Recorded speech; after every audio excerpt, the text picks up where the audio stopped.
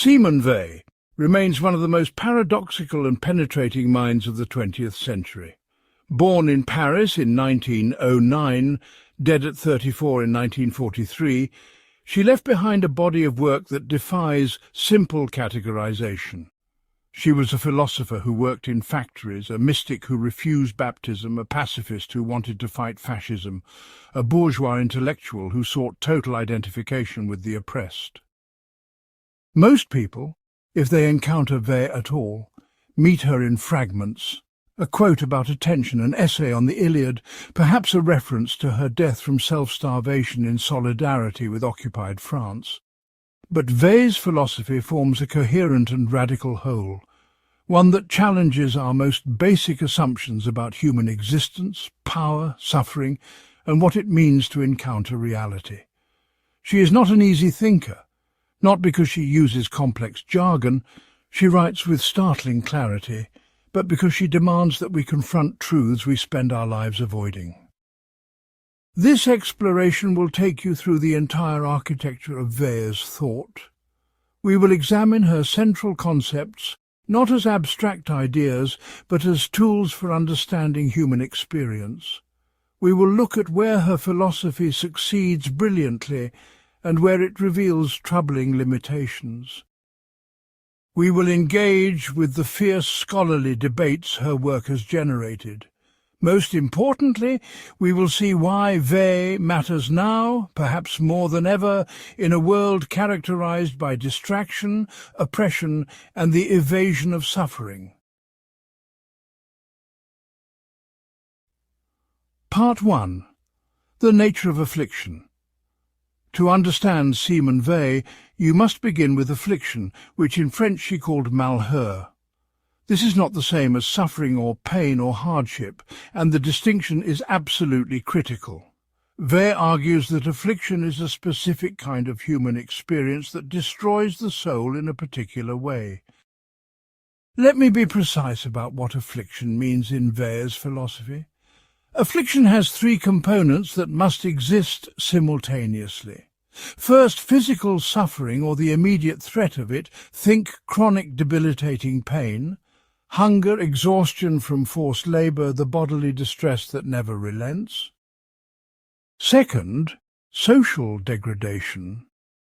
The afflicted person is pushed to the margins of society, treated as less than human, stripped of dignity and social standing. The homeless person is not merely without shelter, they become invisible, something people step over. The slave is not merely unfree. They are designated as property outside the circle of human moral consideration. But here is where Weil's analysis cuts deepest, the third component. Affliction always includes what she calls the uprooting of life, a psychological and spiritual dimension where the person begins to internalize their degradation. The afflicted come to believe they deserve their condition. They feel complicit in their own destruction. This is not weakness, Weil insists. It is the inevitable psychological mechanism that affliction produces. When a human being is systematically crushed physically, socially, and psychologically over time, something in the soul breaks and begins to turn against itself. Weil knew this from direct experience. In 1934 and 35, despite her fragile health and debilitating headaches, she took factory work at several plants in Paris. She wanted to understand the reality of industrial labour, not as an observer, but as a participant. What she discovered shocked her to her core. The factory did not merely exploit her body through exhausting repetitive tasks, though it did that. It did not merely treat her as interchangeable and disposable, though it did that too. It fundamentally altered her sense of self. In her factory journal and letters, Weil describes how the relentless pace, the constant fear of making errors, the arbitrary authority of foremen, the reduction of workers to instruments of production, all of this created a psychological state where she could no longer think of herself as fully human. She wrote that she felt the mark of slavery branded on her soul. The affliction was not just being tired or exploited, it was the transformation of her inner life, the contamination of her self-perception. This is why Weil argues that affliction is more than an external condition. It is a force that invades the soul. It makes the afflicted feel guilty for their own affliction, ashamed of being in the state they are in. A woman raped may feel contaminated, complicit, even though rationally she knows she is a victim. A person ground down by poverty may feel they lack worth, that their situation reflects some inherent inadequacy. This is the diabolical genius of affliction. It does not just destroy from outside, but recruits the victim into their own destruction. Now, let us contrast this with ordinary suffering. You can suffer from a broken leg and remain yourself. You can endure the grief of loss while maintaining your dignity and sense of identity. Physical pain alone is not affliction. Even terrible pain, if it does not include social degradation and psychological uprooting, remains suffering. Weil points out that a soldier wounded in battle may suffer intensely, but is surrounded by honor, care, recognition of sacrifice. This is suffering without affliction. But take the same physical pain and add social contempt, and you get something different. Consider chronic illness in a society that stigmatizes disability or poverty, in a culture that treats material success as moral virtue. Now the physical distress compounds with social exclusion and psychological self-doubt. The person begins to feel that something is wrong with them, essentially, not just their circumstances. This threefold combination creates affliction. Weil's concept matters because it explains why certain kinds of human suffering create a particular moral urgency. It also explains social mechanisms that simple economic or political analysis misses. Why do oppressed groups sometimes collaborate with their oppressors? Why does systematic abuse produce not just fear but a kind of spiritual corruption in the victim? Weil is describing a real phenomenon that psychologists would later study under different names: learned helplessness, internalized oppression, trauma bonding. The philosophical implications are profound. If affliction attacks the soul itself, if it makes the afflicted complicit in their own destruction, then addressing affliction requires more than material relief or political liberation, though it requires those. It requires what Weil calls attention, a concept we will explore in depth later, a particular quality of awareness that can see the afflicted person as fully human, despite everything that conspires to hide their humanity. Here is where Weil becomes uncomfortable for many readers. She insists that affliction is a fundamental feature of human existence under the law of gravity, her term for the mechanical necessity that governs the material world.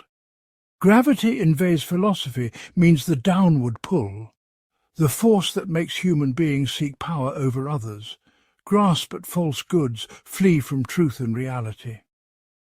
In a world governed by gravity, affliction is not an aberration but a constant possibility, something that can strike anyone at any time through accident, illness, social upheaval, or the exercise of force by others.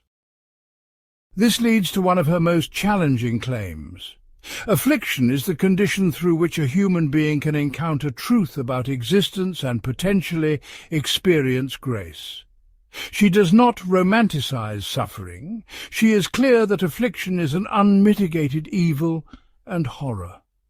But she argues that only by fully acknowledging affliction, by not turning away from it, can we understand what the human condition actually is.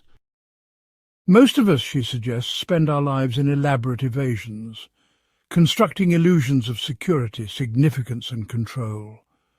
Affliction strips away these illusions and reveals the raw reality of human vulnerability. Let me give you a concrete example of how Weil applies this analysis.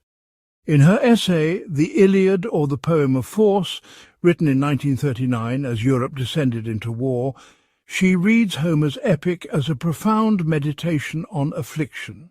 The Iliad, she argues, is unique in ancient literature because it shows how force, the capacity to turn human beings into things, is the true protagonist of the story. Force, in Weil's reading, is what creates affliction. When Hector is killed by Achilles, when Trojan women become war prizes, when warriors are reduced to corpses or slaves, force is transforming persons into objects. But here is what makes the Iliad extraordinary, according to Weil. Homer shows that force afflicts both the victim and the wielder. Achilles, despite his power, is caught in the machinery of violence. He too becomes less than human, consumed by rage, unable to stop killing even when his friend has been avenged.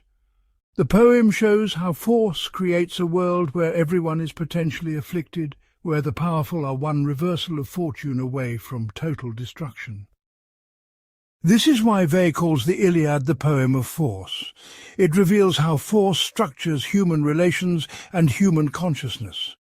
The only moments of genuine humanity in the epic occur when characters briefly transcend force, when Priam comes to beg for Hector's body and Achilles sees the old king as a human being, as his own father rather than as an enemy to be humiliated. These moments are rare and fragile, immediately swallowed up again by the machinery of war. Weil's analysis has profound implications for understanding violence, war and oppression. She's arguing that force has its own logic, its own necessity, that once unleashed tends to perpetuate itself. The warrior who kills becomes someone who expects to be killed, who knows he has created obligations of revenge, who must keep fighting to maintain the precarious power that temporarily protects him from affliction. Meanwhile, his victims are transformed from persons with inner lives into things to be used or destroyed. The cycle continues, powered by what Weil calls gravity, the mechanical necessity that dominates human relations in the absence of grace. Critics have raised important challenges to Weil's concept of affliction. Some argue that her threefold definition is too narrow, that it excludes forms of suffering that should concern us morally. What about psychological suffering without physical pain? What about social humiliation that does not include material deprivation? Weil might respond that these are serious evils, but constitute suffering rather than affliction in her specific sense. But this raises the question, why privilege affliction as the central moral concern? Is Weil inadvertently creating a hierarchy of suffering that ignores the complexity of human pain? Others point out that Weil's personal experience of factory work, while genuine, was limited. She could leave, she had resources and education to fall back on, she was not actually trapped in the working class. Does this compromise her analysis? Perhaps, but it also may have given her a unique vantage point. She could experience enough of affliction's mechanism to understand it while retaining enough distance to analyze it. A deeper critique comes from those who argue that Weil's focus on affliction as a spiritual and psychological phenomenon underplays the material and structural causes of oppression. By emphasizing the inner transformation that affliction produces, does she distract from the economic systems and political structures that create affliction in the first place? Marxist critics particularly have pressed this objection, arguing that Weil mystifies oppression by framing it primarily in spiritual terms. But this critique may misread Weil. She never denies the material reality of oppression. Her factory journals are full of precise observations about how industrial capitalism structures work to maximize exploitation. What she adds to economic analysis is attention to the psychological and spiritual dimensions, the ways that oppression does not just exploit labor, but damages souls. In fact, one could argue that Weil's insistence on affliction's threefold nature, physical, social and psychological, prevents the reduction of oppression to any single dimension. She is arguing that liberation must address all three simultaneously. Perhaps the most troubling aspect of Weil's concept is her claim that affliction is necessary for spiritual growth, that it uniquely positions the afflicted for encounter with divine grace. This seems to risk justifying suffering or suggesting that the afflicted are somehow spiritually privileged. Weil is extremely careful on this point. She insists affliction is evil, not a good in disguise. What she argues is that affliction, once it exists, creates a particular possibility. The destruction of the ego and its illusions opens a space where grace might enter. But she never suggests we should seek affliction or impose it on others. Doing so would be monstrous. The contemporary relevance of Weil's concept of affliction is striking. Consider how modern forms of work, precarious gig economy labour, algorithmic management, the erosion of worker protections, create conditions that mirror what Weil described in factories. Consider how mass incarceration combines physical deprivation, social stigma, and psychological degradation in precisely the threefold structure of affliction. Consider how refugees experience affliction, not just the physical hardship of displacement, but the social erasure of statelessness and the psychological damage of being treated as a problem rather than as persons. Weil's analysis also illuminates aspects of contemporary suffering that we struggle to name. The loneliness epidemic, the mental health crisis, the sense of meaninglessness that characterizes much of modern life, these may not constitute affliction in Weil's precise sense, but her framework helps us see how they interact with material conditions to create something approaching it. When economic precarity combines with social isolation and internalized shame about one's inability to succeed in a competitive system, you get a structure similar to what Weil describes. Understanding affliction, as Weil defines it, is the necessary foundation for her entire philosophy. Everything else she has to say about attention, grace, decreation, beauty, justice, and love flows from this unflinching analysis of how human beings are destroyed and how they might, despite everything, be restored. Part 2. Attention. If affliction is the fundamental problem Weil identifies in human existence, attention is the fundamental solution. But attention in Weil's philosophy means something far more specific and demanding than the everyday sense of paying attention or concentrating. It is the central virtue in her entire ethical and spiritual system, the key to both knowledge and love. Weil defines attention as suspending thought, leaving it detached, empty, and ready to receive the object. This sounds mystical, but Weil means something quite precise and practical. Most of what we call thinking or paying attention is actually the mind projecting its pre-existing categories, desires, and interpretations onto reality. We see what we expect to see, what we want to see, what our conceptual frameworks allow us to see. True attention, by contrast, requires that we hold our mental activity in check and allow reality to impress itself upon us. Consider a concrete example from education, one of Weil's primary concerns. A student struggling with a geometry problem typically approaches it by trying to force the solution, ransacking memory for relevant formulas, feeling frustration when the answer does not come. Weil argues this is the opposite of genuine attention. Real attention in studying geometry means dwelling with the problem, holding it in mind without grasping for the answer, allowing the relationships and structures to reveal themselves. The student must become empty, receptive, patient. When this kind of attention is sustained, understanding often arrives not through effort, but through grace, through a kind of seeing that feels like being shown rather than figuring out. This might sound like a minor pedagogical point, but Weil argues that learning to attend in academic study is practice for a much more important capacity, the ability to attend to other human beings. Attention to persons is the rarest and purest form of generosity, she writes. It consists of suspending our own projects, desires and self-concern to be fully present to another person's reality.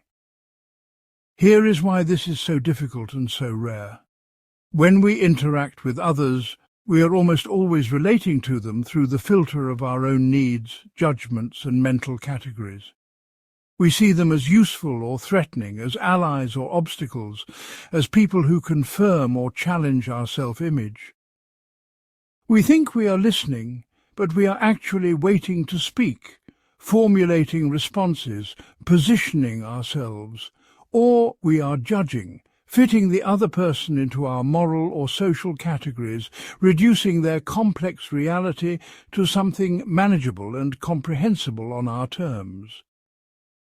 Genuine attention to a person requires that we put all of this aside. We must stop treating the other as an object in our world and recognize them as the center of their own world, a universe as real and complete as our own. This is extraordinarily difficult because it requires a kind of ego death, a temporary annihilation of the self's constant project of making everything refer back to itself. Weil offers a startling claim. Attention is the substance of prayer. Even for someone with no religious belief, the practice of attention is a spiritual discipline. It is the practice of emptying oneself, of creating space for reality, of resisting the gravitational pull of the ego that wants to make everything about itself. Prayer, in Weil's understanding, is not making requests to God, but rather achieving a quality of presence, a state of receptivity to what is real. Whether one believes in God or not, this practice of attention has the same structure and the same transformative power. Now let us connect this to affliction. Weil argues that the afflicted are rendered invisible by a kind of collective inattention. When we encounter someone in affliction, someone homeless, someone disfigured by illness, someone socially degraded, our instinct is to look away, to not really see them. This is not mere callousness, though it can become that. It is a protective mechanism. Seeing the afflicted person fully would require acknowledging our own vulnerability, recognizing that affliction could strike us, that the distance between us and them is much smaller than we want to believe. Attention to the afflicted is therefore the highest moral achievement. It requires overcoming the gravitational pull of self-preservation and self-concern to truly see someone whom everything in us wants to render invisible. When we genuinely attend to someone in affliction, we see them not as a problem or a pitiable object, but as fully human, as possessing the same inner complexity and reality that we experience in ourselves. Weil describes this kind of attention as analogous to the incarnation in Christian theology, the idea that God becomes human and suffers.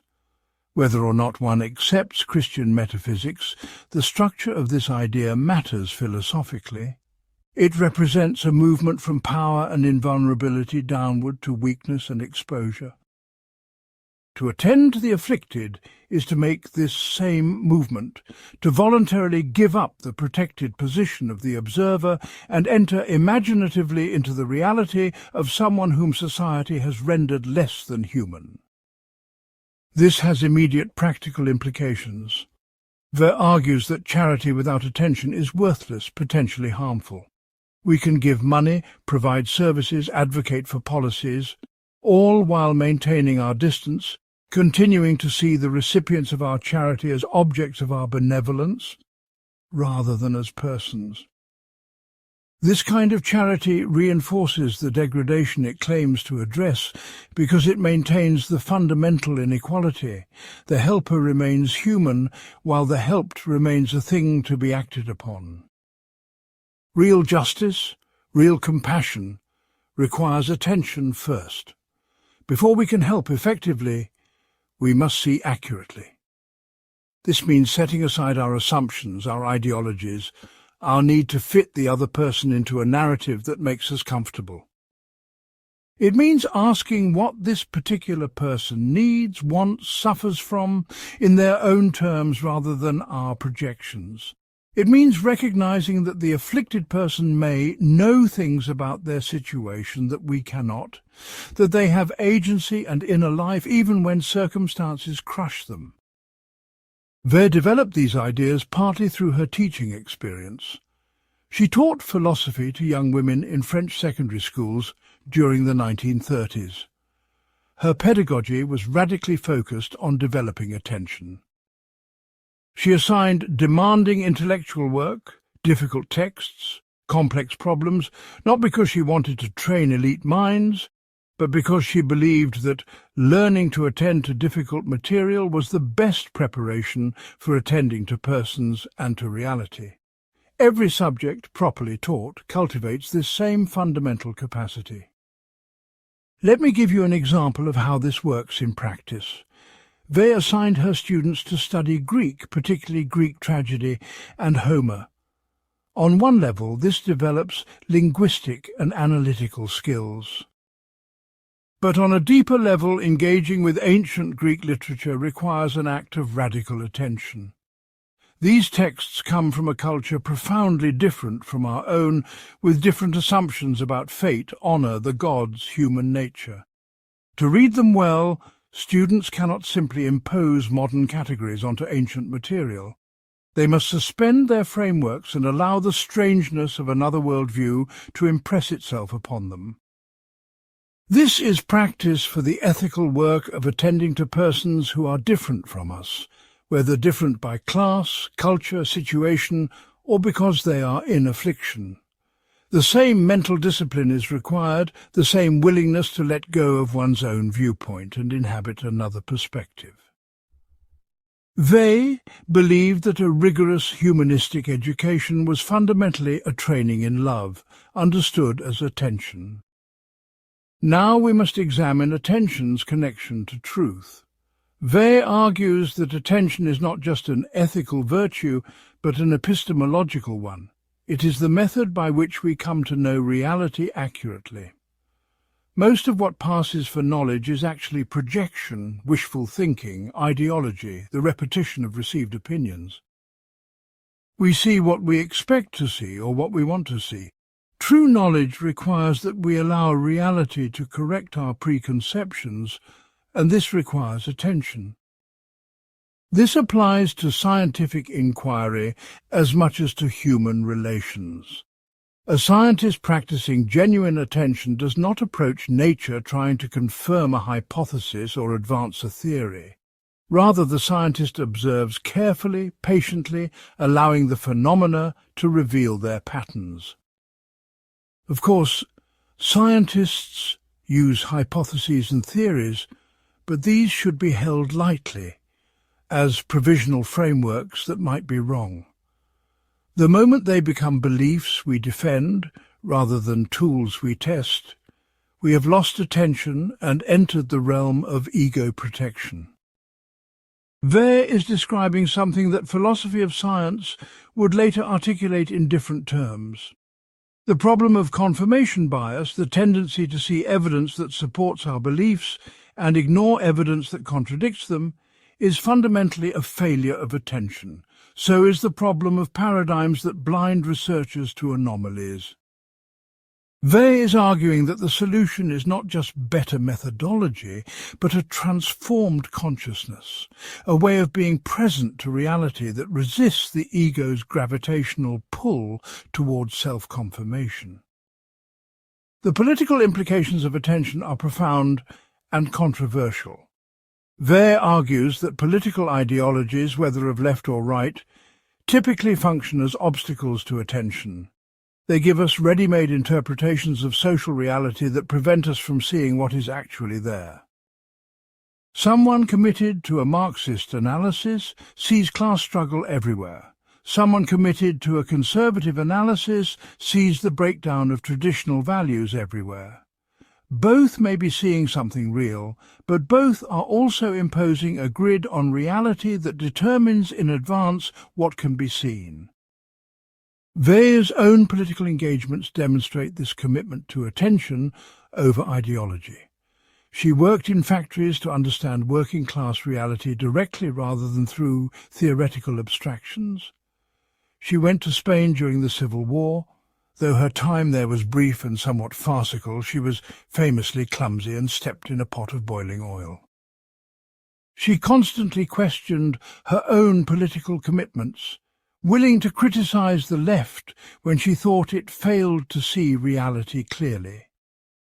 This made her politically homeless, trusted by neither left nor right, but it was the price of maintaining attention. Critics have raised several important challenges to Weil's concept of attention. First, is this kind of radical receptivity actually possible, or is it an impossible ideal? Philosophers and cognitive scientists point out that all perception and thought involves interpretation. We cannot experience raw reality without the mediation of concepts, expectations, and mental frameworks. We might aspire to minimize distortion, but the idea of pure receptivity, of becoming empty and allowing reality to impress itself upon us, may be incoherent. Weil might respond that she is describing an ideal toward which we strive, not a completely achievable state. The value of attention is not that we can perfectly achieve it, but that the attempt itself transforms us. Each time we notice ourselves imposing our desires or preconceptions on reality and pull back, we have practiced attention even if we cannot sustain it perfectly. A second critique concerns power and social position. Feminist philosophers particularly have noted that Weil's ideal of selfless attention may be problematic, especially for those who are already oppressed or marginalized. Women, minorities, colonized peoples have historically been expected to attend selflessly to the needs and realities of dominant groups, while their own perspectives and needs are ignored. To tell such people that virtue consists of further self-emptying, further attention to others, risks reinforcing their oppression. Should the attention not flow in the other direction? Should not the powerful learn to attend to the powerless? This is a serious challenge, but it may misunderstand Weil's position. She is clear that attention is what the powerful owe to the powerless, what the comfortable owe to the afflicted. Her point is precisely that those in positions of privilege must practice attention downward, must empty themselves of the illusions of superiority, and really see those they dominate or ignore. She is not telling the oppressed to attend more to their oppressors. She's telling everyone to attend to the afflicted. And since the afflicted are, by definition, those crushed by social forces, this means the non-afflicted must attend to them. A third critique addresses the relationship between attention and action. Can we simply attend, or must attention lead to action? Weil sometimes seems to suggest that attention itself is the solution, that if we truly see the afflicted person, the appropriate response will follow naturally. But critics point out that attention alone does not change material conditions, does not overthrow oppressive structures, does not redistribute resources. Without action informed by political analysis, attention risks becoming a kind of beautiful but ineffective contemplation. Here, Weil's position is complex. She does not advocate quietism or mere contemplation. She believes attention must lead to action, but she argues that action without attention is worse than useless because it almost always reinforces the very problems it tries to solve. Revolutionaries who do not truly see the people they claim to liberate end up imposing new forms of oppression. Charitable workers who do not attend to the actual needs and dignity of those they help end up reinforcing degradation. So attention must come first, but it must be followed by action that maintains that quality of attention throughout. A fourth critique is philosophical and concerns the relationship between attention and desire. Weil argues that attention requires suspending desire. But is this possible or even desirable? Psychoanalytic thinkers point out that desire structures all human experience. We cannot simply turn it off.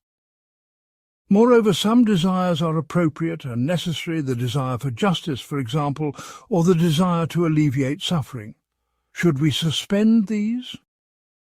Weil's response would distinguish between desires that are forms of grasping, attempts to make reality conform to our will, and desires that are forms of orientation, movements toward what is genuinely good.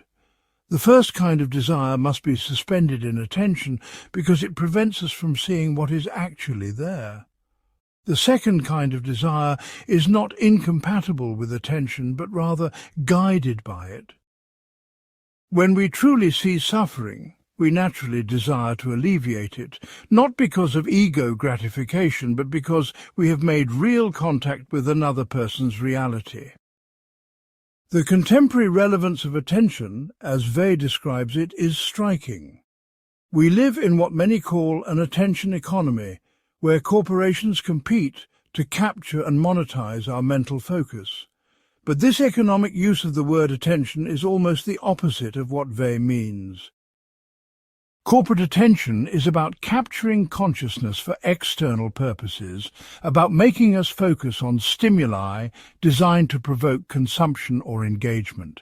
Whalian attention is about freeing consciousness from external manipulation, about cultivating the capacity to see reality clearly rather than through the lens of what others want us to see.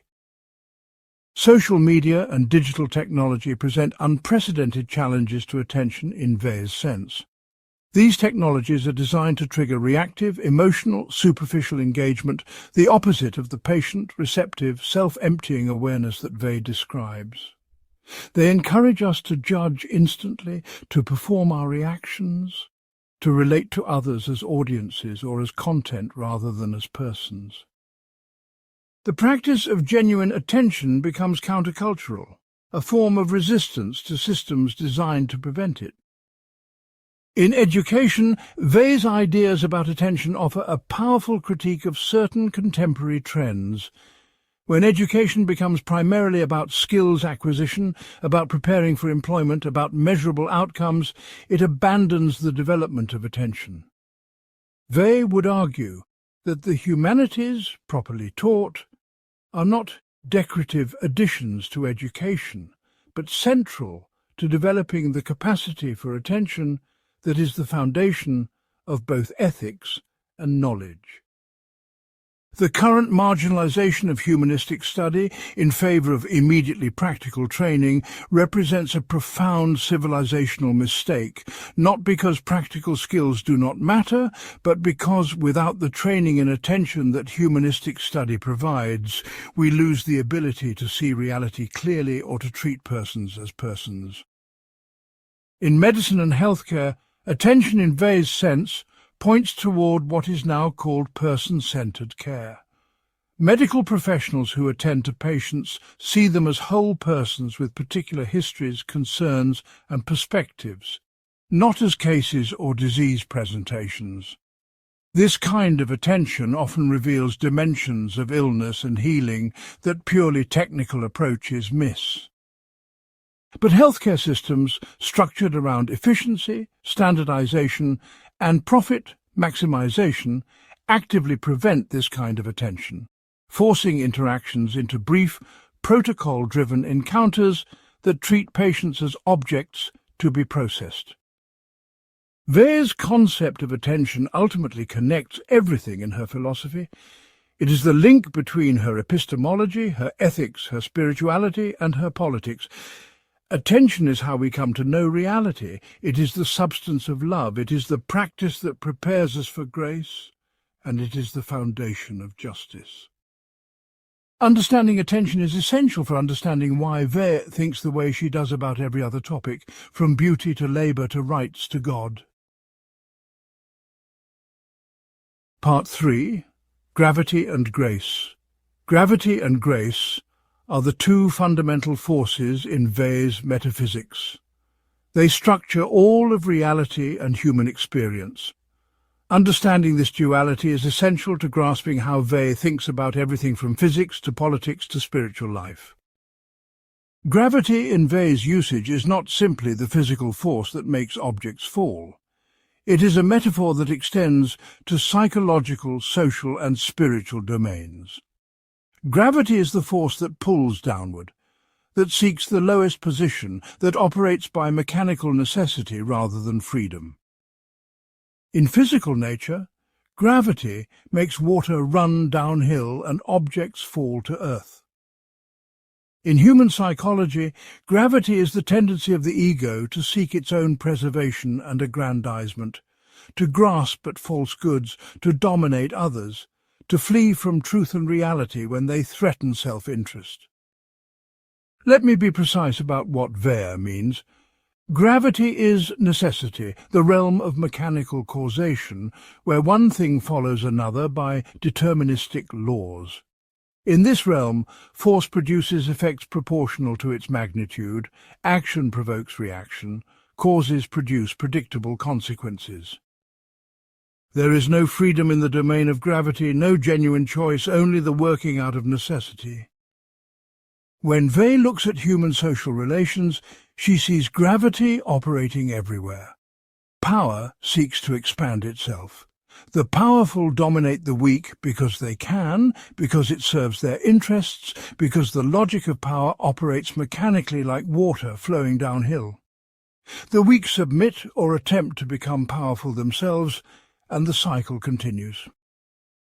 This is gravity in the social realm, the mechanical operation of force creating predictable patterns of domination and submission.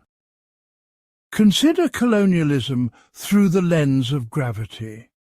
Powerful nations dominate weaker ones not primarily because of ideology or evil intentions, though those may be present, but because power seeks to expand and encounters less resistance in certain directions. The justifications and rationalizations come afterward, but the fundamental dynamic is gravitational, force flowing along the path of least resistance. The colonized resist or submit according to the balance of forces, and when they achieve liberation, they often replicate the same patterns of domination either internally or toward others, because they remain within the realm of gravity. In individual psychology, gravity manifests as what Weil calls the ego or the self in its negative sense. The ego constantly works to preserve and enhance itself, to see itself as the center of the universe, to interpret all experience in terms of its own needs and desires.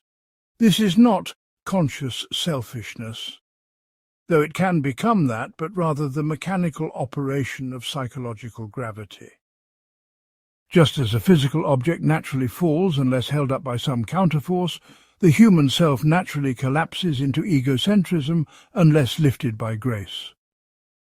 Here is a concrete example of psychological gravity. When we are insulted or criticized, our immediate reaction is defensive, we feel wounded, we want to strike back or justify ourselves.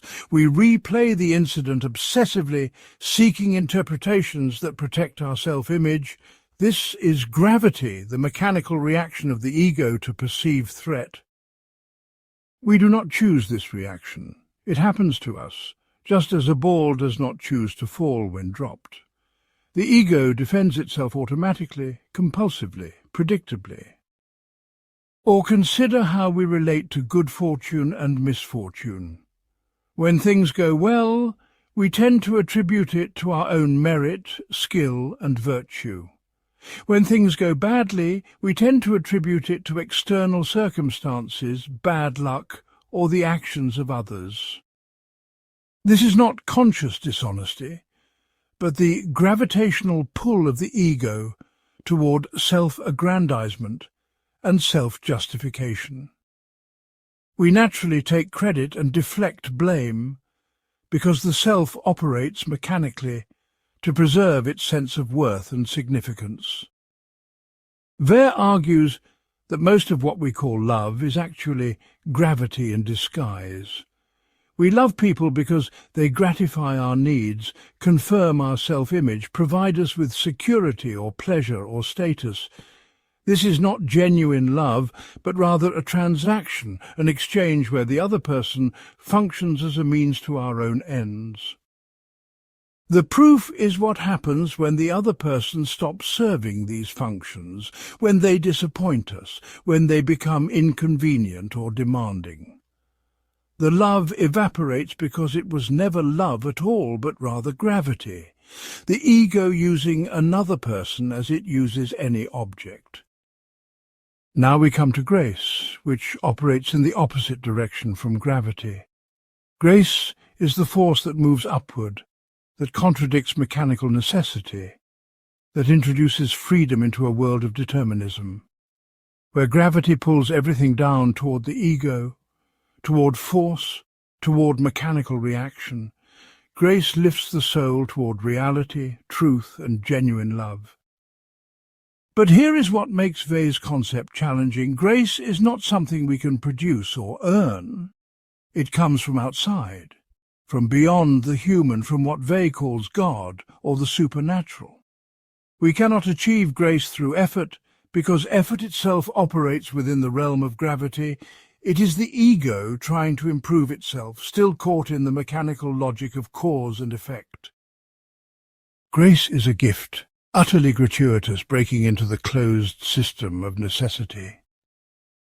This creates a paradox that is central to Weil's thought. We cannot produce grace, but we can prepare for it. The preparation consists of what Weil calls decreation, the active effort to undo or reduce the gravitational power of the ego. We will explore decreation in detail in a later section, but the basic idea is that by systematically refusing the ego's demands, by practicing attention, by accepting suffering rather than fleeing it, we create space where grace might enter. We cannot make grace come, but we can stop blocking it. Think of it this way. Gravity operates like a dam blocking a river. Grace is the water that wants to flow through, but is held back by the structure of the ego. We cannot force the water through, but we can systematically dismantle the dam, removing stone after stone. When enough has been removed, the water flows through of its own accord, not because we made it happen, but because we stopped preventing it. What does grace look like when it operates in human life? Weil gives several examples. True attention is a manifestation of grace. The ability to see reality clearly rather than through the distortions of the ego requires a lifting beyond the gravitational pull of self-concern.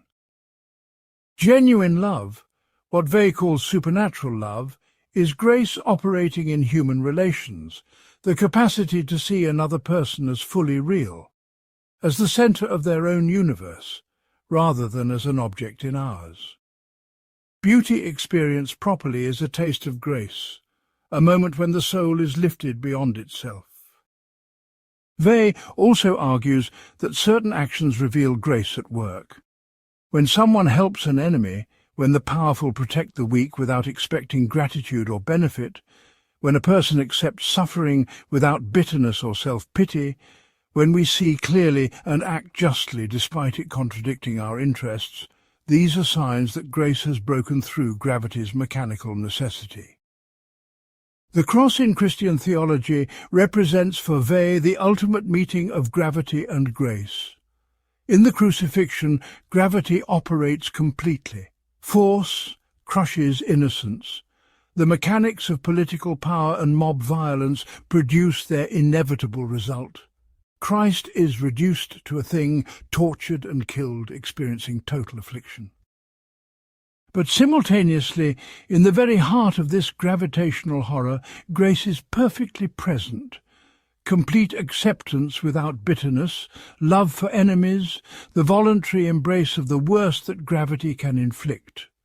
The cross thus reveals both the full horror of gravity and the possibility of grace operating within that horror. You do not need to be Christian to grasp Weil's point here. She is describing a pattern that can occur in any context. Gravity brings someone to complete affliction, crushes them entirely, and yet somehow, in some cases, the person's response transcends mechanical reaction. They do not become bitter or vengeful, they maintain lucidity and even love. This is grace, the inexplicable capacity to move upward when everything pulls downward. Now let us examine the relationship between gravity and grace more carefully. They are not equal and opposite forces in a simple dualism. Gravity is the default, the natural state of things in the material world and in fallen human nature. Grace is exceptional, supernatural, a breaking in of something beyond the natural order. Without grace there is only gravity, but grace always operates in relationship to gravity, lifting up what gravity pulls down, contradicting necessity with freedom. Weil's social philosophy is structured entirely around this distinction. She looks at political movements, economic systems, cultural institutions, and asks, do these tend toward gravity, or do they create conditions where grace might operate? Most political ideologies, she concludes, are pure gravity, systems of force seeking to expand themselves under the guise of justice or progress. Even revolutionary movements that claim to liberate the oppressed typically operate by the logic of gravity, replacing one system of force with another, perpetuating the cycle of domination. This makes Weil deeply skeptical of political solutions. Not because she is apolitical or conservative, she remained a leftist, committed to workers' rights and human dignity, but because she sees that politics operates primarily in the realm of gravity, as competition for power, as the mechanics of force and interest. Real transformation requires grace, a lifting beyond the mechanical logic of power, and this cannot be achieved through political means alone. Does this mean political action is pointless? No, but it must be understood correctly. Political action can remove obstacles to grace, can create conditions slightly less dominated by pure gravity, can protect spaces where attention and love might be possible. But we should not expect politics to save us or to create the good society, because politics operates within gravity. The best we can do politically is mitigate the worst effects of gravity and remain open to grace operating through individual persons and communities. Critics have raised fundamental objections to Weil's gravity and grace framework. The first concerns its dualism. Is Weil creating an overly stark opposition between the natural and the supernatural, between necessity and freedom, between gravity and grace? Philosophers in the Aristotelian tradition argue that nature itself contains purposes and goods, that human flourishing does not require a supernatural interruption of natural processes, but rather the fulfillment of natural human capacities.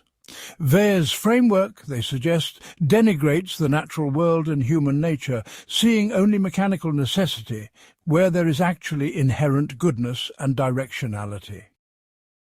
Weil would likely respond that she is describing nature as it actually is, not as we wish it to be. She sees no evidence in nature of inherent purpose or goodness, only the working out of mechanical laws. Biology is adaptation and survival, psychology is ego defense, sociology is power relations, all gravity. Any genuine good, any movement toward truth or justice or love, requires something beyond nature, something she calls grace. To see purpose in nature, she would argue, is to project our desires onto reality rather than seeing clearly. A second critique concerns the implications for human agency and effort. If we cannot produce grace, if our efforts are all gravity, does this not lead to passivity or despair? Why should we try to be good, to improve ourselves, to build better societies, if it all amounts to gravity unless grace happens to intervene? This misunderstands Wei's position. She is not advocating passivity, but rather a particular kind of active effort, what she calls metaxou, a word we will explore later, bridges or intermediary goods that connect gravity and grace, education, beauty, friendship, intellectual work. These can prepare the soul for grace even though they do not guarantee it. The point is not to stop trying, but to try without illusion, to make efforts while understanding that their fruits ultimately depend on grace. This actually increases the value of effort rather than diminishing it, because we undertake it without the ego's demand for guaranteed results. A third critique is theological and comes from different directions. Some religious thinkers argue that Wei's sharp distinction between nature and grace reflects a Manichaean or Gnostic dualism that Christianity officially rejected.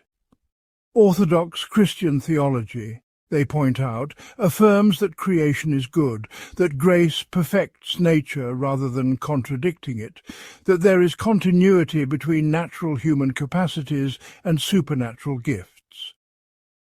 Meanwhile, secular critics argue that Wei's invocation of grace is mystification, a way of avoiding the hard work of material and political analysis. By attributing real transformation to supernatural intervention, she abandons the project of understanding and changing the concrete conditions that produce suffering and injustice. Grace becomes an excuse for political quietism, a way of consoling oneself with spiritual fantasies rather than confronting social reality.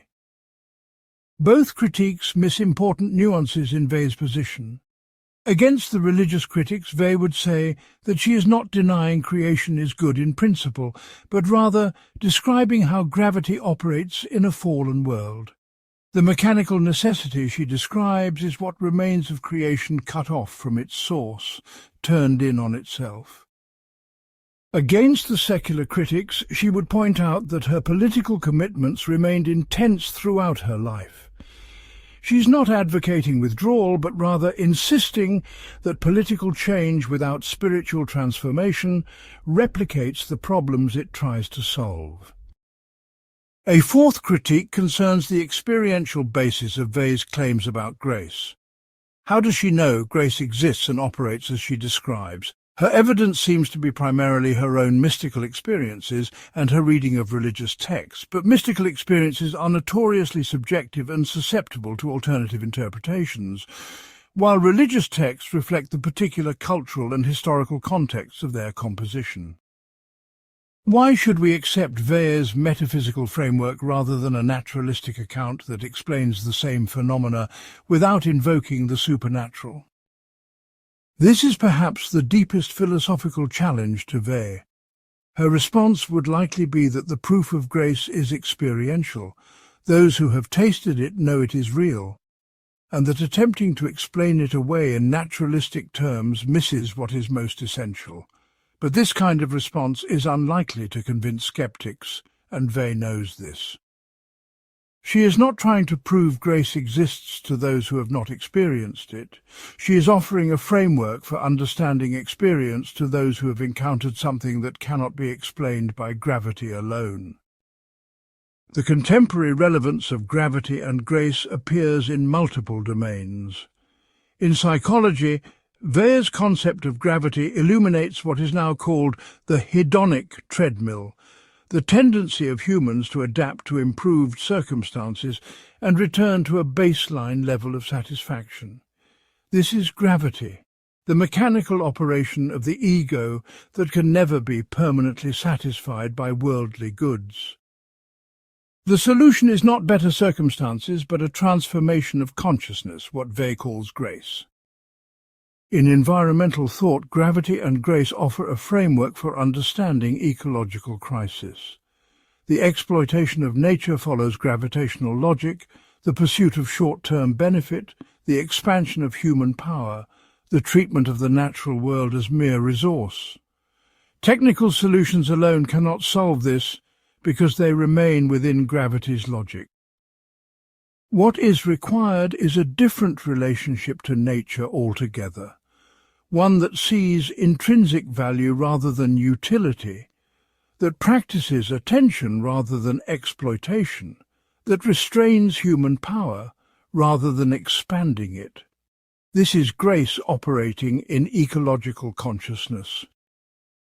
In addiction studies, Weil's framework illuminates the paradox of recovery.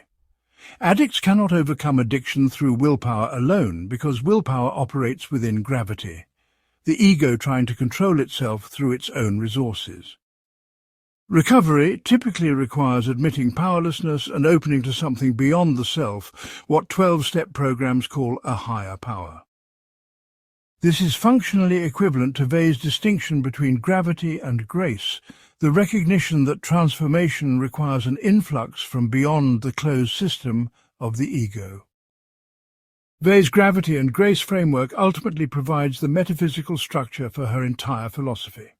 Every other concept she develops, affliction, attention, decreation, beauty, justice, exists in relation to this fundamental duality.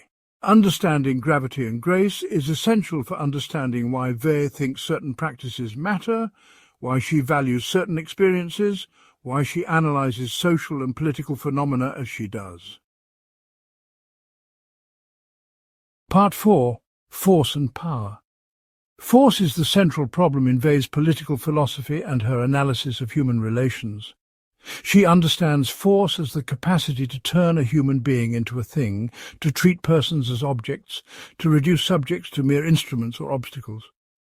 This is not merely a political problem, but a metaphysical one. It reveals something fundamental about how gravity operates in human affairs. Weil distinguishes between force and legitimate authority, though this distinction is subtle and often violated in practice. Force is domination, the imposition of will through threat or application of violence. It operates mechanically, cause producing effect, fear producing compliance. Legitimate authority, by contrast, would be power grounded in recognition of obligation, in genuine consent, in service to what is genuinely good. But Weil is deeply skeptical that such authority actually exists in most cases. She tends to see what is called authority as force disguised by custom and ideology.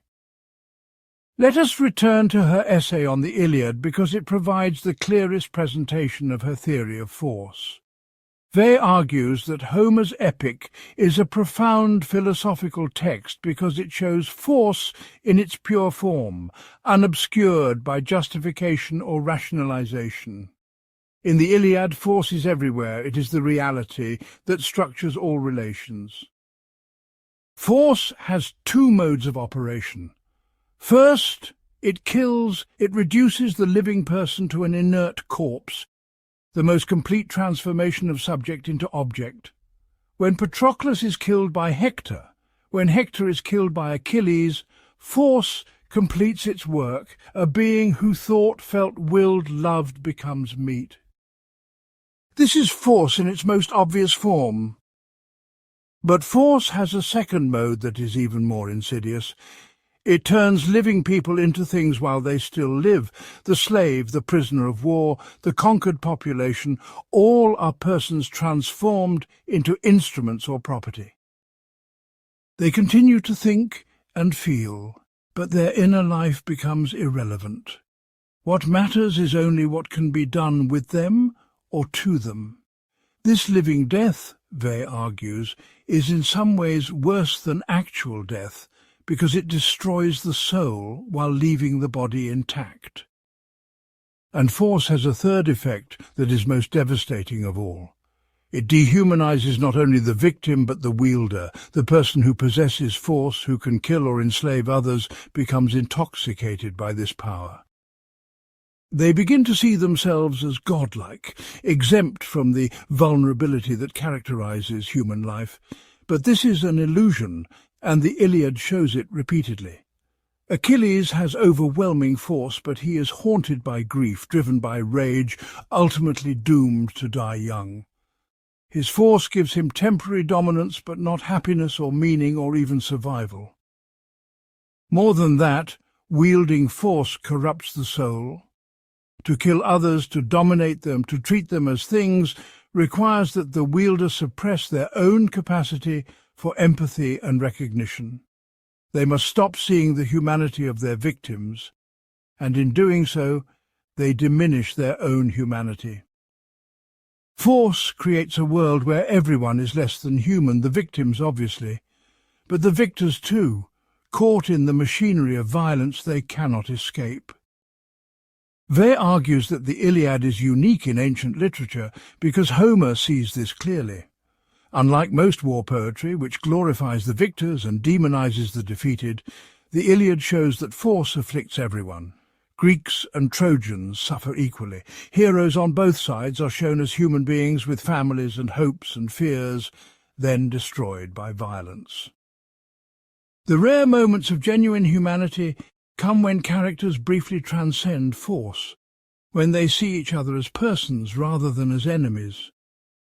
But these moments cannot last. Force reasserts itself.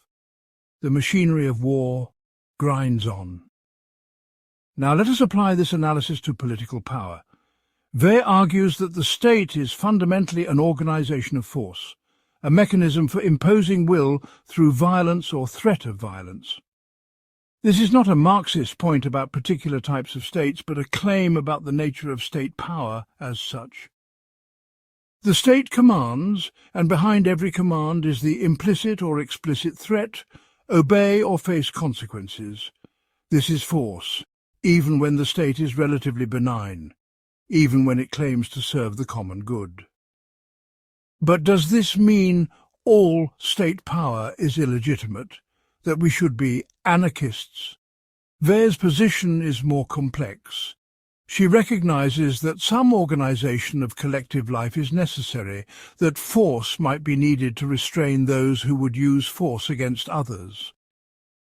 The question is not whether force exists, it does and always will in a world governed by gravity, but whether it can be minimized, constrained, kept within bounds, and most importantly, whether those who wield force can maintain awareness of what they are doing, can avoid the intoxication that comes from power.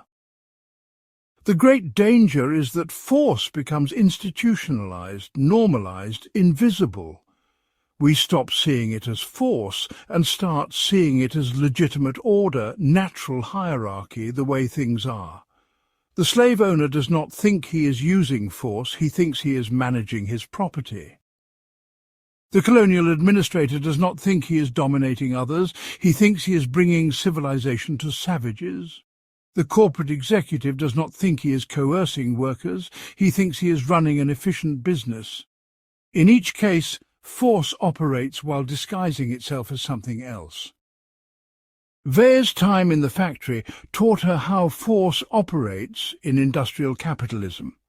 The worker is not technically a slave, they can quit, but quitting means starvation, so the freedom is largely illusory. On the factory floor, the foreman has absolute authority. The worker must obey instantly or face discipline and dismissal. The work itself is structured to maximize control. Tasks are broken down into simple repetitive motions that require no thought, that reduce the worker to an extension of the machine.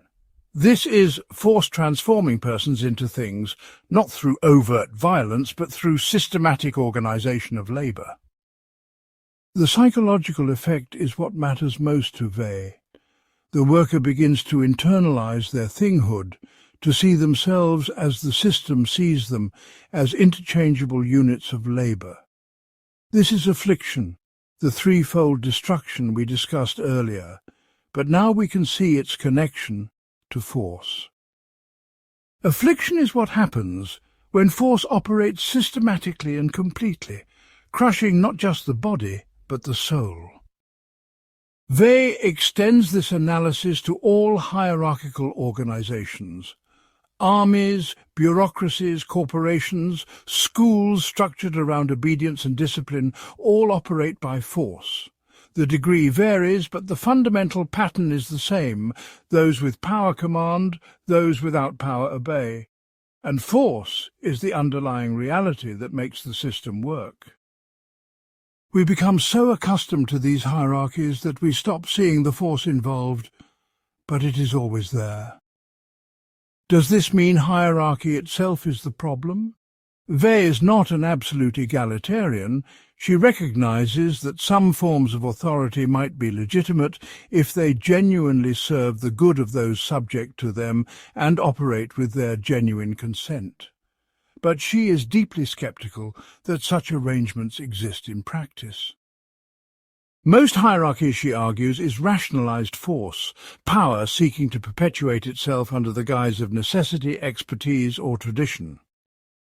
Now we must examine force in international relations. Weil wrote extensively about war, imperialism and colonialism, always analyzing them as manifestations of force in its purest form. War, she argues, is when states abandon the pretense of law and order and resort to open violence to achieve their aims.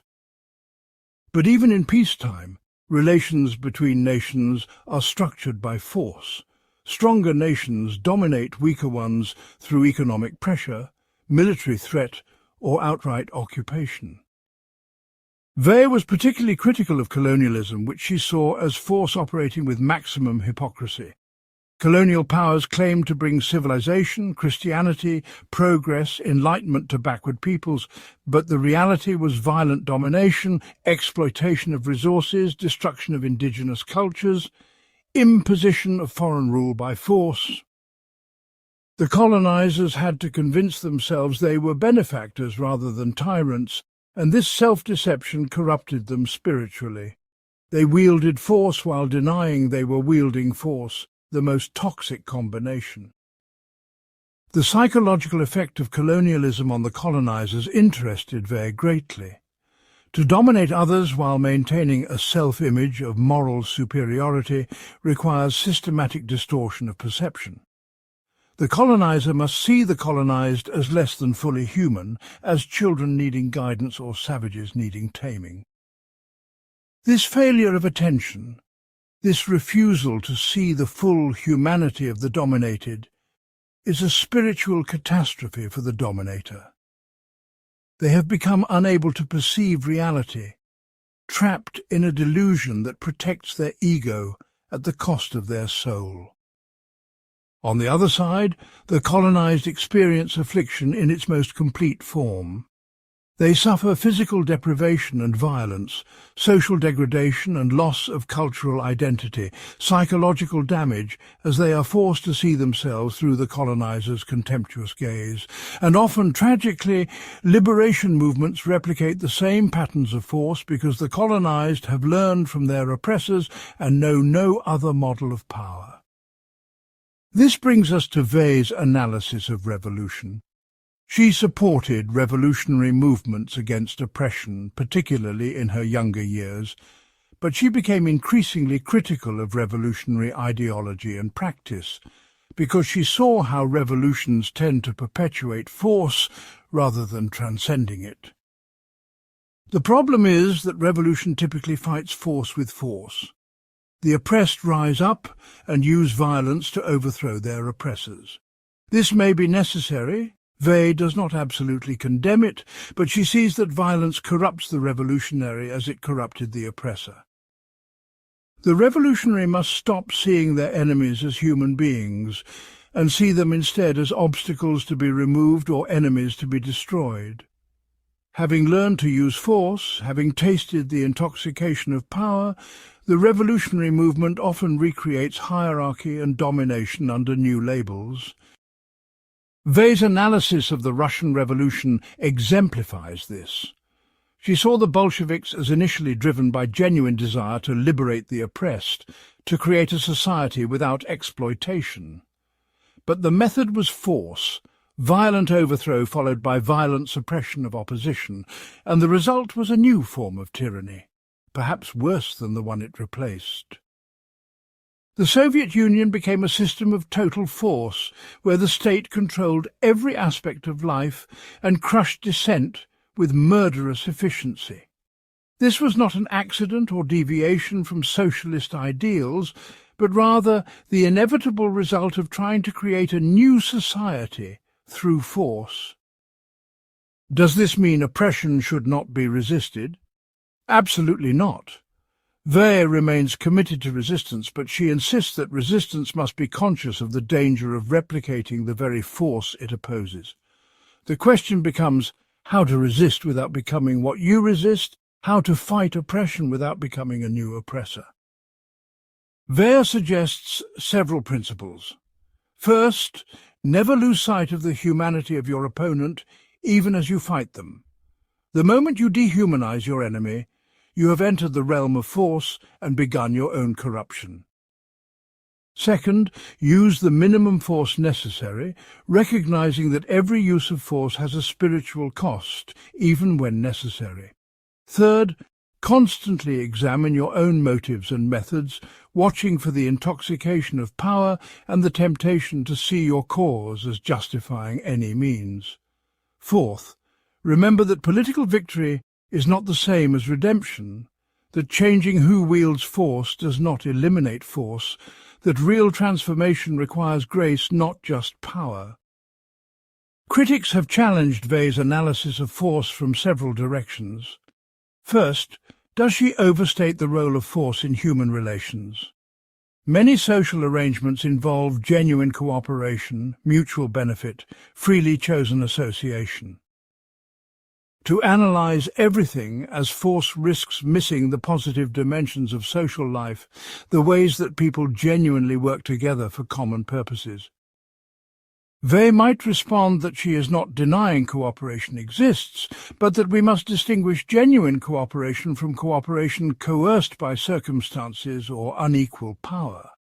When people work together freely toward shared goals they all value, this is not force.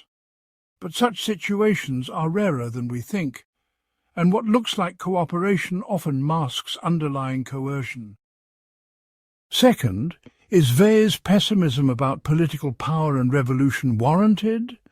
Critics from the left argue that she gives up on the possibility of genuine political transformation, that her analysis leads to quietism or resignation. Yes, revolutions have often failed or become tyrannical, but does that mean we should stop trying to change oppressive structures? Weil would say she is not advocating quietism, but realism. Political change is necessary but insufficient, and it must be pursued with awareness of its limitations and dangers. The point is not to stop fighting oppression, but to fight it without illusions, recognizing that political victory does not guarantee moral transformation. Third, some argue that Weil's focus on force as the transformation of persons into things misses other important dimensions of oppression. What about psychological manipulation, ideological control, systemic discrimination that operates without overt violence? Can these be understood through the concept of force, or do they require different analytical tools? This is a fair critique, and Weil's framework may need expansion to address these subtler forms of domination. But one could argue that these phenomena still involve force in her sense. They still reduce persons to things, still operate by necessity rather than freedom, still reflect gravity rather than grace. The mechanisms are different, but the fundamental pattern is the same. Fourth, critics question whether Weil's ideal of non-force is achievable or even coherent. Any organized society requires some mechanism of enforcement, some way of constraining those who would harm others. If all coercion is force and all force corrupts, how can society function? Are we not forced to accept force as a necessary evil and focus on minimizing it rather than eliminating it?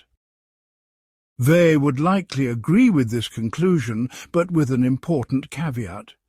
Yes, force may be necessary in a fallen world, but we must never pretend it is anything other than force, never disguise it as justice or legitimacy or the natural order. The moment we stop seeing force for what it is, we have begun to be corrupted by it. So the task is to use minimal force with maximum awareness, always conscious of the spiritual danger involved. The contemporary relevance of Weil's analysis of force appears everywhere. Police violence, mass incarceration, immigration enforcement all demonstrate how the state turns persons into things through force.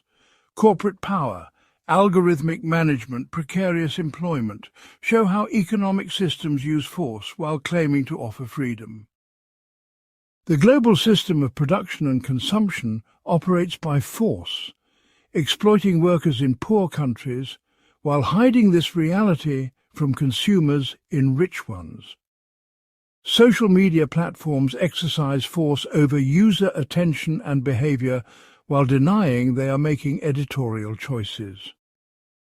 Understanding force, as Weil describes it, helps us see through the ideological mystifications that disguise domination. It helps us recognize when we are being treated as things and when we are treating others as things.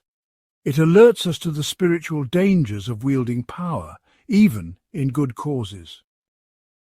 And it connects political analysis to moral psychology, showing how systems of oppression corrupt both oppressor and oppressed, how force operates not just externally but internally, shaping consciousness and soul.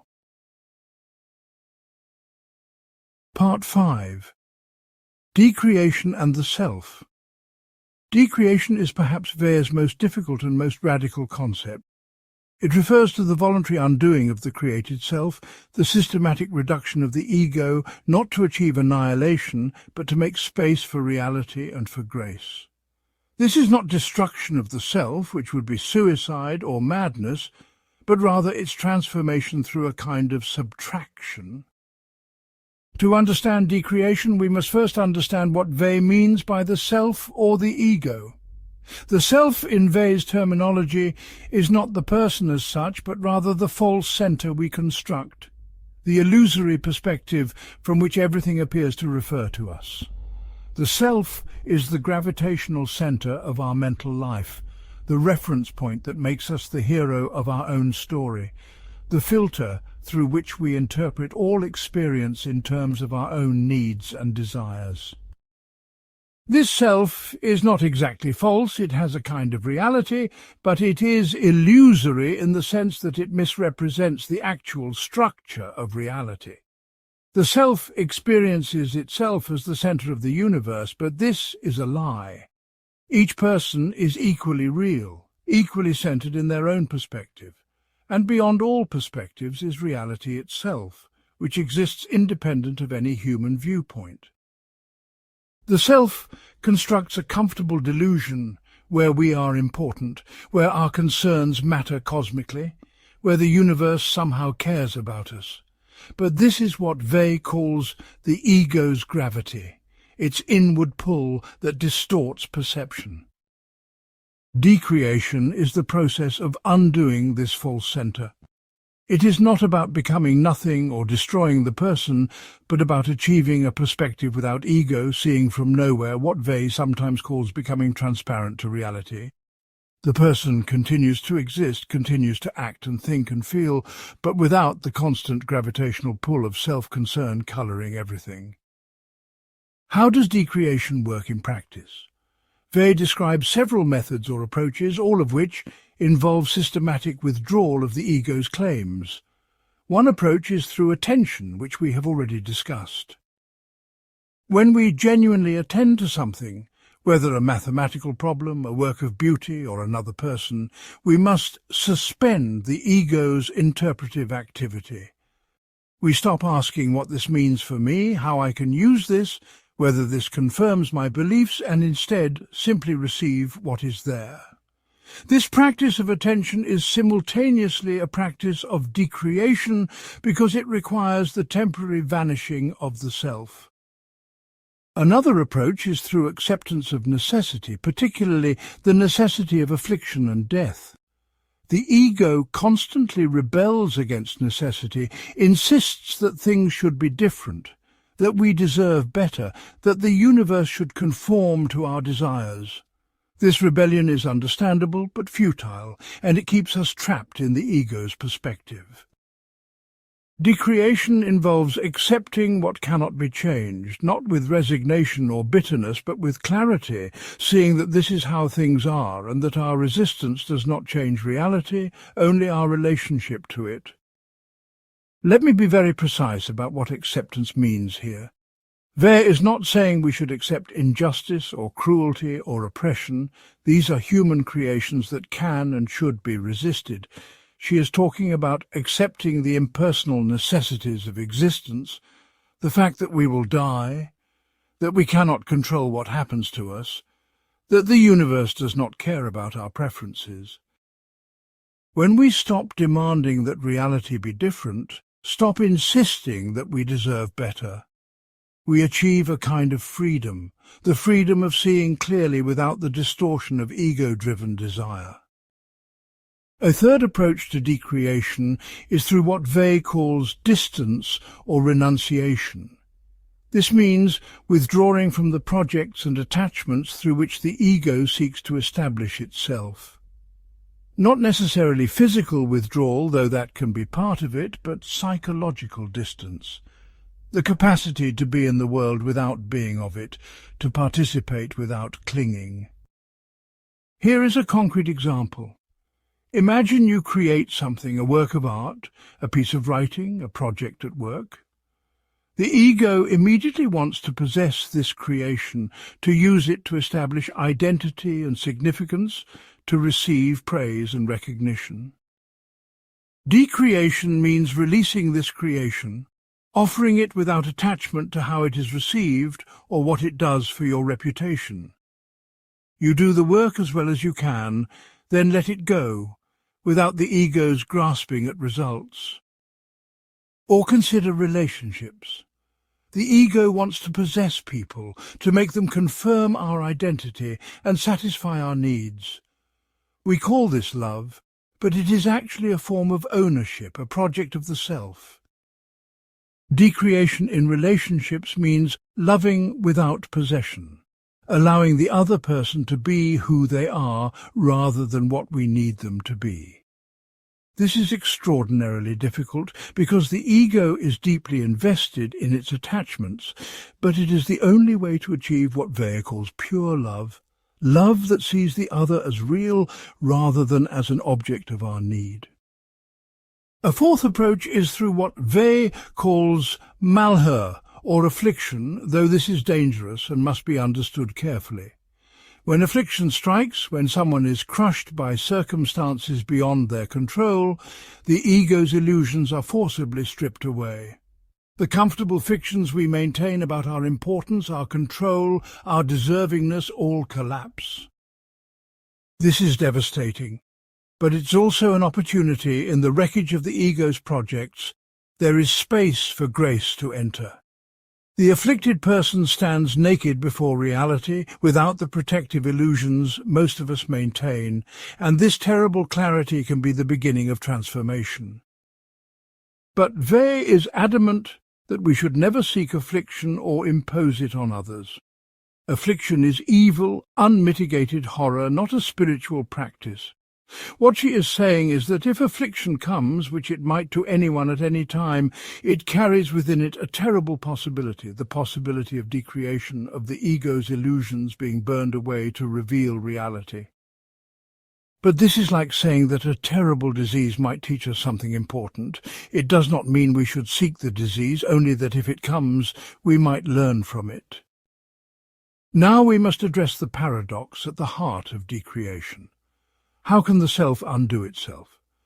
Is not any effort at self-transformation still an activity of the self, still caught in the ego's gravitational field? If I try to decrease myself, is not this trying still a form of ego activity, the self trying to improve itself? Weil is acutely aware of this problem. She distinguishes between direct attempts at self-improvement, which remain gravitational, and indirect methods that prepare the ground for grace. We cannot decreate ourselves through willpower or effort in the ordinary sense, because effort is the ego's domain. But we can undertake practices that weaken the ego's grip, that create space where grace might operate. The practice of attention does not decreate us by our own power, but it makes us available to be decreated by grace. Think of it this way. A sculptor does not create the statue by adding material, but by removing what is not the statue. Similarly, decreation is not adding something but removing what obscures reality, removing the layers of ego interpretation and desire that block clear seeing. We cannot force this removal, but we can chip away at it bit by bit through practices that reduce the ego's dominance. And sometimes grace completes the work that we have only begun. The connection to mysticism is obvious and important. Many mystical traditions speak of ego death, self-annihilation, union with the divine achieved through loss of separate identity. Weil is working in this tradition, but with important modifications. She insists that decreation is not about merging with God or losing individual existence, but about achieving right perspective, seeing reality from God's perspective rather than the ego's perspective. The person remains distinct but becomes transparent, a window rather than a wall. In Christian mysticism, this process is often described as purgation, illumination and union. The soul must be purged of attachments and distortions, then illuminated to see clearly, then united with God. Weil's decreation corresponds roughly to this purgative stage, the systematic undoing of ego attachments. But she is unusually clear about how painful and difficult this is, how it involves real suffering, real loss, not merely spiritual exercises, but fundamental transformation of consciousness. Critics have raised several serious objections to decreation. The first concerns its psychological health. Is Weil not advocating a pathological self-negation, a form of spiritual self-harm? Modern psychology emphasizes the importance of a healthy ego, self-esteem, self-care. Weil seems to advocate the opposite, systematic undermining of the self. Is this not a recipe for psychological collapse, depression, or even suicide? This critique must be taken seriously. Weil herself struggled with severe depression, chronic physical pain, and ultimately died from a combination of tuberculosis and self-starvation. Her life does not obviously exemplify psychological health. But she would likely argue that the goal is not psychological comfort but truth, and that a healthy ego in the psychological sense might be precisely what prevents us from seeing reality clearly. The choice is not between ego health and spiritual truth, but between comfortable illusion and painful clarity. However, there is a real danger here that Weil may underestimate. For people already afflicted, already crushed and degraded, decreation might be the last thing they need. They need to build a self, to establish agency and dignity, not to undo the self further. Weil's framework seems to assume a relatively intact ego that needs to be reduced, but many people are dealing with damaged or fragmented selves that need to be strengthened. Is decreation a practice only for the privileged, those secure enough that they can afford self-negation? A second critique comes from feminist philosophy. Critics argue that women have historically been expected to decrease themselves, to be selfless, to serve others without regard for their own needs and desires. The cultural pressure on women is already toward self-negation, toward being transparent to others' needs, toward disappearing. For Weil, herself a woman, to advocate decreation risks reinforcing the very oppression women need to resist. Should not women be claiming selfhood, asserting agency, developing strong egos, rather than practicing self-undoing? This is a powerful objection. Weil might respond that decreation is not about serving others' egos or submitting to oppression. It is about seeing reality clearly, which includes seeing one's own oppression clearly and responding to it appropriately. Decreation would mean not accepting the ego's interpretation that one deserves degradation, which is the mechanism of affliction we discussed earlier. But critics might counter that in practice. Teaching decreation to oppressed groups risks being heard as encouragement to accept their oppression, to decrease themselves further rather than claiming power. A third critique concerns the relationship between decreation and ethics. If I decreate myself, if I achieve a perspective without ego, what grounds my ethical commitments? The ego is what cares about things, what has preferences, what drives action. Without the ego, do I not become passive, indifferent, unable to care about anything, including injustice and suffering? Weil's answer is that decreation does not eliminate care, but transforms it. The ego cares about things insofar as they affect the ego. This is gravitational care, ultimately selfish even when disguised as altruism. After decreation, one cares about things because one sees them clearly, because one perceives the reality of others' suffering without the distortion of ego interpretation. This care is purer, more reliable, less vulnerable to the ego's fluctuations and rationalizations. But whether this is psychologically possible, whether humans can care without ego investment, remains an open question. A fourth critique is theological and philosophical. Does decreation imply that the self is evil, that creation itself was a mistake? If the goal is to undo creation, does this not reflect a Gnostic or dualistic rejection of the material world and embodied existence? Orthodox Christian theology affirms that creation is good, that embodiment is good, that the goal is not to escape creation but to perfect it. Weil would reject the charge of Gnosticism. She is not saying creation is evil, but that created things, including the created self, have a tendency to collapse in on themselves, to turn away from their source and become opaque. Decreation is not about destroying creation, but about restoring it to right relationship, becoming transparent to the creative force rather than claiming independent existence. The decreated person is more fully created, not less, because they exist in proper relation to what is real rather than in the illusion of separate selfhood. The contemporary relevance of decreation appears in several contexts.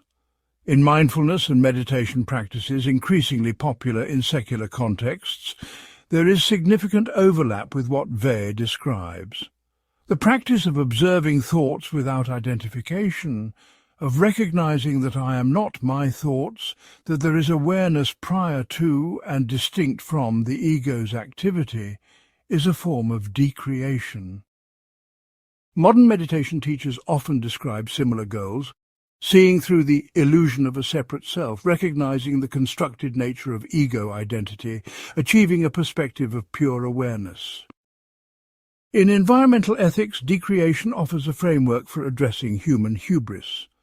The ecological crisis stems partly from the human ego writ large, the species-level arrogance that sees nature as existing for human purposes, as resource to be exploited. Decreation at a cultural level would mean recognizing that humans are not the center of value, that the natural world exists independently of human purposes and deserves attention in its own right. This is extraordinarily difficult for a civilization built on human exceptionalism and the subjugation of nature, but it may be necessary for survival. In the arts, decreation describes the paradox of creativity that Weil understood deeply. The artist must have skill and intention, must work deliberately, but the best work comes when the artist gets out of the way, when technique becomes transparent and something beyond the ego flows through. Writers speak of characters who seem to have their own reality. Musicians describe being channeled by music. Visual artists talk about disappearing into the work. This is decreation in creative practice, the ego stepping back to let reality express itself. Decreation ultimately connects to everything else in Wei's philosophy. It is the human side of what grace accomplishes, the voluntary participation in the soul's transformation. It is the practice that makes attention possible, because attention requires an ego transparent enough to receive reality without distortion. It is the solution to force, because the decreated person cannot wield force as the ego does, cannot dominate or possess or reduce others to things. It is preparation for death, the ultimate decreation that comes to everyone, teaching us to let go while we still live, so that we might let go completely when we die. Part 6. Beauty and the Supernatural. Beauty in Wei's philosophy is not merely aesthetic pleasure or decoration, but rather a taste of the supernatural, a bridge between the world of necessity and the realm of grace. She argues that authentic beauty has the power to command attention, to draw the soul out of its gravitational self-enclosure and orient it toward reality. This makes beauty profoundly important, not as luxury, but as necessity, as one of the few ways grace enters the human world. What does Weil mean by beauty? She's not referring to prettiness or conventional attractiveness, but to something more fundamental.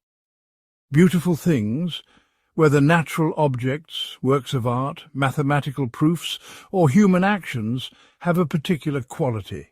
They compel attention without force. They command the soul to look without coercing it.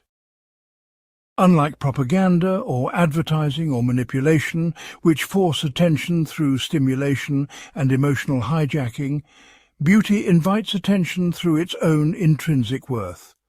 The soul freely gives itself to contemplation of the beautiful because it recognizes value there.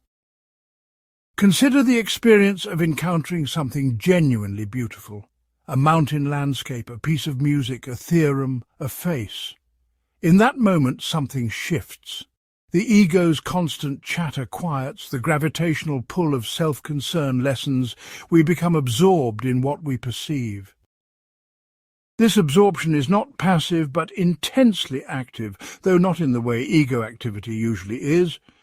We are present, attentive, receptive, and in that receptivity we momentarily transcend ourselves. This is why Weil calls beauty the only finality that is also a starting point. Beauty is an end in itself. We contemplate it for its own sake, not as means to something else. But it is also a door, an opening, a hint of something beyond the material world of necessity. In the presence of beauty we taste grace.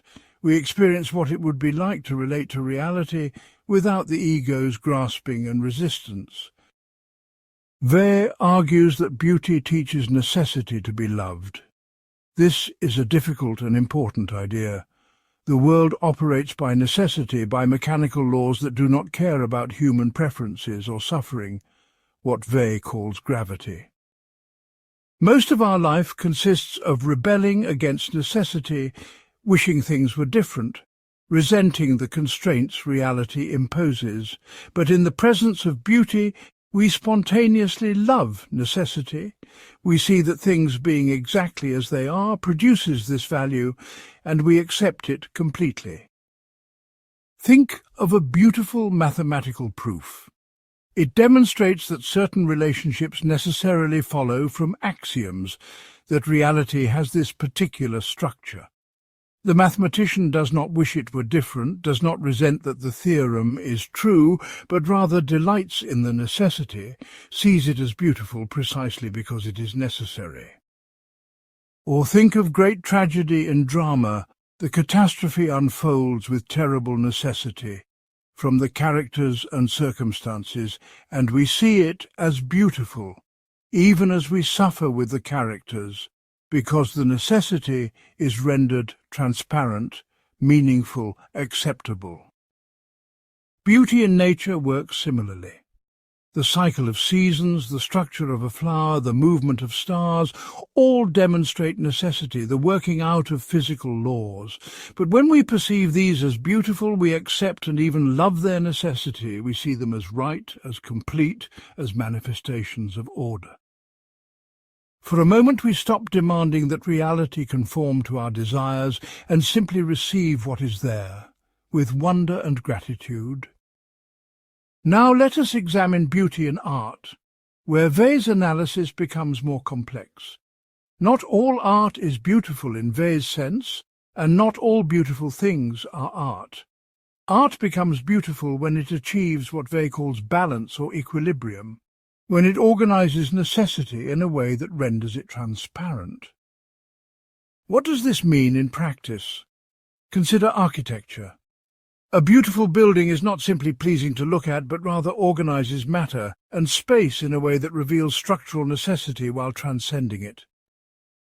The building must obey gravity, must distribute weight and stress according to physical law, but a beautiful building makes these necessities appear inevitable and right, transforms constraint into expression. We see how it could not be otherwise, and this necessity becomes aesthetic value. Or consider poetry. Language has constraints, syntax, meter, rhyme, the weight and sound of words. A beautiful poem works within these constraints to create something that feels both inevitable and surprising, as if these particular words had to be arranged exactly this way, and yet no one had seen it before. The necessity of language becomes transparent. We see through the words to something beyond them, a meaning or feeling or vision that the words embody without exhausting. Music may be the purest example. Musical beauty emerges from mathematical relationships, ratios of frequencies that sound harmonious to the human ear. But great music is not simply mathematics. It organizes sound in time according to necessity, each note following from what came before, building structures that feel both surprising and inevitable. When we listen to beautiful music, we experience time itself as structured, as meaningful, as something other than mere succession of moments. This is necessity rendered beautiful mechanical relationship transformed into value. Weil argues that beauty is intimately connected to distance.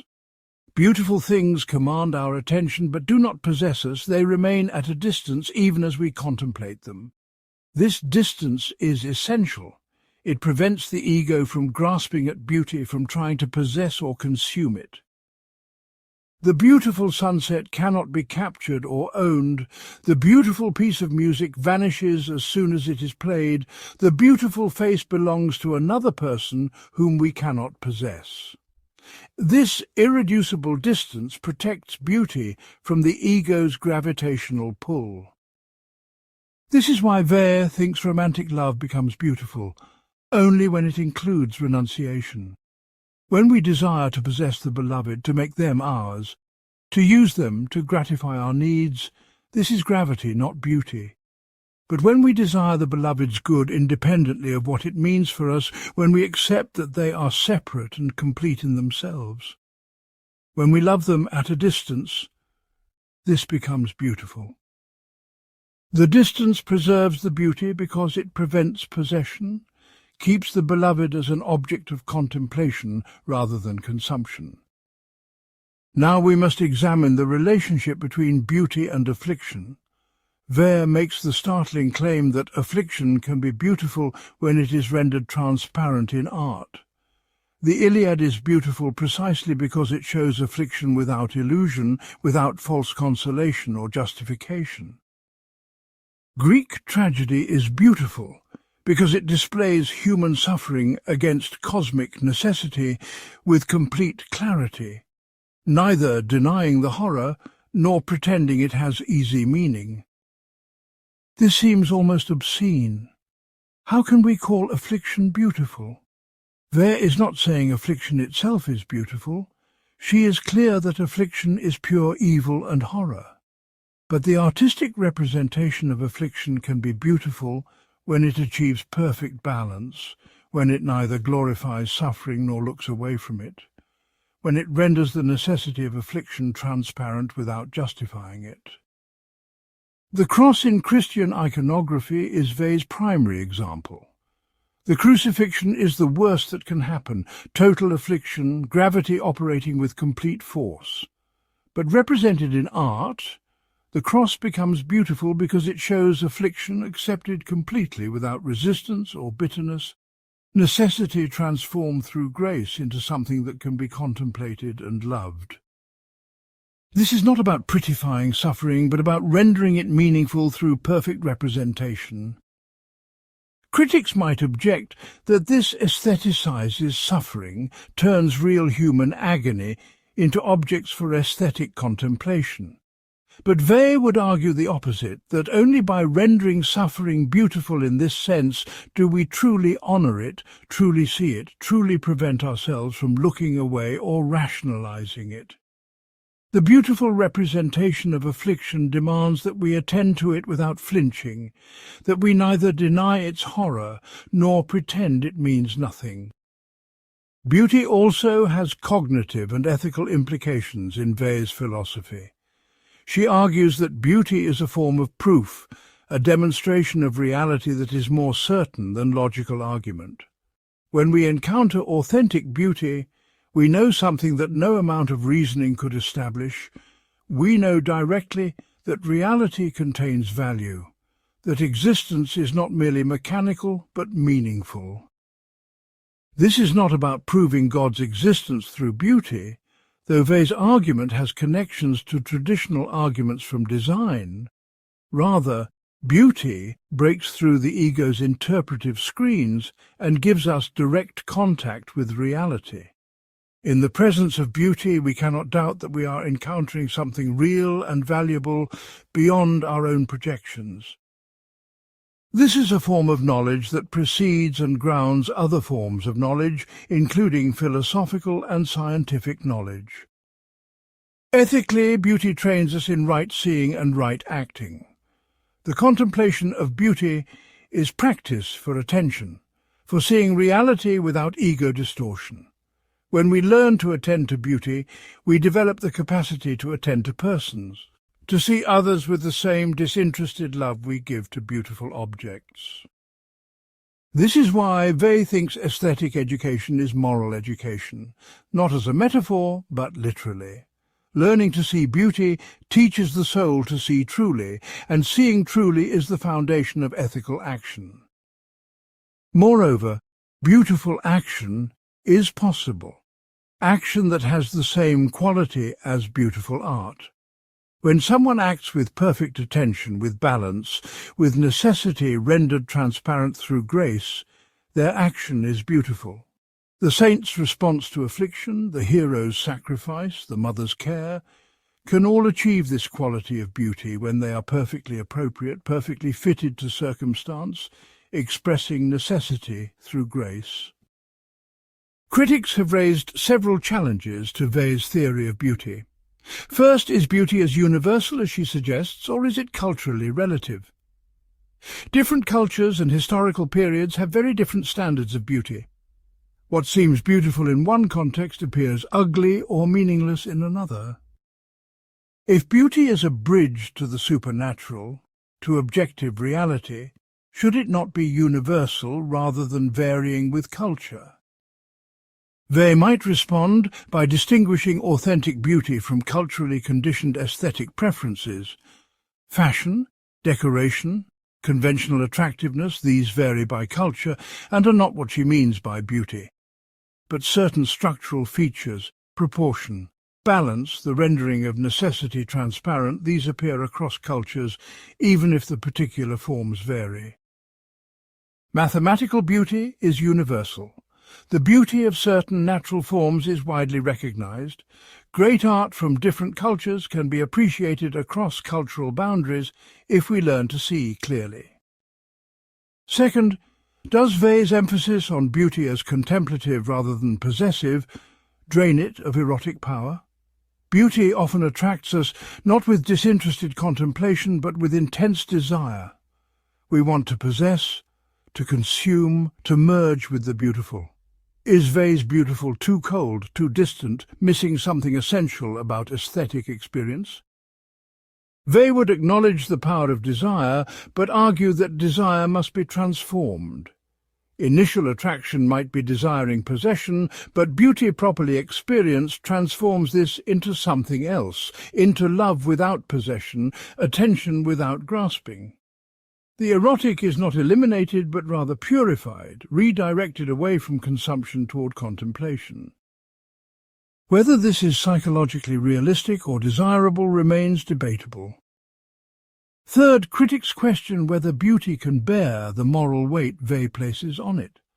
History is full of beautiful art created by or for monstrous people and regimes. The Nazis loved Wagner and classical architecture. Slaveholders appreciated fine music and literature. If beauty provides moral education, why does it so often fail to make people good? Why can people cultivate refined, aesthetic sensibilities while committing atrocities? This is perhaps the most serious challenge to Weil's claims about beauty. She might respond that these people were not actually seeing beauty clearly, that their aesthetic appreciation remained in the service of the ego and its projects. But this risks a no true Scotsman fallacy, defining true beauty as that which produces moral effect, then arguing that moral effect proves beauty is true. Perhaps beauty is not as reliable a moral teacher as Weil hopes, or perhaps her account needs to be supplemented with other elements. Fourth, some argue that Weil's focus on necessity and balance in beauty misses important aesthetic values like disruption, transgression, the sublime or the ugly. Modern and contemporary art often deliberately violates balance, embraces dissonance, presents the horrific without rendering it beautiful. Is Weil's aesthetic theory too classical, too committed to harmony and order, to accommodate avant-garde or challenging art? Weil might respond that what appears as disruption or transgression in art often actually achieves a higher-order balance, reveals a necessity that conventional beauty conceals. The sublime, which involves overwhelming or terrifying experiences, connects to her concept of affliction, rendered transparent. But whether her framework can adequately account for all valuable aesthetic experience remains an open question. The contemporary relevance of Weil's theory of beauty appears in several contexts. In an age of constant stimulation, algorithmic content, and attention manipulation, the distinction between authentic beauty and mere sensory gratification becomes crucial. Digital platforms are optimized to capture attention through psychological manipulation, through triggering emotional reactions and exploiting cognitive biases. This is the opposite of beauty in Weil's sense, which commands attention freely rather than capturing it through force. Recovering sensitivity to genuine beauty becomes a form of resistance to attention capitalism. In environmental destruction, the loss of natural beauty represents a spiritual catastrophe beyond economic considerations. When we destroy beautiful ecosystems, we lose bridges to the supernatural. We cut ourselves off from one of the few ways grace enters human experience. This is not about preserving nature for human enjoyment, but about recognizing that beauty has intrinsic value, that it provides knowledge and orientation we desperately need. In education, Weil's ideas suggest that aesthetic training is not decoration, but central to human development. Learning to perceive beauty, learning to create beauty, these cultivate attention and develop the capacity to see reality clearly. The marginalization of arts education represents a profound mistake, not because everyone needs to be an artist, but because everyone needs to develop the capacity for aesthetic attention that grounds ethical attention. Part 7. Rootedness and Obligation. Rootedness is Weil's analysis of what human beings need to flourish, and obligation is her reconception of rights and ethics. These concepts appear primarily in her late work, The Need for Roots, written as a blueprint for reconstructing France after World War II, but they connect deeply to everything else in her philosophy. Weil begins from a radical premise: human beings have needs, not just physical needs like food and shelter, but needs of the soul that are just as real and just as urgent. These needs are not subjective preferences or cultural constructs, but objective requirements. Their absence produces measurable damage to the human person. Just as malnutrition damages the body, the absence of certain spiritual goods damages the soul. What are these needs of the soul? Weil lists several: order, liberty, obedience, responsibility, equality, hierarchy, honor, punishment, freedom of opinion, security, risk, private property, collective property, truth. Each of these needs comes in pairs, apparently contradictory but actually complementary, and human flourishing requires that all be met in proper balance.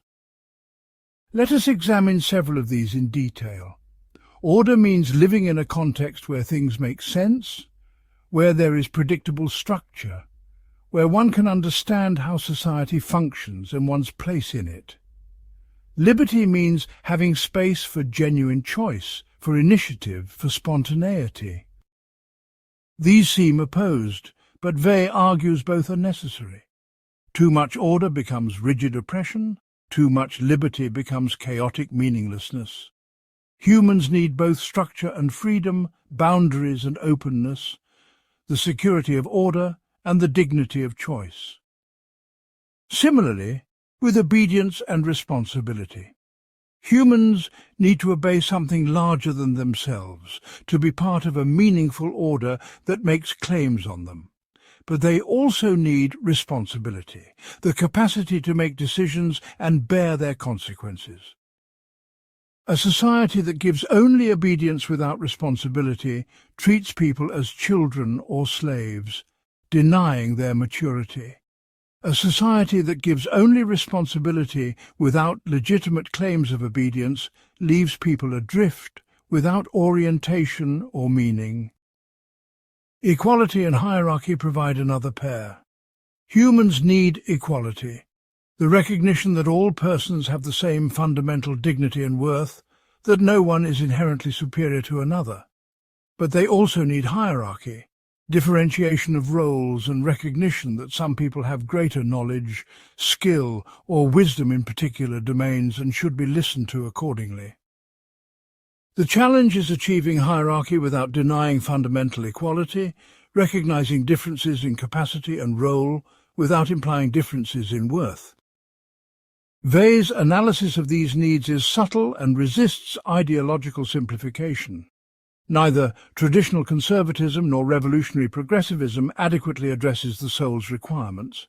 Conservatives emphasize order, obedience, hierarchy, but often at the expense of liberty, responsibility, and equality. Progressives emphasize liberty, equality, and individual rights, but often neglect order, legitimate obedience, and meaningful hierarchy. Weil is arguing that both sides are partially right and fundamentally incomplete, that humans actually need both sets of goods in balanced combination. Now we come to rootedness itself, which Weil calls perhaps the most important and least recognized need of the soul.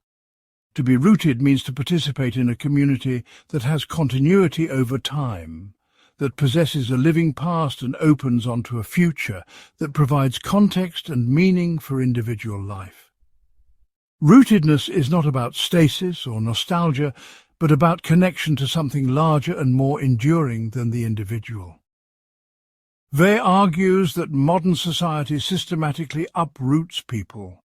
Industrial capitalism uproots workers from traditional communities and crafts, turns them into mobile, interchangeable labour units. Colonialism uproots indigenous peoples from land and culture. War uproots populations through violence and displacement. Urban development destroys neighbourhoods and communities.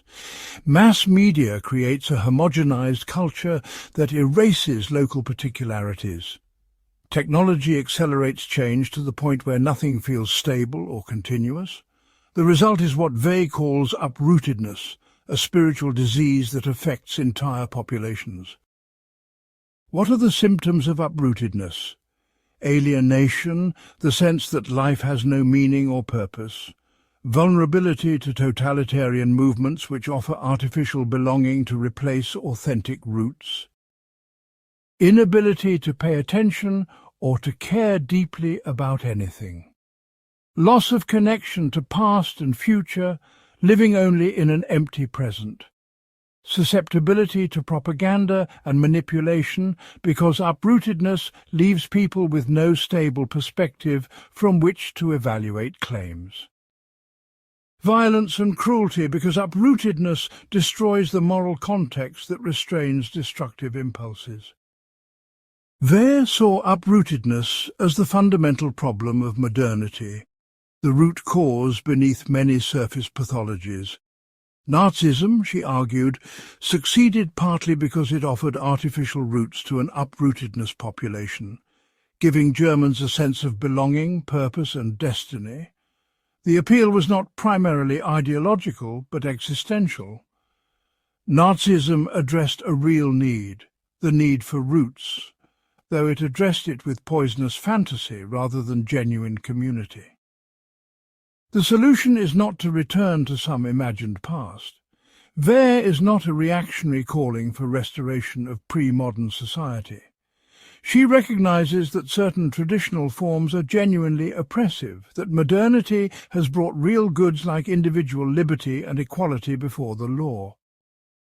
The task is to create new forms of rootedness appropriate to modern conditions, forms that provide belonging and meaning without denying freedom or equality.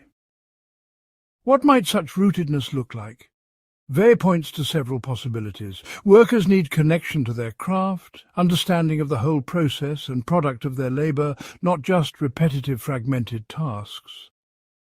Communities need local culture, language and tradition that provide identity and continuity. Education should transmit genuine culture, not just skills, connecting young people to their heritage while also opening them to the universal. Political units should be small enough that participation is meaningful, that people can understand and influence decisions affecting their lives. Now let us turn to obligation, which Weil contrasts with rights. Modern political discourse is dominated by talk of rights, individuals claim rights to various goods and freedoms, and politics becomes competition between different rights claims. Weil argues this framework is fundamentally flawed, not because people should not have rights, but because rights rest on a more fundamental reality, obligation. The primacy of obligation means this: before we can claim rights, someone must have obligations. My right to food is meaningless unless others have an obligation to ensure I am fed when I cannot feed myself. My right to free speech is meaningless unless others have an obligation to refrain from censoring me. Rights language makes the individual the centre, starting from what I can claim. Obligation language starts from what is owed, what must be done, what duties exist independent of individual claims. Weil argues that obligation is unconditional and prior to rights. The obligation to feed the hungry exists whether or not the hungry person can claim a right to food. The obligation not to torture exists whether or not the potential victim has articulated a right against torture. Obligations flow from the nature of reality and the needs of the soul. They are not created by social contract or legal recognition. This gives them a firmness and universality that rights language lacks. Consider a concrete example. Does a refugee have rights? In rights language, this becomes a complex legal question depending on citizenship, international law, treaty obligations, the particular country they have reached. In obligation language, the question is simpler. Does this person have needs that I can address? If yes, then I have an obligation, independent of legal status or political recognition. The obligation may be outweighed by other obligations, but it exists and cannot be denied simply by legal categorization. Weil is particularly critical of property rights. Rights language suggests that my property is mine, absolutely, that I can do with it as I please, that others have obligations not to interfere. But Weil argues property should be understood in terms of obligations. I have property so that I can fulfill my obligations to myself and others, provide for my needs and contribute to the community. Property divorced from obligation becomes mere power, the capacity to exclude others and exercise dominance. This is gravity, force operating under legal sanction. Does this mean Weil opposes private property? Not entirely. She recognizes that people need private property as one of the soul's needs, space that is one's own, resources for security and autonomy. But property must be justified by need and tempered by obligation, not treated as absolute right. Similarly with political rights, democracies justify themselves by claiming to protect individual rights against tyranny. But Weil argues this is insufficient. Rights without obligations produce fragmentation, competition, the war of all against all. A genuine political community requires recognition of mutual obligation, not just mutual respect for rights. I owe you not merely non-interference, but positive concern, attention to your needs, participation in collective goods that benefit all. Critics have raised several objections to Weil's concepts of rootedness and obligation. First, does rootedness necessarily conflict with individual liberty and mobility? Weil sometimes seems to long for stable traditional communities, but such communities often oppressed dissenters, confined women to domestic roles, excluded outsiders, limited individual choice. Should we really want people to be rooted in the sense of being bound to place and tradition, or is mobility and individual autonomy the greater good? This critique may overstate Weil's position. She is not advocating that people be forced to stay rooted or that traditional communities were ideal. She is diagnosing uprootedness as a real pathology and calling for new forms of community that provide roots without oppression. Whether such forms are possible remains an open question, but the diagnosis of the problem seems valid. Many people today do experience the alienation and meaninglessness that Weil attributes to uprootedness, and this causes real suffering. Second, critics question Weil's pairing of opposed needs. Is she simply trying to have everything both ways, claiming humans need both liberty and obedience, both equality and hierarchy? Does this not make her analysis immune to criticism, since any outcome can be described as either too much or too little of some needed pair? Weil would respond that reality is genuinely complex, that simple principles fail to capture the full range of human needs. The challenge is achieving balance, and this is difficult precisely because the needs pull in different directions. Her framework does not make criticism impossible, but rather shows that criticism must be specific, showing that particular balance is wrong, not claiming that one element of a pair should be maximized at the expense of its complement. Third, regarding obligation, critics ask whether Weil's framework can handle conflicts between obligations. If all obligations are unconditional, what do we do when they conflict, as they inevitably must? I have obligation to my family and obligation to distant strangers, but I cannot fully satisfy both with limited time and resources. Rights language handles this by specifying priorities and limits. Your right to life outweighs my property, right, for example. Can obligation language do the same, or does it leave us without principles for adjudicating conflicts? This is a serious challenge. Weil does not provide a clear theory of how to balance competing obligations, though she gestures toward attention and grace as the means of discerning what is actually required in particular circumstances. But whether this is sufficient for practical ethics remains debatable. Fourth, feminist critics particularly have challenged Weil's emphasis on obligation over rights. Historically, women have been burdened with obligations to family, to husband, to children, while being denied rights. The assertion of rights has been essential to women's liberation. For Weil to downplay rights in favour of obligations risks reinforcing precisely the structures that oppress women and other marginalised groups. Weil might respond that she is not denying the importance of what rights protect, liberty, dignity, equality, but rather critiquing the framework of rights as the primary moral language. Her point is that these goods are better secured by recognition of universal obligations than by competition between rights claims. But the feminist critique points to a real danger.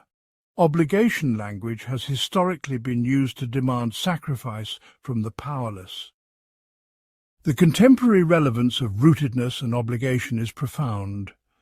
Globalization, digital technology, and economic precarity have intensified the uprootedness Weil diagnosed. People change jobs frequently, move for work, lose connection to place and community. Social media creates the illusion of connection while undermining genuine community. Political polarization reflects partly the loss of shared culture and common reference points that roots provide. The rise of authoritarian populism worldwide can be understood partly through Weil's framework. Demagogues offer artificial roots to uprootedness populations, promising to make a country great again, to restore lost identity, to provide enemies to blame and a tribe to belong to. These are poisonous fantasies, but they address a real need that liberals have failed to recognize, the need for rootedness. Simply defending individual rights against authoritarian threats misses what makes authoritarianism appealing. It promises belonging. In environmental ethics, Weil's concept of rootedness connects to ideas about place-based identity and indigenous knowledge.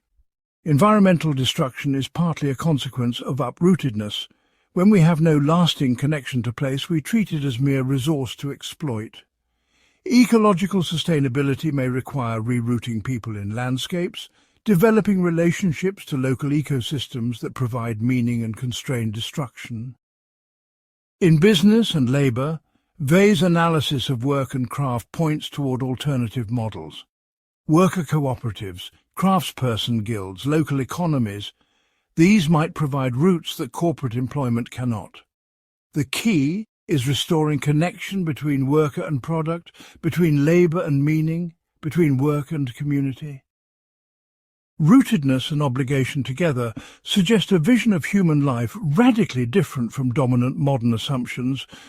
We are not primarily rights-bearing individuals pursuing preferences in a market, but rather persons embedded in communities with needs for belonging and meaning, owing obligations to each other and the larger world.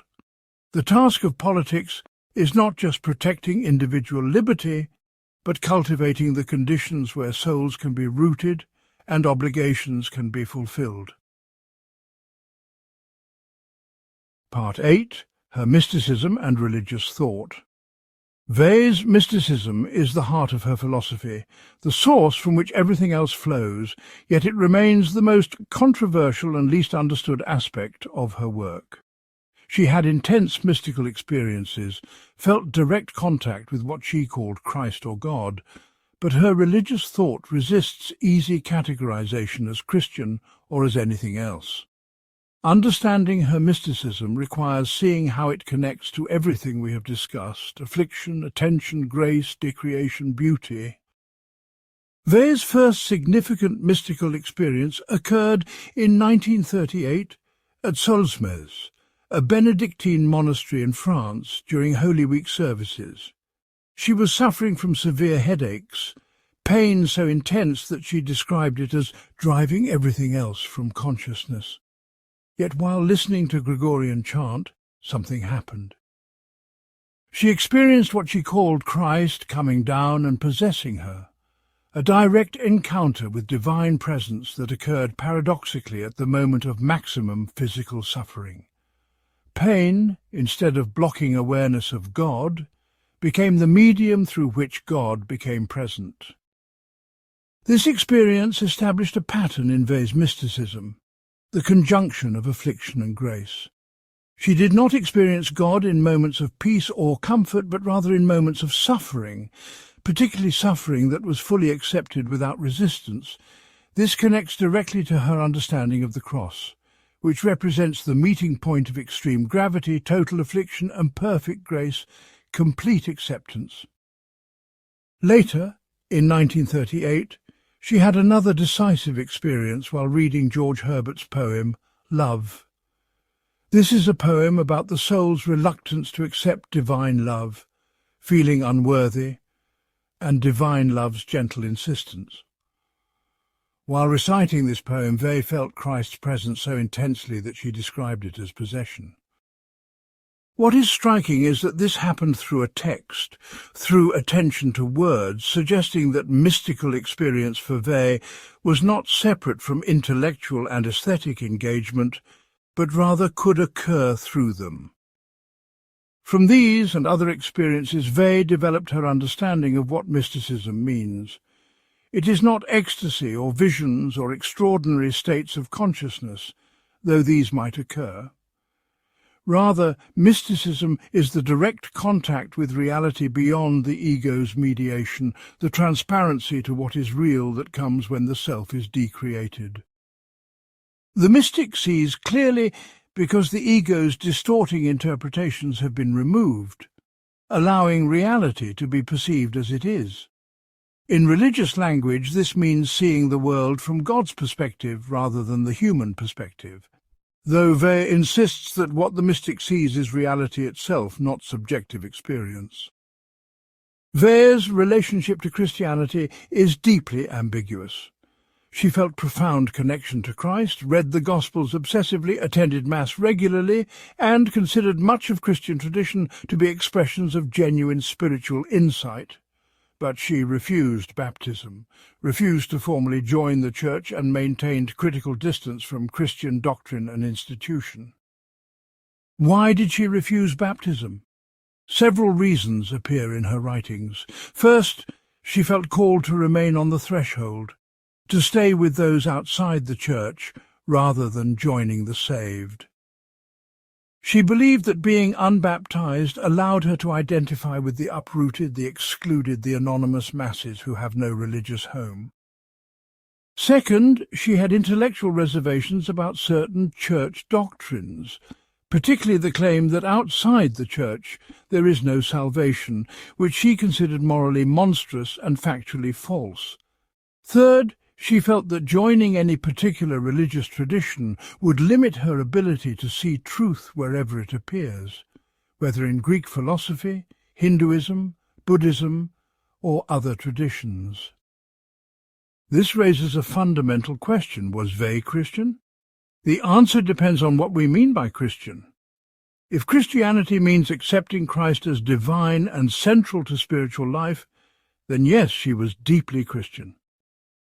If Christianity means baptism and membership in the Church, then no, she explicitly refused this.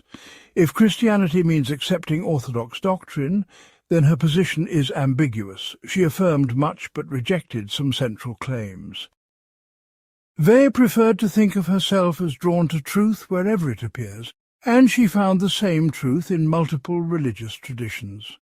The Gospels, the Bhagavad Gita, the Iliad, Greek tragedy, all expressed for her the same fundamental insights about reality, suffering, necessity, and grace. She sought what she called the implicit presence of God in pre-Christian texts, arguing that truth is universal and appears across cultures and times whenever humans achieve sufficient attention and spiritual clarity. This universalism puts her at odds with exclusive religious claims. She could not accept that God would damn good and holy people simply for being born into the wrong tradition or wrong time. She saw Buddha as a model of spiritual attainment equal to Christian saints. She found the Bhagavad Gita's teaching about detachment and action to be profoundly true. Her Christianity, if we call it that, was radically inclusive and syncretic, finding Christ present beyond Christianity's boundaries. Let us examine Weil's understanding of Christ more specifically. For her, Christ represents the incarnation of divine love in human form, the demonstration that God does not remain distant from human suffering, but enters into it completely. The crucifixion shows God experiencing the worst that reality can inflict, total affliction, and responding with perfect love. This is not about sacrifice appeasing divine justice, a doctrine Weil rejected as morally repugnant, but rather about divine solidarity with human suffering, about showing that grace can be present even at the extreme of gravity. Christ for Weil is also the model of decreation. Jesus empties himself, becomes nothing, accepts complete destruction without resistance. This is the pattern every soul must follow, the voluntary undoing of ego that creates space for reality and grace. The crucifixion is the ultimate decreation, the self reduced to nothing, and precisely in that nothingness God is perfectly present. This paradox that God is most present in the apparent absence of God is central to Weil's mysticism. Weil also develops a complex theology of creation, drawing partly on Jewish Gnostic sources. She argues that creation required God to withdraw, to limit divine power, to create space for something other than God to exist. This withdrawal, which she calls decreation on God's side, is an act of love.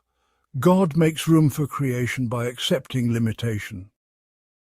But creation creates a problem. Once something exists apart from God, it tends to collapse in on itself, to claim independent existence, to turn away from its source. This is gravity, the downward pull of created things toward self-enclosure and opacity. The material world operates by mechanical necessity because it is cut off from direct divine presence. It is what remains when God withdraws. This makes the world a mixture. It contains traces of divine goodness, what Weil calls beauty and order, but it also contains necessity, suffering, and the possibility of evil. Grace is what allows created things to return to God without ceasing to exist. Grace is the downward movement of God into creation, meeting the soul that has decreated itself and lifting it back toward God. But this is not absorption or loss of identity, it is rather the created thing becoming transparent, existing fully as itself while oriented entirely toward God. Weil's conception of prayer follows from this metaphysics. Prayer is not making requests or expressing feelings to God, it is rather the practice of attention, of making oneself receptive to divine presence. Perfect prayer would be pure attention without any content, simply being present to God without ego mediation. This is extraordinarily difficult because the ego constantly intrudes, turning prayer into self-expression or wishful thinking. But genuine prayer is the practice of decreation, the voluntary emptying of self that creates space for God to enter. Weil's understanding of sin and evil is distinctive. She rejects the idea that sin is primarily about moral transgression or breaking divine commandments. Rather, sin is the ego's refusal to see reality clearly, the gravitational pull towards self-enclosure and illusion. We sin by treating ourselves as the center of reality, by grasping at false goods, by fleeing from truth when it threatens our self-image. Sin is fundamentally about attention, the failure to see clearly, and this failure produces all other evils. Evil itself, in Weil's view, has no positive existence. It is absence, privation, the void left by the absence of good. But this absence is real and terrible. It manifests as affliction, as force, as all the ways that human beings are destroyed and degraded. Evil enters the world through gravity, through the mechanical necessity of matter, through the ego's self-assertion, through force operating without constraint. But ultimately, evil is nothing confronting something, absence confronting presence, and grace can overcome it not by fighting it, but by filling the void with reality. Weil's mysticism includes what she calls contact points or bridges, what in Greek she calls metaxou. These are realities that belong simultaneously to the realm of necessity and the realm of grace, that can lift the soul from gravity toward God. We have already discussed several: beauty, which commands attention and orients the soul toward reality; friendship, which teaches love without possession; intellectual work, which cultivates attention. The sacraments, in Weil's understanding, function as metaxou. Bread and wine are material things subject to necessity, but in the Eucharist they become vehicles of grace. This is not magic or supernatural intervention, but rather matter rendered transparent, becoming a door to the divine. Weil could appreciate the sacraments and participate in them without formal church membership, because she saw them as metaxou, bridges available to anyone with sufficient attention. Nature itself is a metaxou. The beauty and order of the natural world point beyond themselves to their source. They are traces of divine presence in the material realm. When we contemplate nature with genuine attention, we are contemplating God indirectly, seeing through matter to what creates and sustains it. This is not pantheism identifying God with nature, but rather seeing nature as sacramental, as bearing witness to what transcends it. Human persons are also metaxou, simultaneously material and spiritual, subject to necessity yet capable of grace. When we attend to another person, really see them, we are encountering something sacred, not because humans are divine, but because each person bears the imprint of divine creation and is a potential dwelling place for grace. This is why attention to persons is a form of prayer. We are encountering the sacred in human form. Now we must address Weil's controversial ideas about supernatural love. She distinguishes sharply between natural love, which is gravitational, and supernatural love, which is grace. Natural love, even when called altruistic or compassionate, remains rooted in the ego. We love what serves our needs, what confirms our identity, what makes us feel good about ourselves. This is not evil, it is the normal operation of human psychology, but it is gravity, not grace. Supernatural love is completely different. It loves without any reference to the ego's needs. It sees the beloved as they actually are, rather than as projections of our desires. This love is possible only through grace, through the decreation of the self that allows us to see another person from God's perspective, which is to say clearly and completely. Supernatural love includes love of enemies, love of the afflicted, love without hope of return or benefit, because it does not depend on the beloved's qualities or behavior, but simply on their reality as a human being. Weil argues that only supernatural love can overcome force. Natural compassion may motivate us to help others, but it remains caught in the logic of exchange and reciprocity. It ultimately reinforces the ego. Only love that comes from beyond the ego, that sees clearly without distortion, can truly address affliction and resist the gravitational pull of power.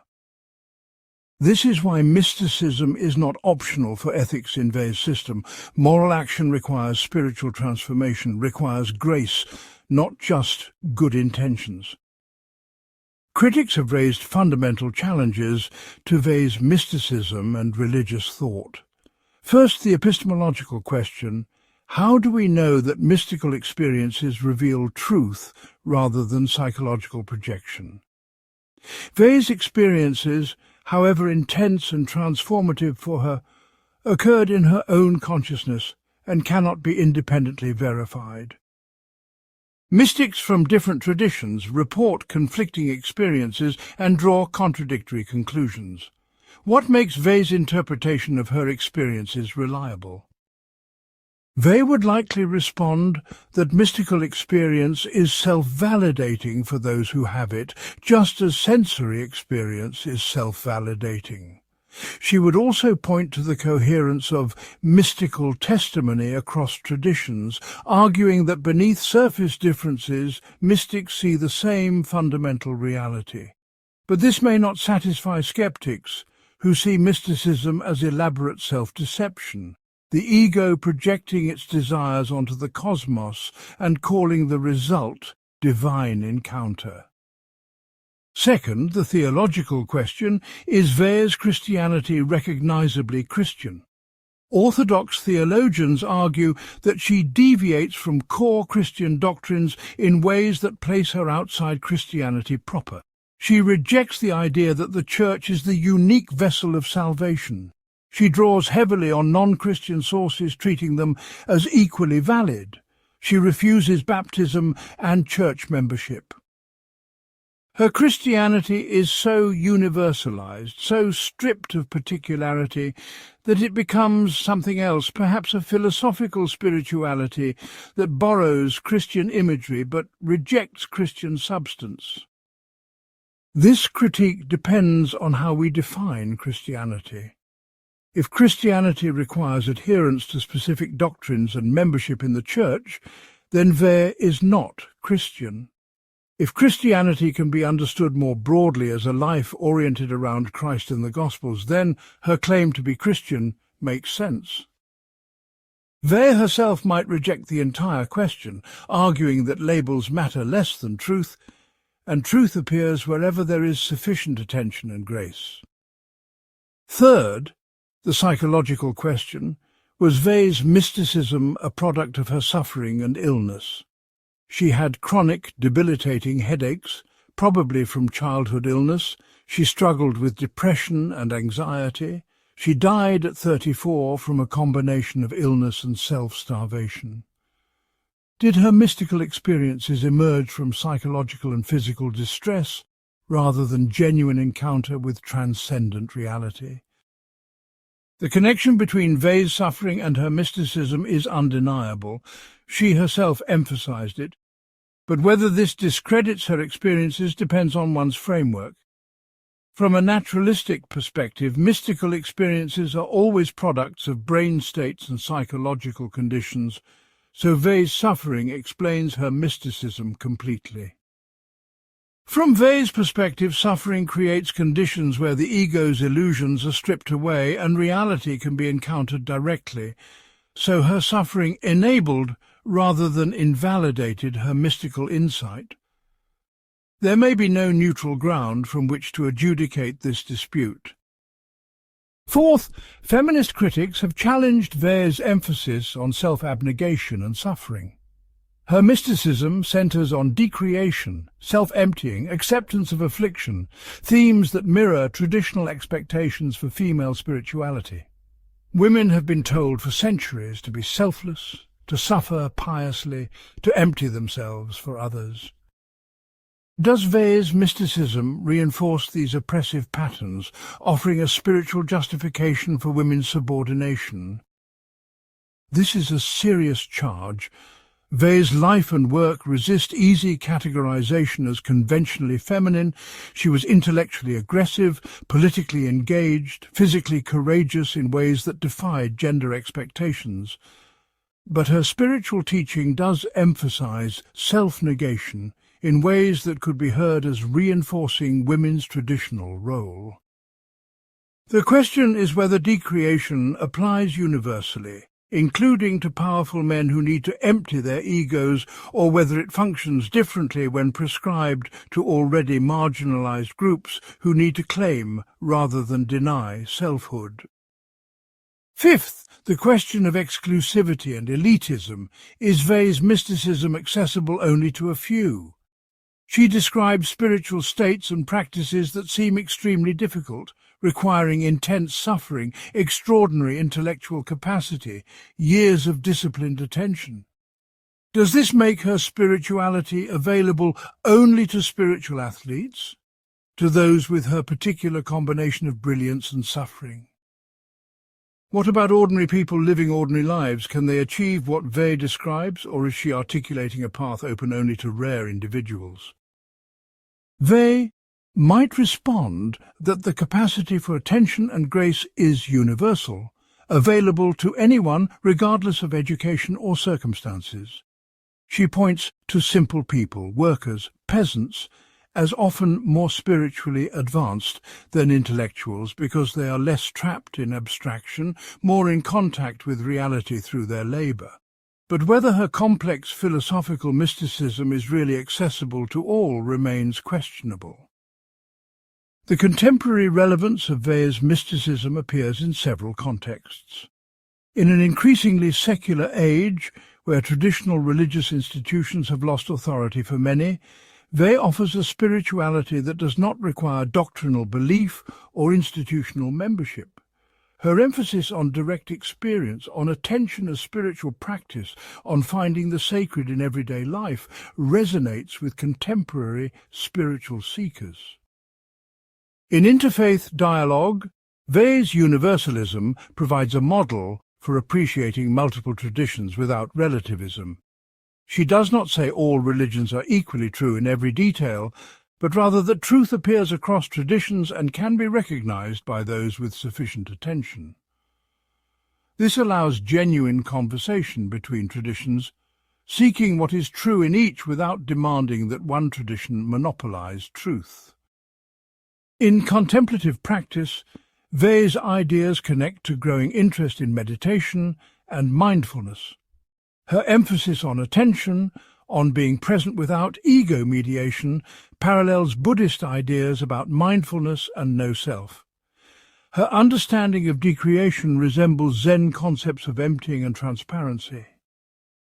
The difference is her insistence that what we encounter in such practices is not emptiness, but fullness, not void, but divine presence, reality itself.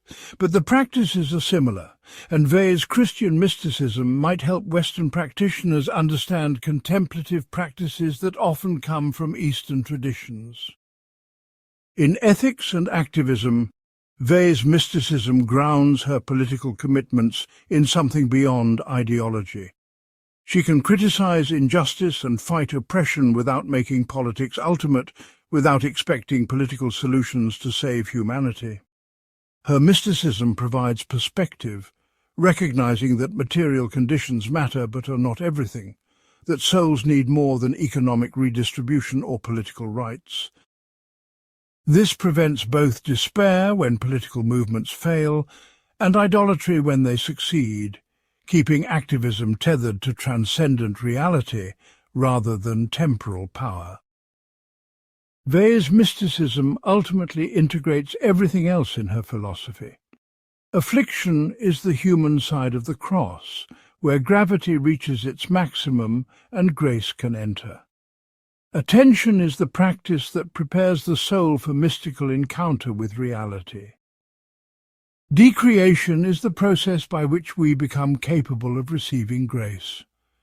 Beauty is a taste of divine reality available in the material world. Force is what happens when humans act without grace, when gravity operates without constraint. Obligation flows from the mystical recognition that all persons bear divine imprint and deserve attention. All of these concepts connect to her fundamental vision, that reality is structured by the relationship between necessity and grace, between gravity and God, between the material world and the supernatural that infuses it. Part 9. Justice, Rights and Political Philosophy. Weil's political philosophy is paradoxical. She remained deeply committed to justice and workers' rights throughout her life, yet she developed a profound critique of both revolutionary politics and liberal rights discourse. Understanding her position requires seeing how she applies her metaphysics to political questions, how gravity and grace operate in the realm of collective life. We have already discussed Weil's concept of obligation as prior to rights. Now let us explore what this means for political organization and justice. Weil argues that a just society is not primarily one that protects individual rights, but one that fulfills obligations to meet the needs of the soul. This shifts the entire frame of political thinking from claims and entitlements to needs and duties. What would a politics based on obligation look like? First, it would begin by identifying genuine human needs, not subjective preferences or interest group demands, but objective requirements of the soul. We discussed these in Part 7, Order and Liberty, Obedience and Responsibility, Equality and Hierarchy, Truth, Beauty, Rootedness.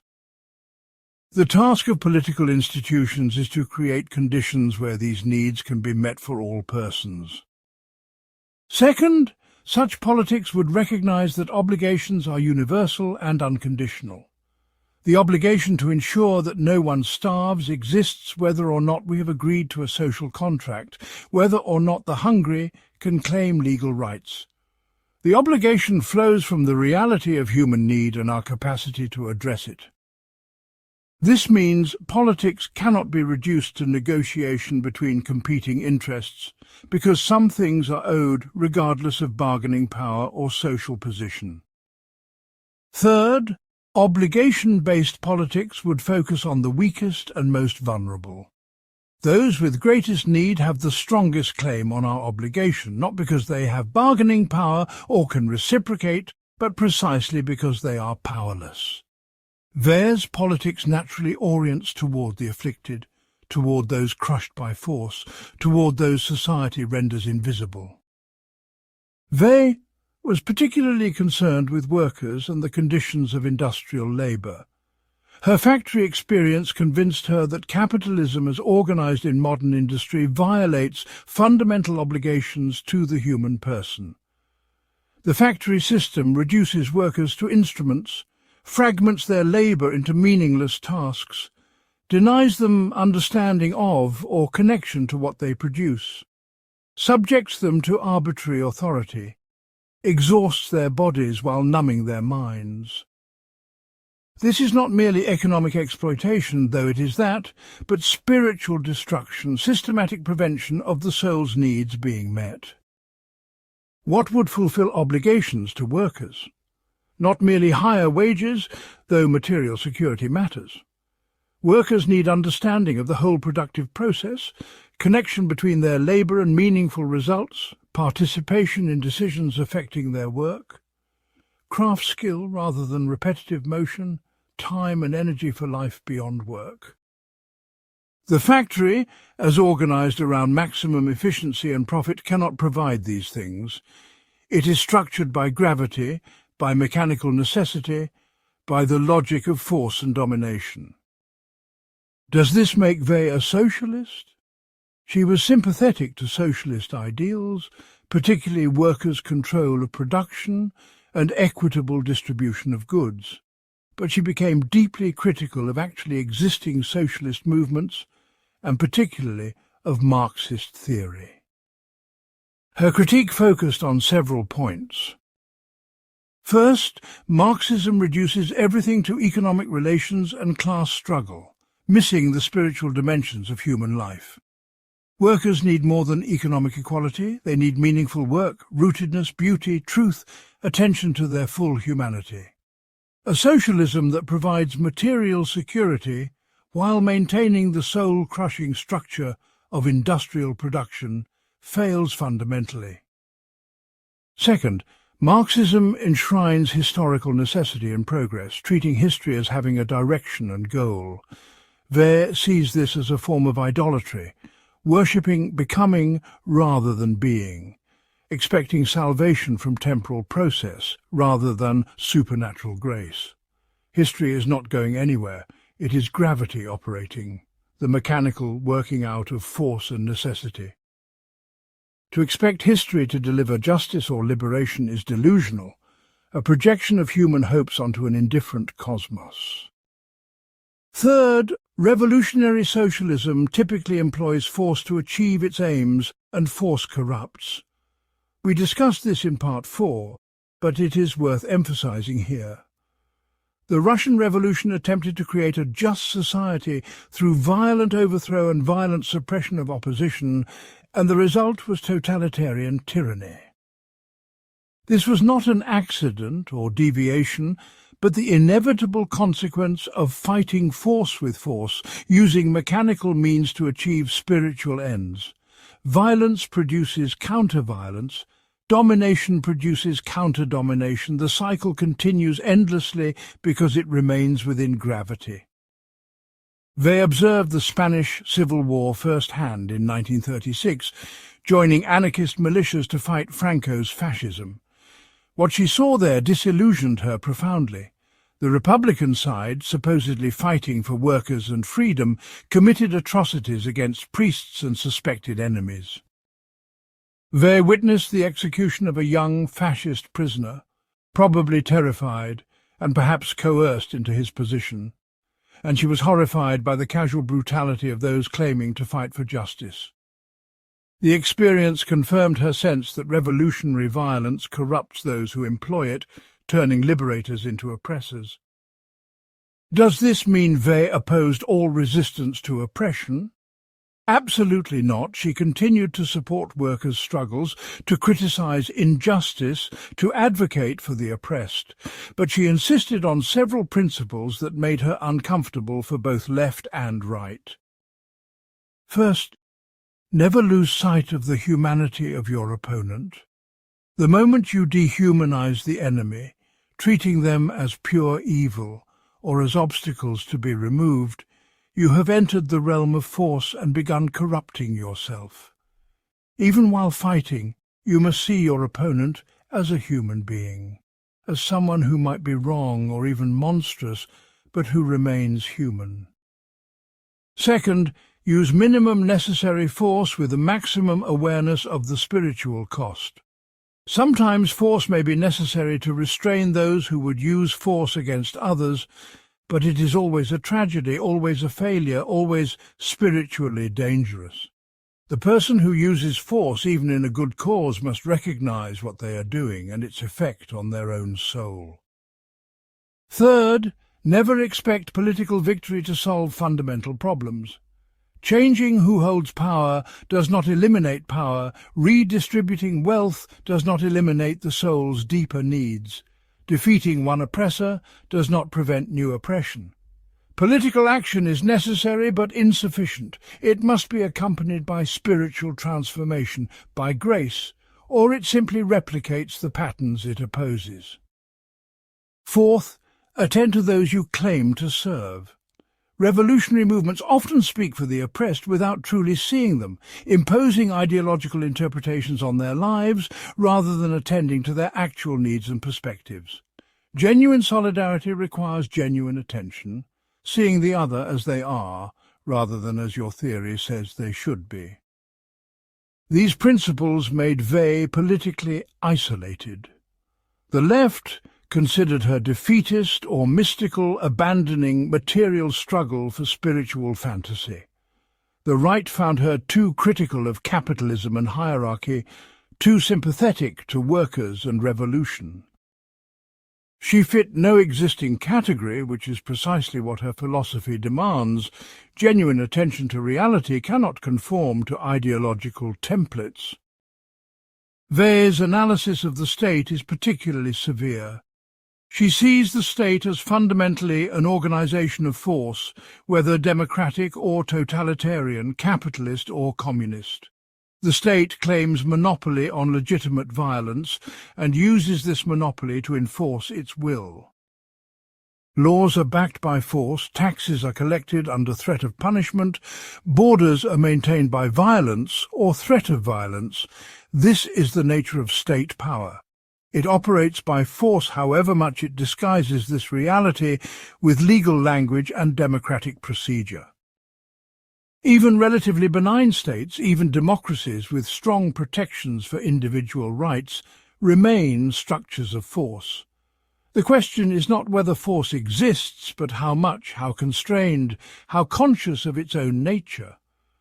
A good state, if such a thing is possible, would minimize force, constrain it through law and custom, maintain awareness that force is always spiritually dangerous, even when necessary. But states tend toward expansion of power. This is gravity operating at the collective level. Bureaucracies grow, regulations multiply, state capacity increases, surveillance expands, not through conspiracy, but through mechanical necessity. Power seeks to perpetuate and expand itself. This is its nature. Democratic institutions may slow this process, but they do not reverse it. The gravitational pull towards centralized power continues. Totalitarianism represents the extreme of this tendency, the total penetration of state power into every aspect of life. Weil was writing as Nazi Germany and Soviet Russia demonstrated what totalitarian power means: complete control, systematic terror, the reduction of entire populations to instruments of state purpose. She saw these regimes as revealing something always latent in state power: the temptation to total domination, gravity operating without any constraint. What protects against totalitarianism? Not primarily constitutional structures or democratic procedures, though these help. The fundamental protection is spiritual. It is the capacity of individuals and communities to resist force through attention and grace, to maintain awareness of each person's irreducible humanity, to refuse to treat others as things even when commanded to do so. This is why Weil thinks mysticism and politics are inseparable. Political resistance to tyranny requires spiritual resources, requires something beyond the political that can judge and limit political power. Weil's most controversial political position concerned colonialism and imperialism. She was unequivocally opposed to colonial domination, seeing it as force operating with maximum hypocrisy. But she also criticized anti-colonial movements when they adopted the same logic of force and domination they opposed. Liberation that merely replaces white oppressors with native oppressors, that maintains the same structures of power with different faces, accomplishes little. Real liberation requires transforming the relationship to power itself, not just changing who wields it. Weil also made the complex argument that ancient Rome represented a particularly pure form of evil, that Roman imperialism was force in its most systematic and destructive form. Rome conquered and absorbed other cultures, destroyed local traditions and autonomy, imposed uniform administration, treated entire populations as resources for imperial expansion. This was uprootedness on a massive scale, spiritual destruction accompanying material domination. She argued that Rome's legacy continued in modern imperialism, that European colonialism replicated Roman patterns of domination and cultural destruction. Critics found this analysis historically questionable and politically unhelpful. Rome also brought law, infrastructure, relative peace across a vast territory, cultural achievements that influenced all subsequent European civilization. To reduce this complex history to pure evil seems reductive. Moreover, focusing on ancient Rome rather than contemporary imperialism risks obscuring present injustice with abstract historical judgment. Weil might respond that she is identifying a pattern, a particular form that force takes when it becomes systematic and institutional. Rome exemplifies this pattern clearly, precisely because of historical distance. We can see it without the distortions that contemporary politics introduce. And the pattern continues. Colonial powers justify domination with claims of bringing civilization, law and order, exactly as Rome did. On democracy, Weil's position is again ambiguous. She values democratic ideals of equality and popular sovereignty, but she sees democratic practice as usually falling far short of these ideals. Elections become competitions for power, political parties become machines for acquiring and maintaining force. Popular opinion is manipulated by propaganda and economic pressure. Democracy in practice often means choosing between elites who share fundamental assumptions about power and economics. with genuine alternatives excluded from consideration. Moreover, democracy as majority rule can become tyranny of the majority, force exercised by the many against the few. If 51% vote to oppress 49%, this is force no less than if a dictator imposes his will. The fact that force is democratically chosen does not make it less force, does not make it less spiritually corrosive. Does this mean Weil rejects democracy? Not entirely. She recognizes it as probably better than alternatives, as creating some constraints on power, as maintaining space for dissent and criticism. But she refuses to treat democracy as sacred or sufficient, as if majority rule guaranteed justice or popular sovereignty ensured freedom. Democracy is one limited tool for constraining force, not a solution to the fundamental problem of political power. Weil's vision of just political organization, to the extent she offers one, emphasizes small-scale, local autonomy, worker control, subsidiarity. Decisions should be made at the most local level possible by those directly affected with understanding of particular circumstances. Large, centralized institutions, whether state bureaucracies or corporate hierarchies, inevitably become structures of force detached from human reality. The scale alone makes attention impossible, makes treating persons as persons impossible. Forces resort to abstraction, categorization, mechanical procedure. She points to medieval guilds, village communities, certain religious orders as examples of organizations that combined order with freedom, hierarchy with dignity, collective purpose with individual participation. These were not perfect. She does not romanticize the past, but they offered models different from both capitalist corporatism and state socialism, models based on craft, rootedness, and genuine community. Critics challenge whether such small-scale organization is viable in modern conditions. Global economy, technological complexity, massive population, all seem to require large institutions. You cannot address climate change or pandemics or international trade with village communities and craft guilds. Weil's political vision, however attractive in theory, may be nostalgic fantasy, impossible to implement in the actual world. Weil would likely respond that the question is not whether we can return to pre-modern forms, but whether we can create new forms that embody the same principles, scale appropriate to human attention, organization that respects the soul's needs, work that connects to meaning. This is difficult, perhaps impossible. But the difficulty does not negate the critique. If modern political and economic organization systematically destroys souls, then either we find alternatives or we accept spiritual catastrophe as the price of modernity. The contemporary relevance of Weil's political philosophy is substantial. Her critique of rights discourse illuminates current debates. Identity politics operates largely through rights claims, different groups demanding recognition and protection of rights. But this framework, Weil would argue, keeps us within gravitational logic, within competition for power and recognition.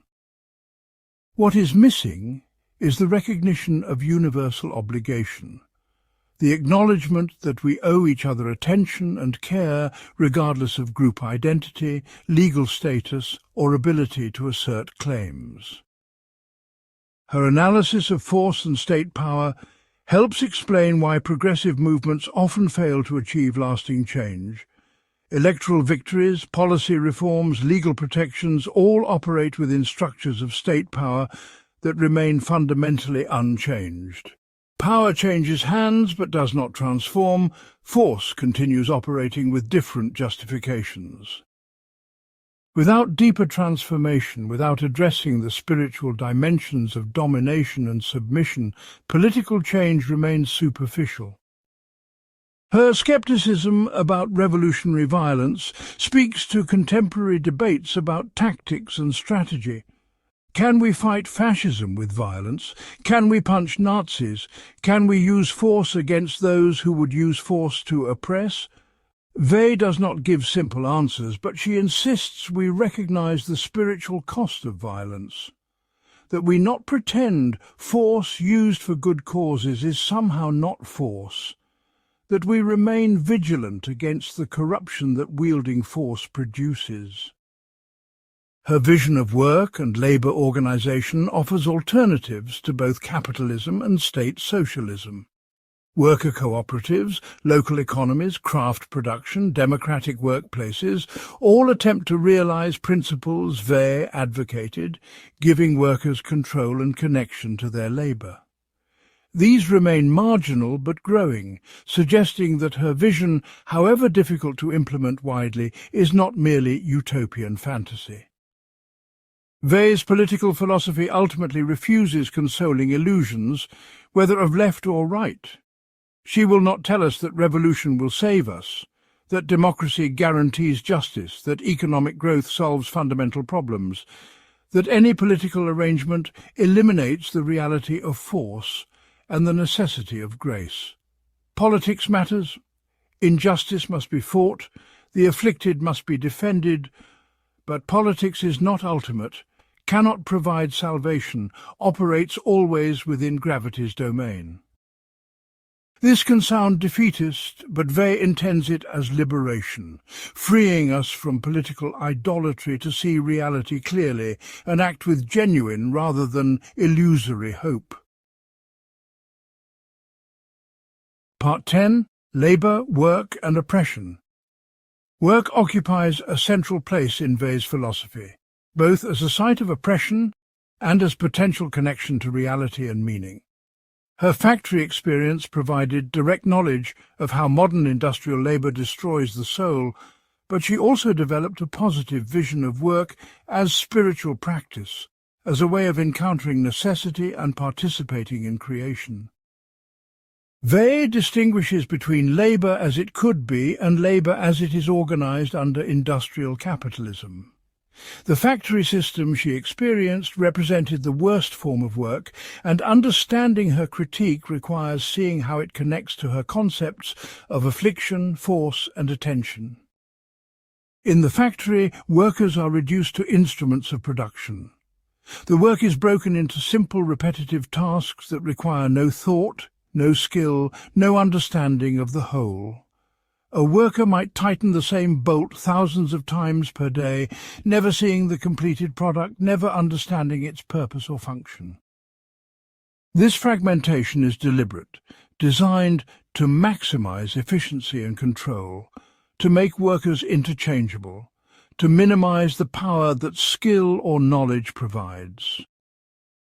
The pace of work is dictated by machines or by management, not by the worker's own rhythm. Workers must move at inhuman speed, maintaining concentration hour after hour with no variation, no rest, constant pressure to keep up or face discipline. The body is exhausted, but worse, the mind is numbed, reduced to pure reaction, unable to think or reflect. Weil described this as a particular torture, the destruction not just of the body but of consciousness itself, the reduction of the person to an automaton. Authority in the factory is arbitrary and absolute. Foremen can discipline, demote, or fire workers for any reason or no reason. Workers must obey instantly, without question, without appeal. This creates constant fear and humiliation. The worker knows they are powerless, subject to others' whims, without dignity or autonomy. The psychological effect is devastating.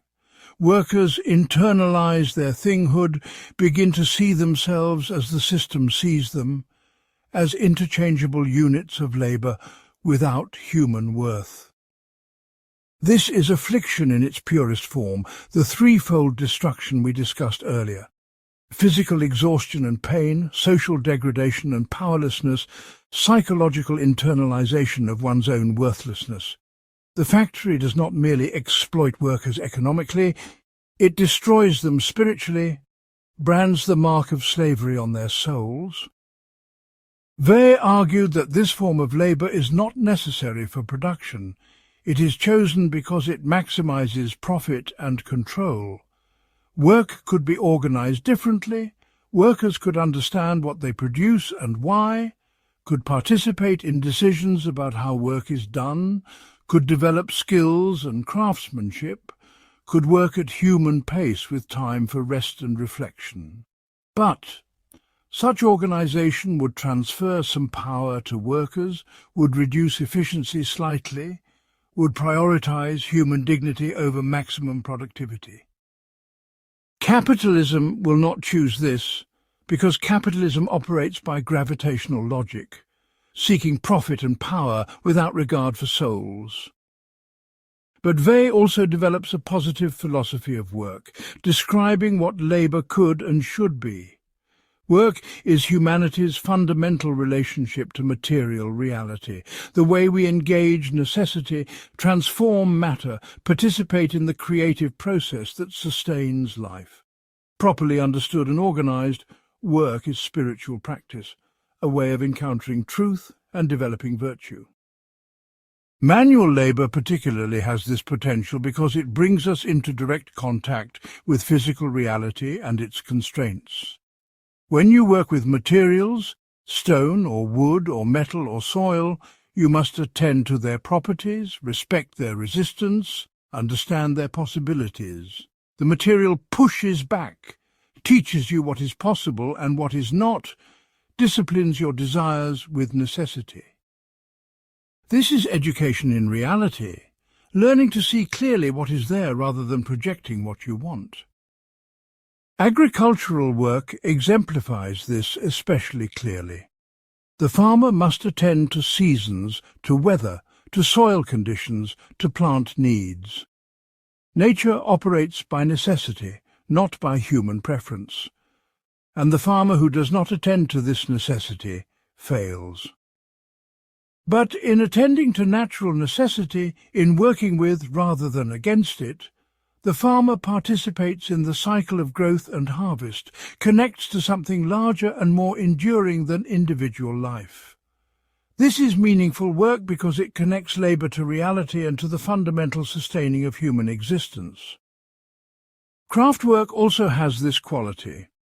The craftsperson must master materials and techniques, develop skills through long practice, understand the whole process from raw material to finished object. The work requires attention, patience, acceptance of failure, constant adjustment to what the material allows. But the craftsperson also experiences the satisfaction of creating something complete and good, of transforming matter through skill and effort into something with meaning and beauty.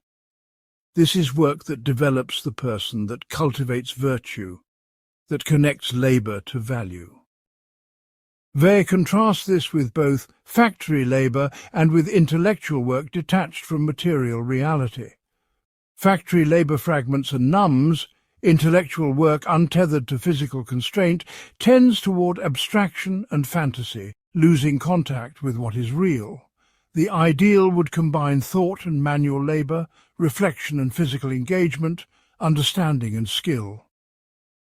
This is why Weil advocated that all young people, including those destined for intellectual careers, should experience manual labour, should learn what it means to work with hands and body, to encounter material necessity directly.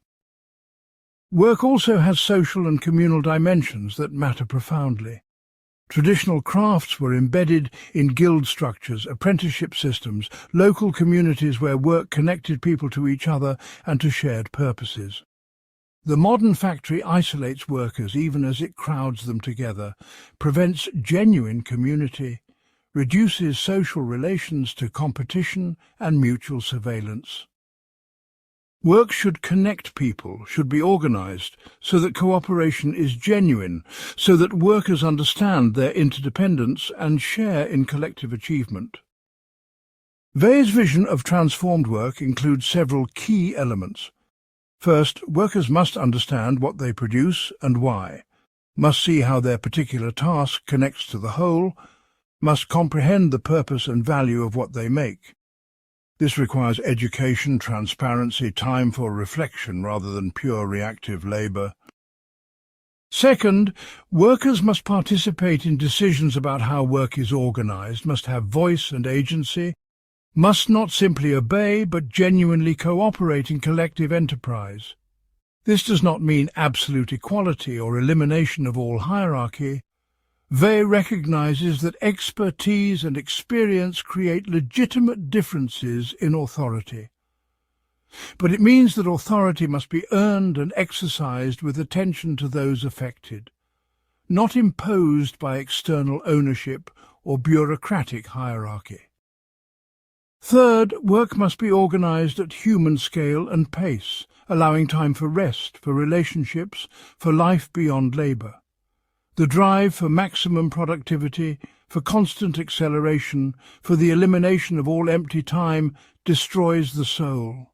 Humans need rhythm, need variation, need spaces of leisure where consciousness can expand beyond immediate reaction. Fourth, work should develop skill and allow for craftsmanship, for the satisfaction of doing something well, of mastering techniques, of creating quality rather than mere quantity. This may reduce efficiency in narrow economic terms, but it serves the soul's need for meaningful achievement, for the pride of competent work. Fifth, work should connect to beauty where possible, should produce things that are not merely functional, but aesthetically satisfying, that embody care and attention. This is not about luxury, but about recognizing that how things are made matters, that the quality of labor appears in the quality of the product, that beauty in what we make reflects and cultivates beauty in ourselves. Weil applies this analysis not just to factory work, but to all forms of labor, including intellectual work and art. Writing, research, teaching, artistic creation, all can be either mechanical and soul-destroying or meaningful and soul-nourishing, depending on how they are organized and undertaken. Intellectual work becomes mechanical when reduced to credentialism, publication metrics, academic bureaucracy, the production of papers no one reads for purposes of career advancement. It becomes meaningful when it serves genuine attention to reality, when it cultivates understanding, when it communicates truth. Similarly with art, it can be either authentic creativity or commercial production. Art as commodity, created for market success, operates by gravitational logic, trying to manipulate audiences, to gratify existing tastes, to serve the artist's ego and economic interests. Authentic art requires attention to reality, craftsmanship in the medium, willingness to create what is true rather than what sells. This is why Weil insisted that art requires spiritual discipline, that the artist must decreate the ego to allow reality to express itself through their work. Domestic labour, traditionally women's work, receives particular attention from Weil. Cooking, cleaning, child-rearing, caring for the sick and elderly, all are essential labours that modern society devalues. These forms of work directly serve human needs, connect immediately to life sustaining, require attention and skill and care. But they are invisible, unpaid or underpaid, assigned to those with least social power, treated as non-work, even though they make all other work possible. Weil argues that domestic labour should be recognised as central, not peripheral, as the work that most directly serves the soul's needs. A just society would honour this work, ensure it is shared equitably, organise it so that those who do it are not isolated or degraded, but recognised and supported. The fact that capitalism assigns no value to unpaid domestic labour reveals its complete inadequacy as a framework for understanding what matters. Critics have challenged Weil's philosophy of labour from several directions. First, is her vision of meaningful work realistic or nostalgic? Modern production requires massive scale, complex coordination, high productivity. Can we really return to craft production, to agricultural rhythms, to small workshops? Does not population size and technological complexity necessitate forms of organization that Weil would consider oppressive? This critique has force, but Weil might respond in several ways. First, some inefficiency in narrow economic terms might be worth accepting if it preserves souls. Second, technology could be used differently, to support rather than replace human skill, to liberate rather than intensify labour. Third, what seems necessary often reflects choices about what to produce and how, about values embedded in economic systems. Do we really need the quantity and variety of consumer goods capitalism produces? Or is this manufactured demand serving capital accumulation rather than genuine need? Second, critics question whether manual labour really has the spiritual benefits Weil claims. Farming can be back-breaking drudgery, craft work can be boring repetition, manual labour can be mind-numbing even when self-directed. Is Weil romanticizing physical work, projecting spiritual meaning onto activities that are simply difficult and unpleasant? Weil would likely acknowledge that labour is often hard and unpleasant. That is part of encountering necessity.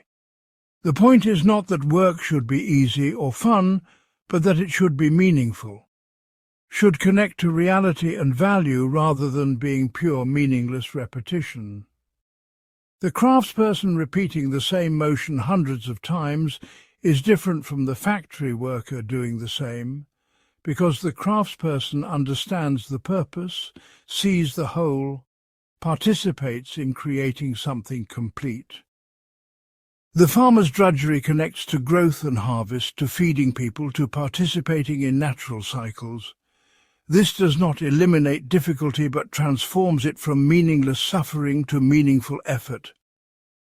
Third, Marxist critics argue that Weil's focus on the spiritual dimensions of work distracts from material exploitation and class struggle. The problem is not how work feels subjectively, but who owns the means of production, who profits from labour, who has power. By emphasizing spiritual destruction rather than economic exploitation, Weil mystifies oppression, makes it seem like a problem of consciousness rather than a problem of material relations. Weil would respond that economic exploitation and spiritual destruction are inseparable, that addressing one without the other accomplishes little. Yes, workers should own means of production and receive full value of their labour, but if work remains organised as soul-crushing repetition, economic justice is insufficient. Yes, consciousness matters, but consciousness is shaped by material conditions, by how work is actually organised and experienced. The point is to address both dimensions simultaneously, not to choose between them. Fourth, critics point out that Weil's own relationship to work was unusual and perhaps unrealistic as a model. She was a brilliant intellectual who chose to do factory work for a limited time as an experiment. She had resources to fall back on. She could leave. She was not actually trapped in the working class. Does her analysis really capture what factory work means for people who have no alternatives, for whom it is not a temporary experiment but permanent life condition? This is a fair critique. Weil's position was privileged, even as she tried to understand working-class reality. But her privilege also gave her perspective that those trapped in the system might lack. She could analyse what workers might simply endure without reflecting upon. And importantly, she did not just observe but participated, subjected her own body and consciousness to factory discipline, took seriously the cost of experiencing affliction, even temporarily. Whether her analysis is accurate can be tested against workers' own testimony, and much of what she describes resonates with workers' accounts of industrial labour. The contemporary relevance of Weil's analysis of labour is striking. The gig economy reproduces many features of factory discipline in new forms: algorithmic management, constant surveillance, workers treated as interchangeable contractors, fragmented tasks, arbitrary authority exercised through automated systems. Delivery drivers, warehouse workers, data processors all experience the reduction to instrument that Weil described. Automation and artificial intelligence threaten to eliminate meaningful work altogether for many people. As machines take over not just manual labor but increasingly cognitive tasks, what remains for humans? Either soul-destroying service work attending to others' needs, or unemployment or participation in what David Graeber called bullshit jobs, positions that serve no real purpose but exist to provide income and occupy time. Weil's analysis suggests this is spiritual catastrophe, that humans need meaningful work not just for income, but for soul development, for connection to reality, for participating in collective life. The maker movement, craft revival, local food systems all represent attempts to recover forms of work that Weil would recognize as meaningful. People are willing to pay more, to accept less convenience, to choose products made with care and attention over mass-produced commodities. This suggests that Weil was right that something essential is lost in industrial production, that people hunger for connection to craftsmanship and human scale, even when economically irrational. Worker cooperatives and democratic workplaces implement principles Weil advocated, giving workers ownership and voice, organizing labor to serve human needs rather than capital accumulation. These remain marginal but grow, demonstrating that alternatives to corporate capitalism are possible even if difficult. Weil's vision, however radical, has practical expression in existing experiments in alternative economic organization. Part 11. Reading, Education and Culture. Education for Weil is not about training or skills acquisition, but about developing the soul's capacity for attention.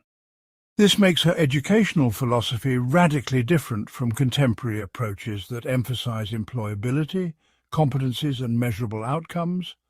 She sees education as fundamentally spiritual formation, preparation for encountering reality clearly and loving rightly. Weil taught philosophy in French girls' secondary schools during the 1930s, and her pedagogical practice reflected her philosophical commitments. She assigned difficult texts, rigorous problems demanding exercises, not to sort students or credential them for elite positions, but to cultivate attention. Every subject, properly taught, is training in how to see clearly, how to think without ego distortion, how to encounter truth. The study of mathematics particularly interested Weil as educational practice. Mathematics requires sustained attention to problems whose solutions are not obvious, patience with difficulty, willingness to try multiple approaches, acceptance when you are wrong. A student struggling with a geometry problem cannot succeed by forcing the answer, by ransacking memory, by applying formulas mechanically. They must dwell with the problem, hold it in mind without grasping, allow the relationships to reveal themselves. This is practice in attention, and the habit developed through mathematical study transfers to other domains, to reading, to personal relations, to moral discernment. Weil insisted that every hour of work on mathematics, even when it produces no solution, strengthens the soul's capacity for attention. The effort matters more than the result, because what is being developed is not mathematical skill but the fundamental capacity to see clearly, to resist the ego's demand for quick answers and easy certainty. Students who struggle honestly with difficult problems are learning something more important than mathematics. They are learning how to be present to reality. The study of classical languages, particularly Greek and Latin, served similar purposes. Learning ancient languages requires patience, attention to grammatical detail, gradual building of vocabulary and skill. There are no shortcuts. Students must attend carefully to each word, each construction, each nuance of meaning. This slow, careful work is antidote to the scattered attention and instant gratification that modern culture encourages, and accessing texts in original languages provides encounter with genuinely different world views, prevents the easy assumption that all humans think like we do, forces recognition of the alien and other. Literature, when studied properly, cultivates both attention and imagination.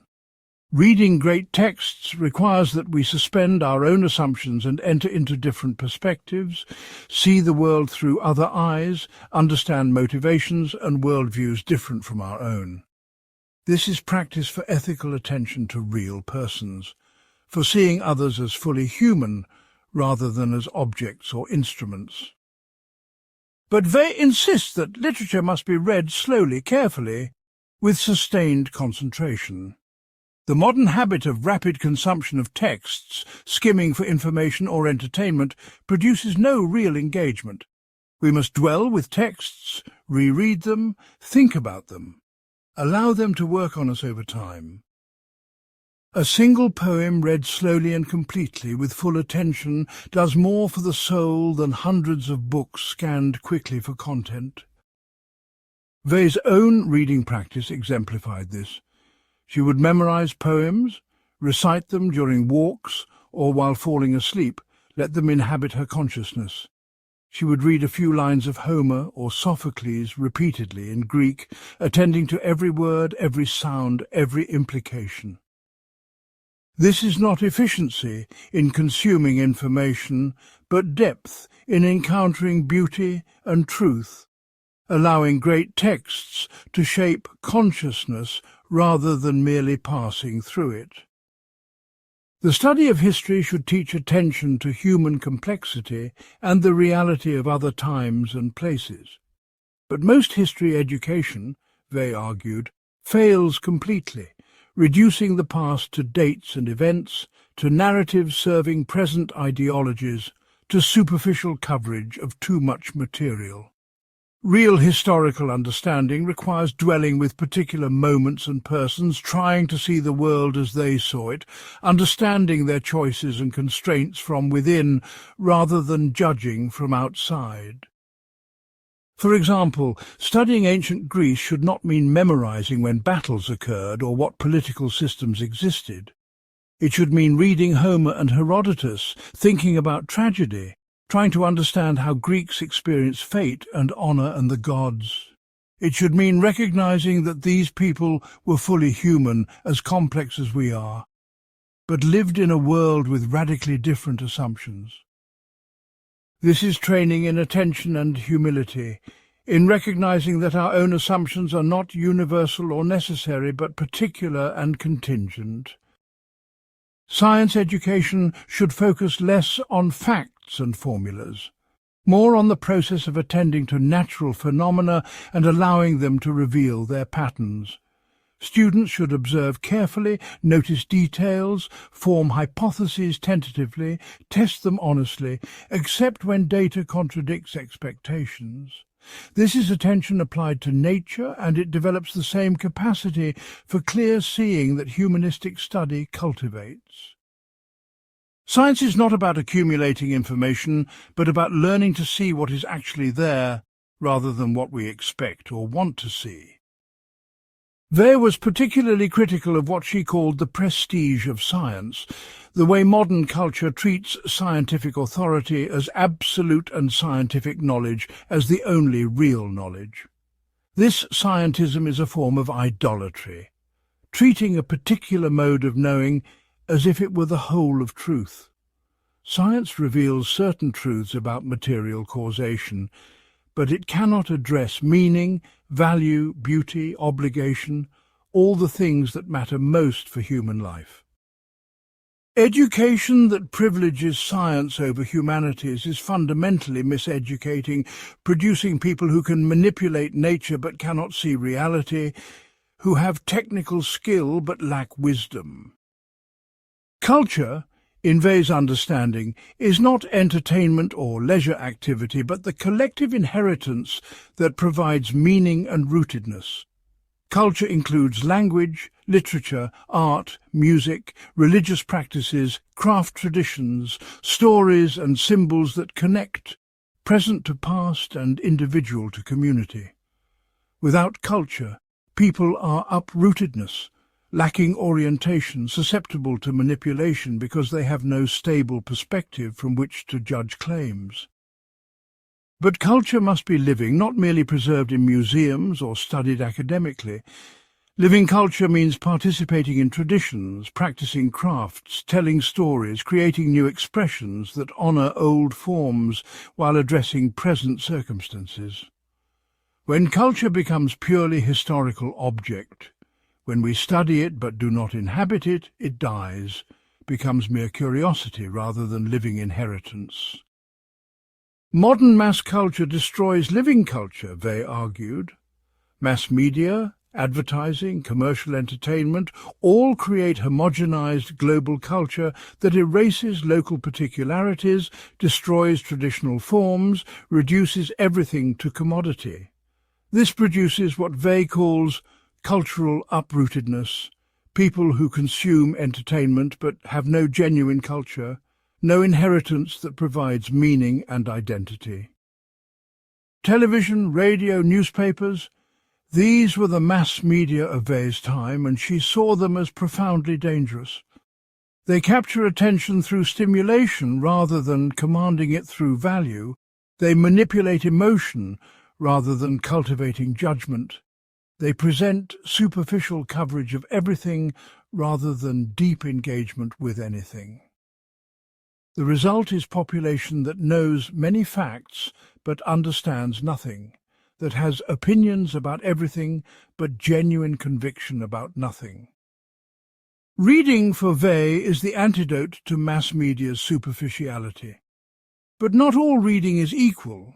Reading must be done with genuine attention, must engage great texts that deserve sustained contemplation. What matters is not quantity, but quality of engagement, not coverage, but depth. One book read completely, with full attention, transforming consciousness, is worth more than hundreds of books consumed superficially. Weil's educational philosophy has several key principles. First, education should be difficult, should require sustained effort and concentration. Easy entertainment-style teaching may be engaging but develops nothing. The soul grows through struggling with difficulty, through facing what it cannot immediately master, through patient perseverance when understanding does not come quickly. Teachers who make everything easy are not helping but harming students, preventing the development of attention and discipline. Second, education should be connected to beauty and to reality, not to external rewards or credentials. Students should study mathematics for the beauty of proofs, literature for the depth of human insight, history for genuine understanding of human experience, not for grades or college admission or future employment. When education becomes instrumental, when it serves only career preparation, it fails its fundamental purpose, which is developing the capacity to see and love what is real. Third, education should cultivate humility and silence the ego.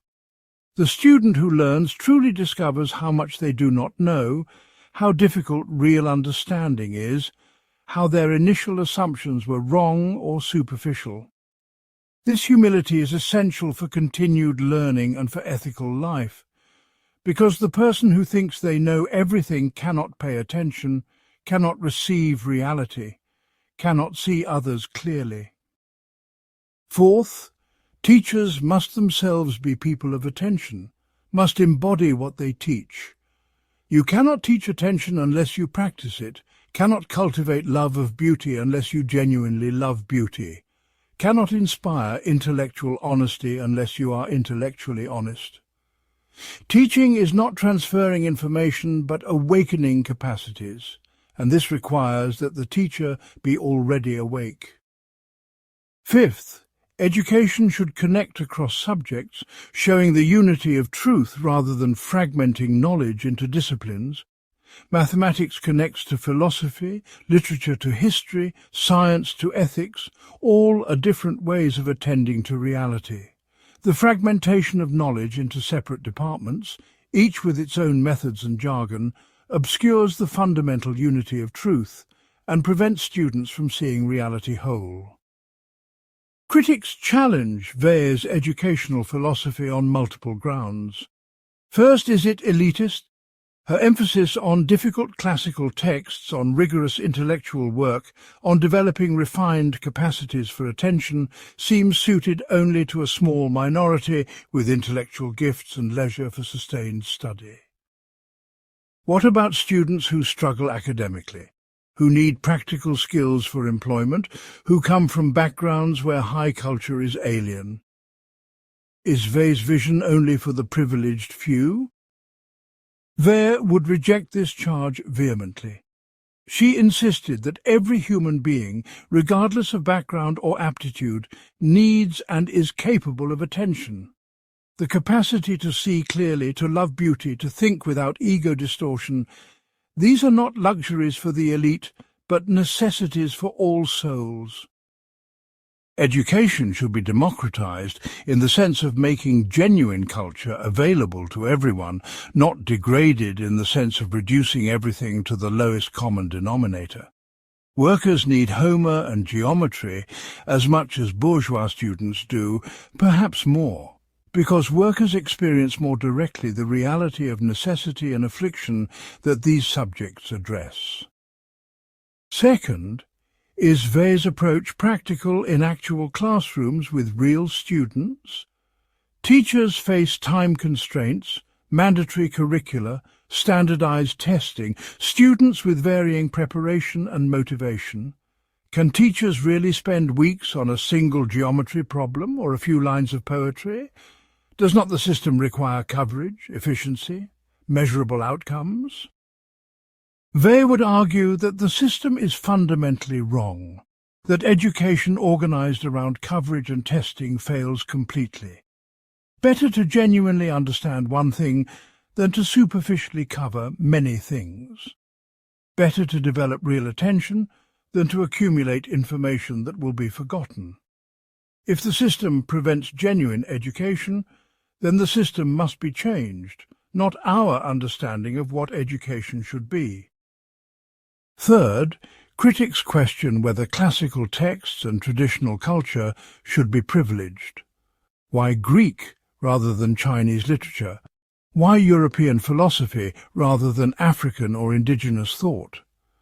Does Weil's emphasis on the classical canon reflect Eurocentrism, reinforcing cultural hierarchies that privilege white Western tradition?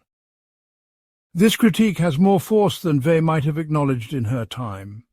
She was formed by French education with its emphasis on Greek and Latin, on European high culture, and she did not seriously engage non-Western traditions beyond Hinduism. But her principles do not necessarily privilege European texts. What matters is depth, beauty, the capacity to command attention and convey truth. If African or Asian or indigenous texts do this, then they should be central to education.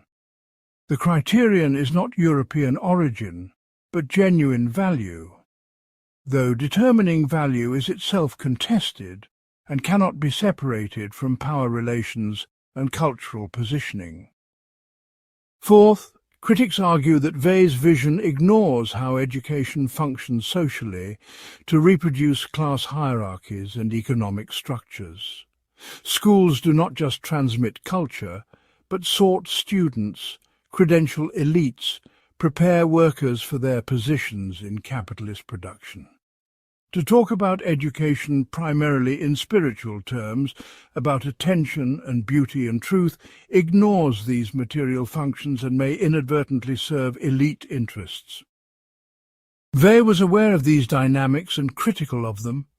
She saw how education serves capitalism by producing obedient workers and managers, how it maintains class hierarchies by disguising privilege as merit, But she argued that the solution is not to give up on genuine education, but to fight for it, to insist that all students deserve encounters with beauty and truth regardless of their destined social position. Education as credential factory is a betrayal, but the answer is not accepting this betrayal, but transforming education to serve the soul rather than the economy. The contemporary relevance of Weil's educational philosophy is profound. Digital technology, social media, smartphones all intensify the problems she identified with mass media. Attention is fragmented, captured, monetized, reduced to clicking and scrolling. Students arrive in classrooms unable to concentrate, expecting constant stimulation, seeking information nuggets rather than sustained understanding. The entire educational system has moved toward Weil's nightmare, toward coverage and testing, toward skills and employability, away from depth and attention and beauty. Her insistence that education develop attention rather than deliver content becomes more urgent as attention itself becomes rarer and more valuable. If we cannot attend, we cannot think, cannot read, cannot encounter reality, cannot love. The cultivation of attention may be the most important task of education, more important than any specific content or skill. Her critique of mass culture anticipates current concerns about how digital platforms shape consciousness. Algorithms optimize for engagement, which means manipulating emotion, triggering reaction, preventing sustained thought. This is exactly what Weil feared, the systematic destruction of the capacity for attention and judgment replaced by mechanical response to stimulation. Recovering genuine culture, learning to read deeply, cultivating spaces of silence and concentration, these become acts of resistance against systems designed to prevent them. Part 12. The Iliad and Classical Thought. Weil's essay, The Iliad, or the Poem of Force, is one of her most important and influential works, and it exemplifies how she reads classical texts as sources of permanent truth about human existence. Written in 1939 as Europe descended into World War II, the essay reads Homer's epic as a profound meditation on violence, power, and the human condition under the rule of force. The central insight is that force, the capacity to turn persons into things, is the true protagonist of the Iliad. Warriors on both sides are subject to force, both as wielders and as victims. The poem shows with terrible clarity how force structures all relations, how it corrupts everyone it touches, how rare and fragile are the moments when humans escape its logic. Weil argues that Homer's genius lies in his impartiality, his refusal to privilege Greek over Trojan or to justify the violence he depicts. Both sides suffer equally. Both sides are shown as fully human, with families and hopes and fears then destroyed by war's mechanical necessity. When Achilles kills Hector, Homer does not celebrate Greek triumph, but shows the tragedy of a great man destroyed, a father and husband who will never return home. When Priam comes to beg for Hector's body, Homer shows both Priam's humanity, the old king's desperate love for his dead son, and Achilles' humanity, his recognition of Priam as his own father, the shared grief that briefly transcends enmity. These moments of genuine humanity are rare in the poem and immediately swallowed up again by force. Achilles returns Hector's body, but he will soon return to killing. The machinery of war will continue. Force will reassert itself. The moments of grace, of seeing the enemy as human, of responding with mercy rather than violence, these are exceptions that prove the rule. Brief interruptions in force's inexorable operation. Weil contrasts the Iliad with most war literature, which glorifies victory, demonizes enemies, justifies violence as serving noble causes. Homer does none of this. He shows war as it is, as the destruction of everyone it touches, as force reducing persons to corpses or slaves. The poem is tragic precisely because it offers no consolation, no justification, no meaning beyond the terrible fact of force operating mechanically. But the Iliad is also beautiful, which creates a paradox we discussed earlier. How can a poem about such horror be beautiful? Weil argues that beauty emerges not from denying horror, but from rendering it completely, from showing affliction with perfect clarity and balance. The Iliad does not aestheticize war or make suffering attractive. It shows suffering, death as death, but with such perfect artistic form that necessity becomes transparent, becomes something that can be contemplated and accepted without bitterness. This makes the Iliad unique in ancient literature, according to Weil. Only the Gospels rival it for clear-eyed depiction of affliction without justification. Greek tragedy comes close, particularly Sophocles, but even tragedy sometimes offers consolation through notions of cosmic justice or redemption. The Iliad offers no such consolation. It shows force operating without any larger meaning, yet renders this meaninglessness beautiful through perfect artistic balance. Weil sees Greek tragedy as extending and deepening the Iliad's insights. Aeschylus's Prometheus shows the conflict between force and resistance, between tyrannical power and defiant suffering. Sophocles' Antigone depicts the collision between state force and moral obligation, between Creon's insistence on obedience and Antigone's duty to the dead. These plays explore how force operates, how it corrupts both wielder and victim, how rare and costly is genuine resistance to force's mechanical logic. Greek philosophy, particularly Plato, represents for Weil another expression of the same fundamental truths. Plato's central concern is how to escape the cave, how to move from illusion to reality, from the shadows on the wall to the sun itself. This parallels Weil's concern with how to escape gravity and encounter grace, how to see clearly rather than through ego distortion. The Platonic forms are not abstract entities, but rather reality itself. What things truly are beyond the flux of appearances, corresponding to what Weil calls the supernatural or God.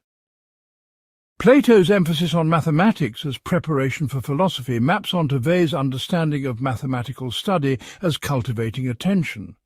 Mathematics shows that there are truths independent of human preference, that reality has structure we can discover but not create, that the mind can grasp something beyond itself. This is education in the distinction between subjective desire and objective reality, between what we want and what is. The allegory of the cave particularly resonates with Weil's thought. Most humans are prisoners, chained in darkness, seeing only shadows of reality, mistaking these shadows for the real. Liberation requires being dragged forcibly out of the cave, a painful ascent into light that initially blinds, that requires time for eyes to adjust before the sun can be seen. This is decreation, the painful process of leaving illusion behind, of allowing the ego's comfortable fictions to be destroyed so that reality can be encountered. And like in Plato, the person who achieves this must return to the cave, must try to liberate others, even knowing they will likely be ridiculed or killed for the attempt. Weil also finds profound spiritual insights in pre-Socratic philosophers, particularly Heraclitus. Heraclitus is teaching that all things flow, that change is permanent and stability illusion, expresses the Buddhist insight about impermanence that Weil valued. His notion that logos, rational order, structures the flux corresponds to Weil's understanding that necessity has its own beauty and meaning even though it operates mechanically. The Stoics receive more critical attention from Weil. She appreciates their emphasis on accepting necessity, on not rebelling against what cannot be changed, on maintaining inner freedom regardless of external circumstances. This parallels her own teaching about accepting affliction without bitterness, about finding freedom within necessity. But she also sees limitations in Stoicism, particularly its emphasis on self-sufficiency and the suppression of emotion. The Stoic sage, who becomes indifferent to suffering, his own and others, has achieved ego protection rather than genuine transcendence, has built walls rather than becoming transparent. Weil's reading of classical texts is controversial among scholars. She reads them through her own philosophical and spiritual concerns, seeing her themes reflected everywhere, sometimes seeming to impose Christian mysticism on pagan texts. She reads Plato as proto-Christian, finds the cross prefigured in Greek tragedy, sees grace operating in Homer despite Homer's polytheistic worldview. Classical scholars argue she distorts these texts, misses their historical and cultural specificity, ignores meanings that do not fit her framework. But Weil would argue she is finding what is really there, that great texts transcend their historical contexts and speak permanent truths. The fact that Homer was not Christian does not prevent him from depicting grace, from showing moments when humans transcend force through love and mercy. The fact that Plato did not know Christ does not prevent him from understanding the soul's ascent from illusion to reality, which is the same movement Weil describes as moving from gravity to grace. This raises fundamental questions about interpretation and universality. Can we read texts from different cultures and times as expressing the same truths, or does this collapse important differences? Is there a permanent human nature and permanent spiritual reality that appears across traditions? Or is this assumption itself a form of cultural imperialism imposing our categories on others? Weil clearly believes in universal spiritual truth, that reality is structured in certain ways, and that humans across cultures who achieve sufficient attention discover these same structures. This makes her a kind of perennialist, arguing that beneath surface differences, the great religious and philosophical traditions teach the same essential truths. But this position is contestable, and many would argue that traditions are fundamentally incommensurable, that translating between them inevitably distorts. The relevance of classical texts for contemporary life is another contested question. Should we still read Homer and Plato and Sophocles? Should these ancient texts remain central to education? Or has their time passed? Weil would argue vehemently for their permanent relevance, that these texts address fundamental human realities that do not change, that they cultivate attention and wisdom that every generation needs. The Iliad's depiction of force remains completely relevant to understanding modern war and violence. Nuclear weapons and drone strikes operate by the same logic as Bronze Age spears, the logic of force turning persons into things, of violence corrupting wielders and victims alike. Reading Homer helps us see through the justifications and abstractions that modern warfare uses to conceal this reality, helps us recognize the permanent truth beneath changing technology and rhetoric. Greek tragedy's exploration of moral dilemmas, of conflicts between legitimate obligations, of how good intentions produce catastrophe, all remain relevant to ethical life. Antigone's conflict between family duty and state authority, Agamemnon's impossible choice between daughter and duty, Oedipus's discovery that he has become what he most feared, these dramatize permanent features of human existence, not just ancient Greek concerns. Plato's questions about truth and illusion, about how we know what is real, about the relationship between appearance and reality, these are perhaps more urgent now than ever. In an age of deep fakes, algorithmic feeds, propaganda and manipulation, the question of how to distinguish truth from illusion, how to escape the cave of manufactured reality, becomes central. Plato provides no easy answers, but teaches us to take the question seriously, to recognize that most of what we think we know may be shadows on the cave wall. Weil's engagement with classical thought exemplifies her method more generally. She reads texts from past and present, from her own tradition and others. always seeking what is true in them, what reveals reality clearly. She is not interested in texts as historical artifacts, as expressions of particular times and places, but as windows onto permanent truth. This makes her both timeless and ahistorical, finding insights wherever they appear, but perhaps losing sight of how meaning is historically and culturally constructed. Whether we accept Weil's approach to classical texts depends partly on our views about truth and universality. If we believe there are permanent truths about human nature and reality, then reading classics as expressing these truths makes sense. If we believe that all meaning is historical and cultural, then Weil's approach appears naive or imperialistic. This remains an unresolved question in philosophy and cultural studies, and Weil's work does not settle it, but rather exemplifies one powerful way of engaging the tradition. Part 13. Major Critiques and Limitations. To genuinely understand Weil, we must examine where her philosophy fails, where it reveals troubling limitations, where critics have identified serious problems. A comprehensive treatment requires acknowledging these critiques rather than defending Weil uncritically. Some objections can be answered, others reveal genuine weaknesses, still others point to unresolved tensions within her thought.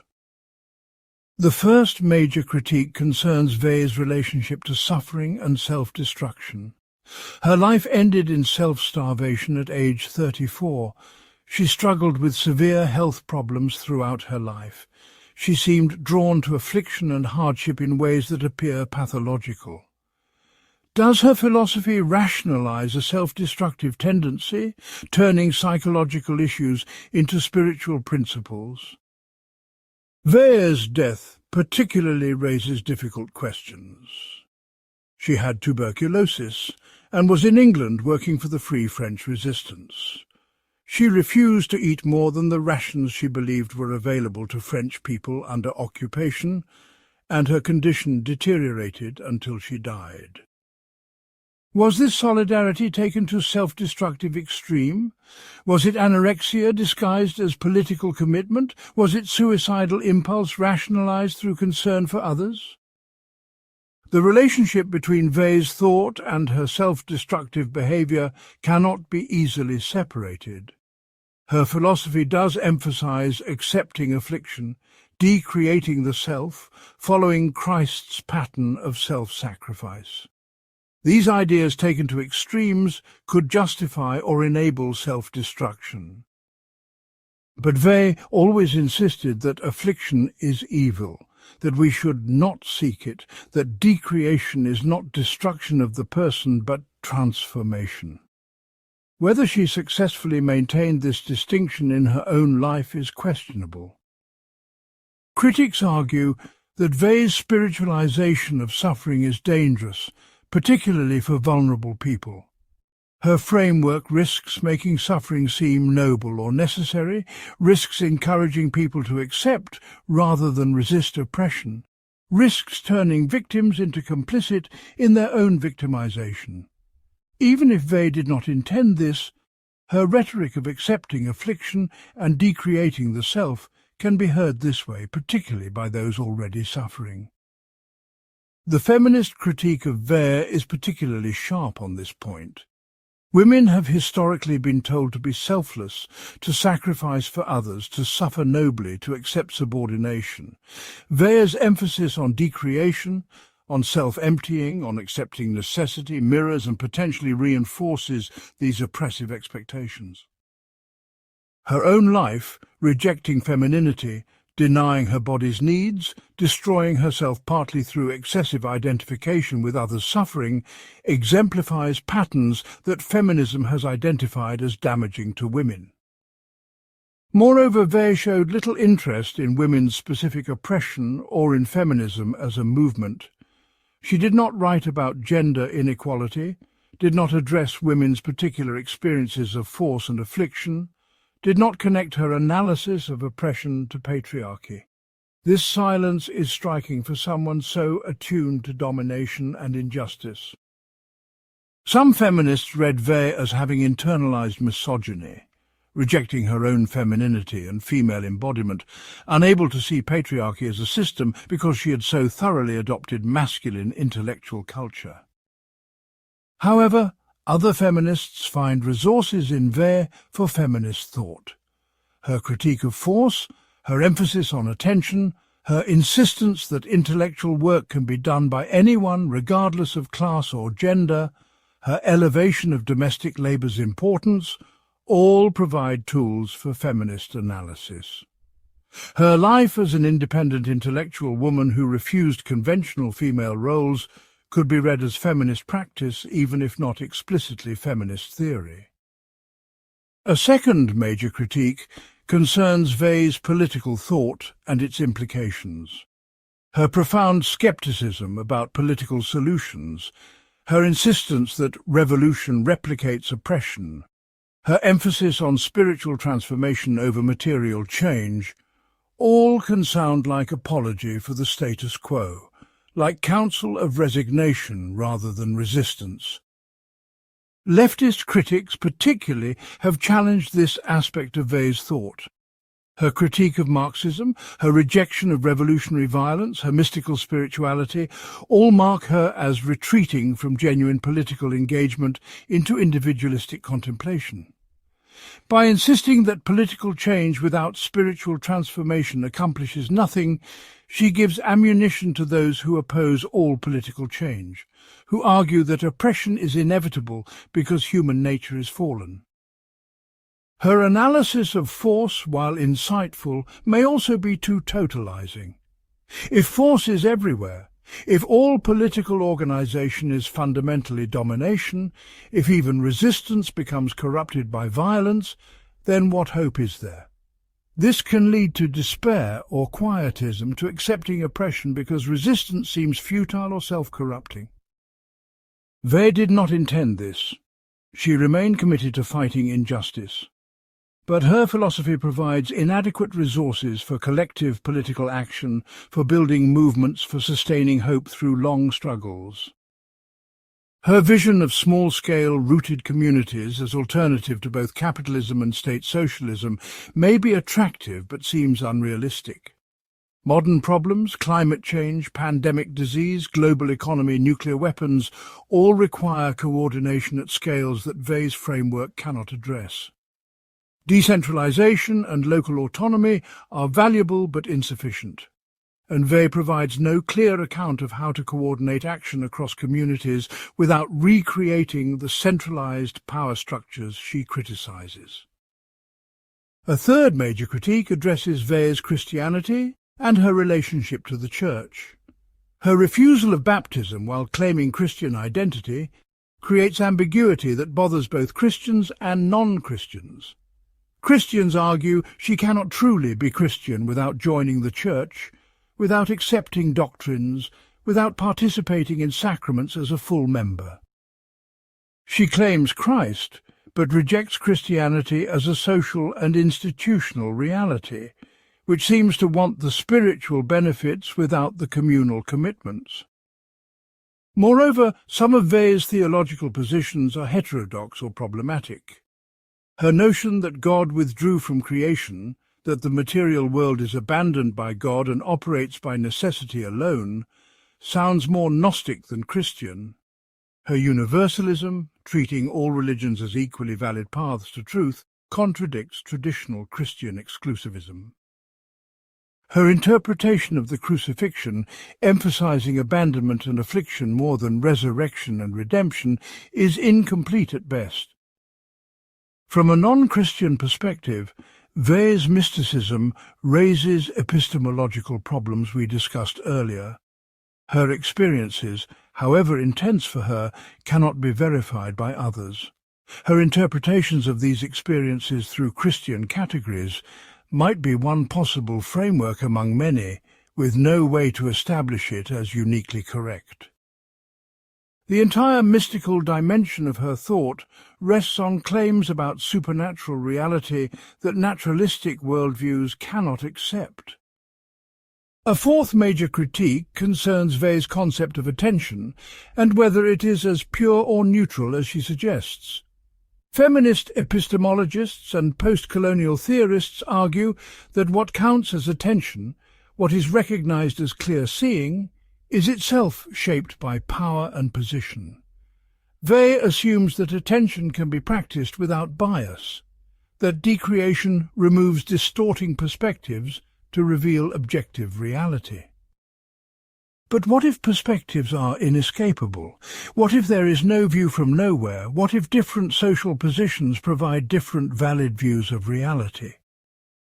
Weil's ideal of transparent, selfless attention may itself reflect particular social positioning. The ability to practice such attention, to spend hours on a single geometry problem or poem, presumes leisure, education, freedom from immediate survival concerns. It may be a luxury of the privileged disguised as universal spiritual practice. Moreover, the content of what Weil sees through her attention, her focus on certain texts and traditions, her particular moral and spiritual conclusions, these reflect her formation as a French bourgeois intellectual, even as she critiques that position. A fifth major critique addresses Weil's treatment of Judaism and her relationship to her own Jewish identity. Weil was born into an agnostic Jewish family, but showed little positive engagement with Judaism. She rarely discussed anti-Semitism despite living through its rise in 1930s Europe. She did not address the Holocaust, though it was unfolding. She sometimes made statements about Jewish tradition that scholars find ignorant or offensive. Some critics argue Weil had internalized anti-Semitism, that her rejection of Judaism and her identification with Christianity reflected self-hatred and desire to escape Jewish identity.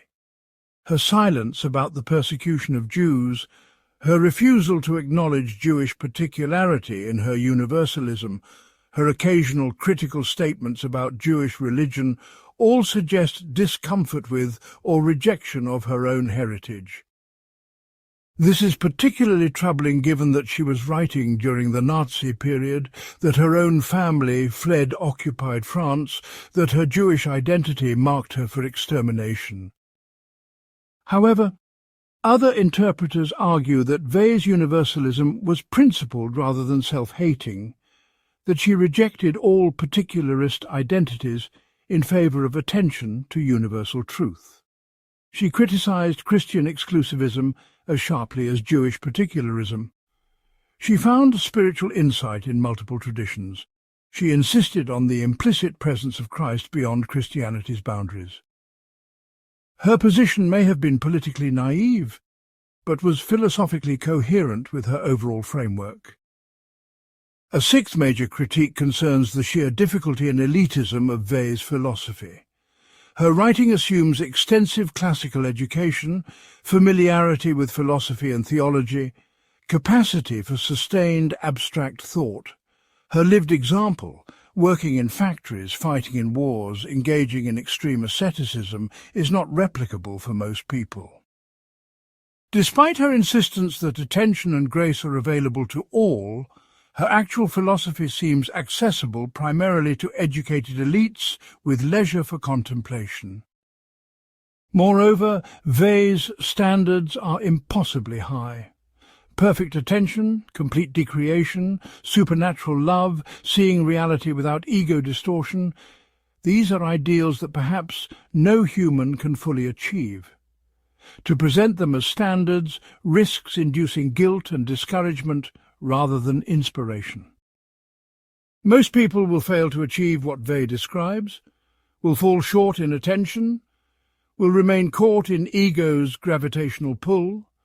Does her philosophy provide resources for ordinary imperfect striving, or only an impossible ideal that judges and finds us wanting?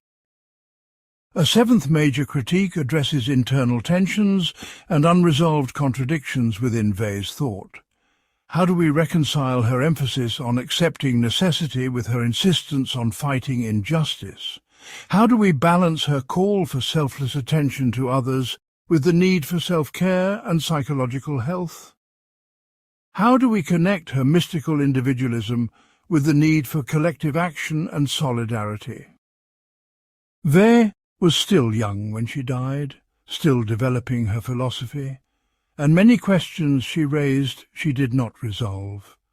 A longer life might have allowed her to work through contradictions, to develop more adequate accounts of political action, of embodiment of community. As it stands, her work is fragmentary, suggestive, full of insights but lacking systematic completeness. An eighth major critique, particularly from disability studies and chronic illness perspectives, questions Weil's treatment of the body and suffering. Her own chronic pain shaped her thinking, but her response to pain, spiritual discipline and acceptance may not be universally applicable or healthy.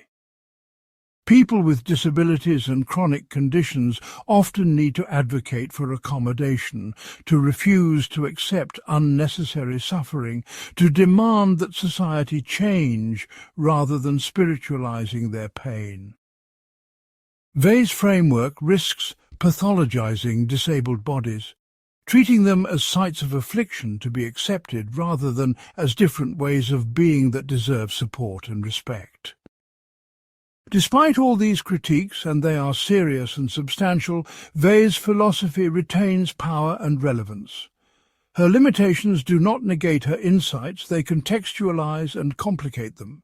A mature engagement with Weil requires holding her brilliance and her blindnesses simultaneously, learning from her while recognizing where she fails, taking seriously both her contributions and their costs. The mark of important philosophy is not that it answers all questions or avoids all problems, but that it opens new ways of seeing, challenges existing assumptions, forces us to think more deeply. By these measures, despite all legitimate criticisms, Weil succeeds profoundly. She makes us see force differently, understand attention's importance, recognize the spiritual dimensions of political and economic life, confront affliction without evasion. That her life and work also reveal troubling elements, unresolved tensions and genuine failures makes her human and historically situated rather than timeless sage. This does not diminish, but rather contextualizes her achievement. Part 14. Legacy and Contemporary Relevance. Simone Weil died in 1943, largely unknown outside narrow circles, but her posthumous influence has been profound and continues growing. Her work has shaped theology, philosophy, political theory, literary criticism, and activist movements in ways that would have surprised her contemporaries. Understanding her legacy requires seeing how different readers have appropriated her thought for different purposes, sometimes in tension with each other. The immediate post-war period saw Weil become an icon of religious existentialism and Catholic intellectual culture. Thinkers like Albert Camus, who edited some of her writings, found in Weil a model of radical commitment and intellectual honesty. Catholics attracted to her mysticism but troubled by her refusal of baptism debated what her relationship to the Church meant. French intellectuals recognized her as a significant voice, though her political positions remained controversial on both left and right. In theology, Weil influenced several important movements. Liberation theology, particularly in its attention to the preferential option for the poor, echoes Weil's emphasis on the afflicted and their unique position for encountering truth. Though liberation theologians are more optimistic about political action than Weil, they share her insistence that theology must engage material suffering and social injustice. Contemplative and mystical traditions within Christianity found in Weil a voice connecting ancient spiritual wisdom to modern experience. Her emphasis on attention as prayer, on decreation as spiritual practice, on beauty as bridge to the divine, all resonate with mystical Christianity, going back to figures like John of the Cross and Meister Eckhart. She provided a 20th century articulation of these themes in language that spoke to modern consciousness. Feminist theology has had a complex relationship with Weil, appreciating her insights while critiquing her limitations. Her elevation of attention, her critique of power and force, her insistence on seeing persons as persons, all provide resources for feminist spirituality. But her problematic relationship to her own body and femininity, her emphasis on self-negation, her silence on women's specific oppression, all create distance. Feminist theologians often read Weil against herself, using her principles to critique patriarchy that she did not explicitly address. In philosophy, Weil influenced phenomenology and existentialism, ethics and political philosophy. Iris Murdoch drew heavily on Weil's concept of attention in developing her moral philosophy, arguing that ethics is primarily about achieving clear vision of reality rather than making correct choices. Martha Nussbaum engages Weil's work on tragedy and literature as moral education. Emmanuel Levinas's emphasis on the face of the other, on ethical responsibility preceding ontology, resonates with Weil's insistence that persons command attention in ways that resist reduction to objects. Political theorists have used Weil to critique liberalism, capitalism, bureaucracy, and modern forms of domination. Her analysis of force, her emphasis on obligation over rights, her vision of rootedness and meaningful work all provide alternatives to dominant political frameworks. Anarchist and communitarian thinkers find resources in her critique of both state power and capitalist organization. Some contemporary critics of technology and transhumanism use Weil's concept of limits and necessity to argue against utopian visions of overcoming human finitude. In literary and cultural criticism, Weil influenced how scholars read texts and understand culture. Her essay on the Iliad shaped classical scholarship, making Homer's depiction of force central to interpretation. Her understanding of attention as reading practice influenced how we think about engaging literature deeply rather than consuming it superficially. Cultural critics use her analysis of uprootedness and the destruction of local cultures by mass media to understand globalization and cultural homogenization. Labor movements and workplace organizing have engaged with Weil's analysis of work and dignity. Her factory writings provide a powerful account of what industrial labor does to human beings, validating workers' experiences of degradation and meaninglessness. Her vision of transformed work, of craftsmanship and worker control inspires alternatives to capitalist production. Worker cooperative movements often cite Weil, and some unions use her texts in labor education programs. Environmental movements find unexpected resources in Weil's thought. Her concept of attention applied to nature, her insistence on accepting limits and necessity, her critique of unlimited human ambition and control, all resonate with ecological consciousness. Some environmental philosophers use Weil to articulate why humans should restrain their power over nature, not just for pragmatic reasons, but because attention to the natural world is spiritually necessary. Educational reformers invoke Weil's vision of learning as developing attention rather than acquiring skills. Alternative schools, homeschoolers, and critics of standardized testing find in Weil a philosophical foundation for slow, deep, humanistic education focused on great texts and genuine understanding. Some mindfulness education programs, bringing contemplative practices into schools, connect to Weil's understanding of attention even without explicitly citing her. In psychology and mental health, Weil's ideas appear in discussions of attention, flow states, and contemplative practice.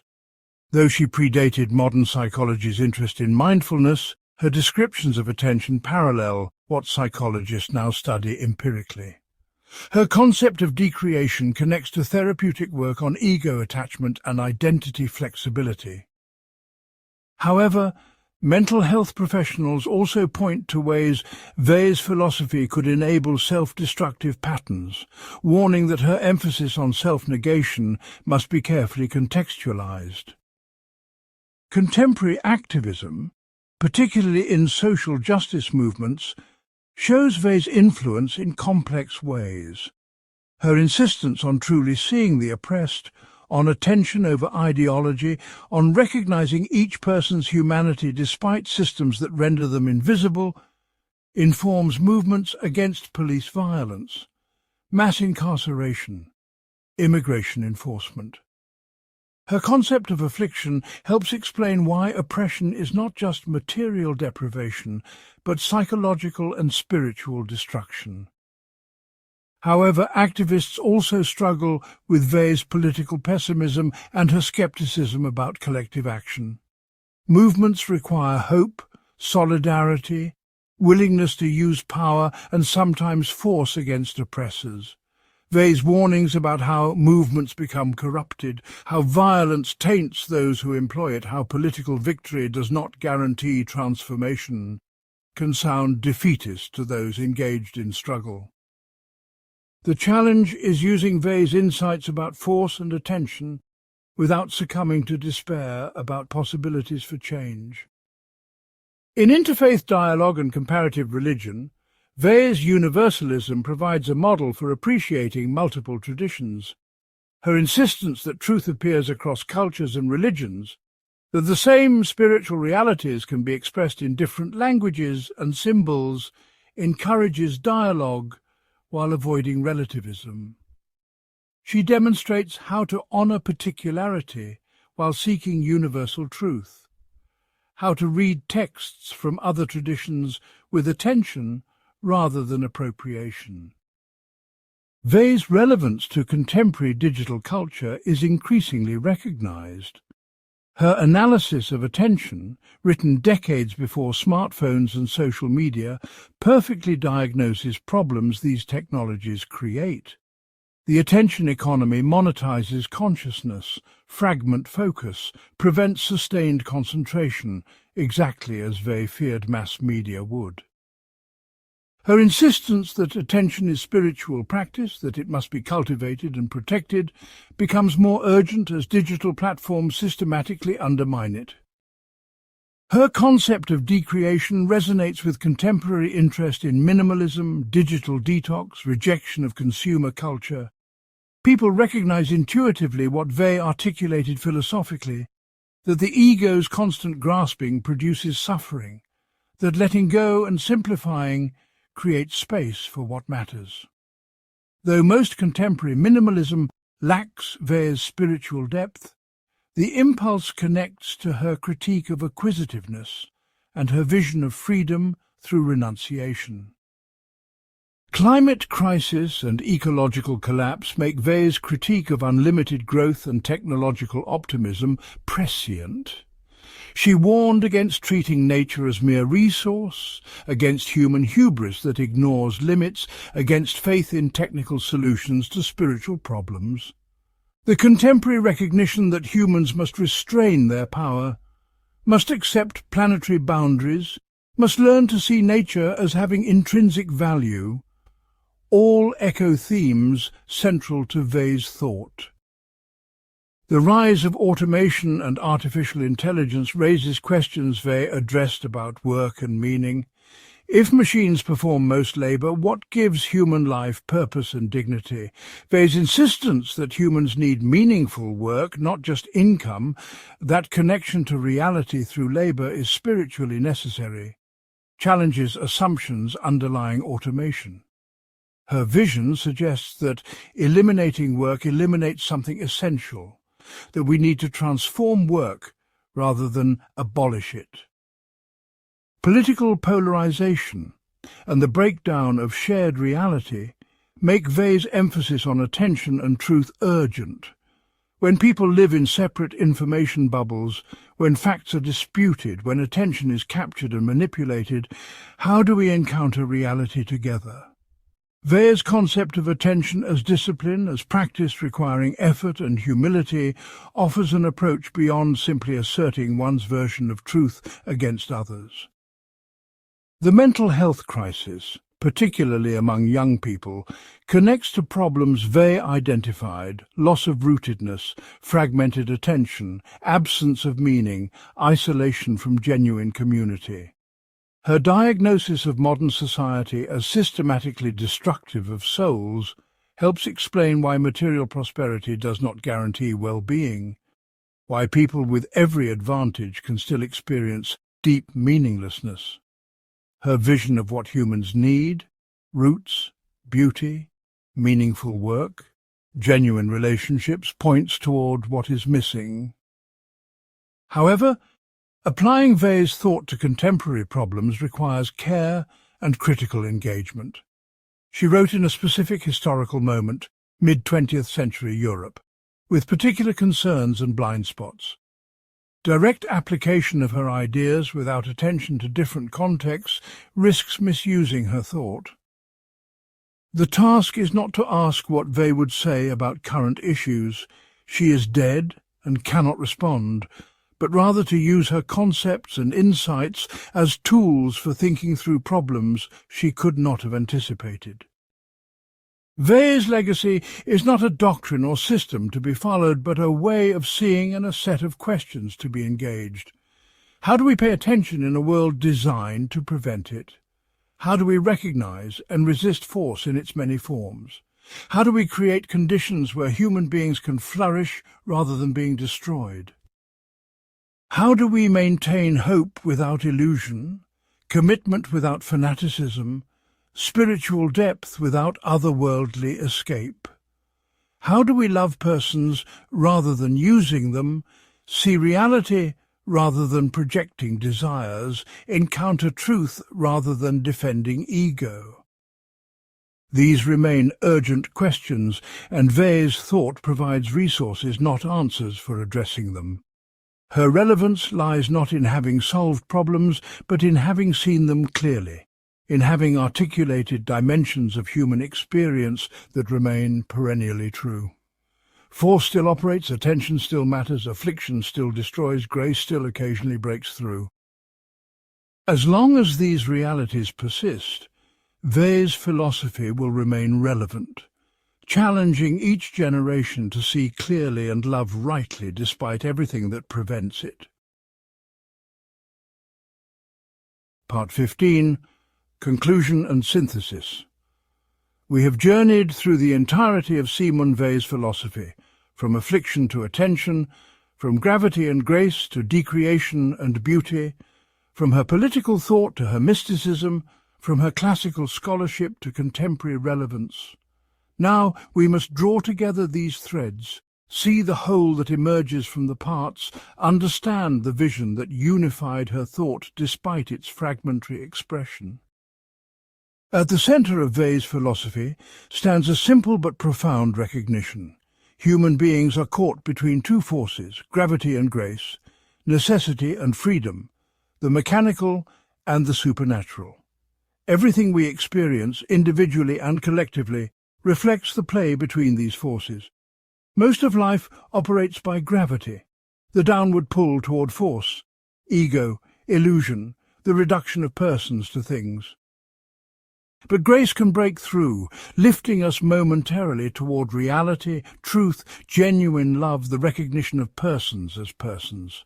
The fundamental question of human existence is how to prepare for grace, how to create space where it might enter, how to resist gravity's inexorable pull. Affliction is what happens when gravity operates completely, when force crushes a human being physically, socially, and psychologically, destroying not just circumstances but the soul itself. Affliction is the worst that can happen, the extreme of human suffering, and Weil insists we neither look away from it nor rationalize it. Affliction is evil, unmitigated horror, but it is also revelatory. It strips away illusions and shows reality naked. The afflicted person stands at the point where gravity reaches its maximum, and paradoxically, This is also where grace might most powerfully enter. Attention is the fundamental spiritual practice, the cultivation of a particular quality of consciousness that can resist gravity and receive grace. To attend means to suspend ego's interpretive activity, to become empty and receptive, to allow reality to impress itself upon us rather than imposing our desires and categories onto it. Attention is simultaneously an intellectual discipline, a moral virtue, and a form of prayer. It is how we come to know truth, how we love persons, how we prepare the soul for encounter with reality and with God. Decreation is the systematic reduction of the ego, the voluntary undoing of the false self that blocks reality. This is not destruction or annihilation, but transformation, becoming transparent rather than opaque, window rather than wall. Decreation cannot be achieved through ego's effort. That would be gravity trying to overcome itself, but it can be prepared for through practices that weaken ego's grip, through attention, through acceptance of necessity, through renunciation of possession and control. Beauty is the taste of the supernatural in sensory form, the bridge between necessity and grace that allows us to love the mechanical world. Beautiful things command attention freely rather than capturing it through force. They render necessity transparent and acceptable. They lift the soul toward what is real. Beauty in nature, in art, in mathematics, in human actions, all provides moments where gravity's mechanical operation becomes luminous with meaning, where we glimpse something beyond the material. Force is gravity operating in human relations, the reduction of persons to things through violence and domination. Force corrupts both wielder and victim, creating a world where everyone is less than fully human. The only escape from force is grace, love that sees persons as real regardless of power relations, attention that resists force's mechanical logic. Political arrangements can constrain force but never eliminate it. Only spiritual transformation, only the breaking through of grace can genuinely overcome force's dominion. Work should be humanity's fundamental engagement with reality, the way we encounter necessity and participate in creation. But modern industrial capitalism has transformed work into affliction, fragmenting labour, destroying meaning, treating workers as instruments. The solution is not abolishing work, but transforming it, organising labour so that workers understand what they produce, participate in decisions, develop skills, work at human pace, connect to beauty and meaning. Rootedness is the need to participate in living community that connects past to future, that provides identity and meaning beyond individual existence. Modern society systematically uproots people through capitalism, war, mass media, technological acceleration, creating spiritual disease of meaninglessness and vulnerability to manipulation. Genuine political and cultural life requires roots, but these cannot be artificially manufactured or nostalgically recovered. They must be cultivated in forms appropriate to present circumstances. Obligation is prior to rights. Duty precedes claim. What is owed exists before anyone articulates it. Political life organized around rights produces competition and fragmentation, while obligation-based politics recognizes universal duties flowing from human needs and our capacity to address them. The fundamental political question is not what I can claim, but what I owe, not protecting my interests, but fulfilling my obligations to others, especially to the afflicted. Education should develop attention rather than deliver content, should cultivate the soul's capacity to see clearly and love rightly. Every subject properly taught is training in attention, whether mathematics, literature, history or science. Great texts command sustained engagement, difficult problems require patient dwelling, beauty invites contemplation, all developing the fundamental capacity that grounds both knowledge and ethics. Classical texts, particularly Greek literature and philosophy, express permanent truths about human existence that transcend their historical moment. Homer shows force operating, tragedy explores the collision between necessity and human will, Plato describes the soul's ascent from illusion to reality.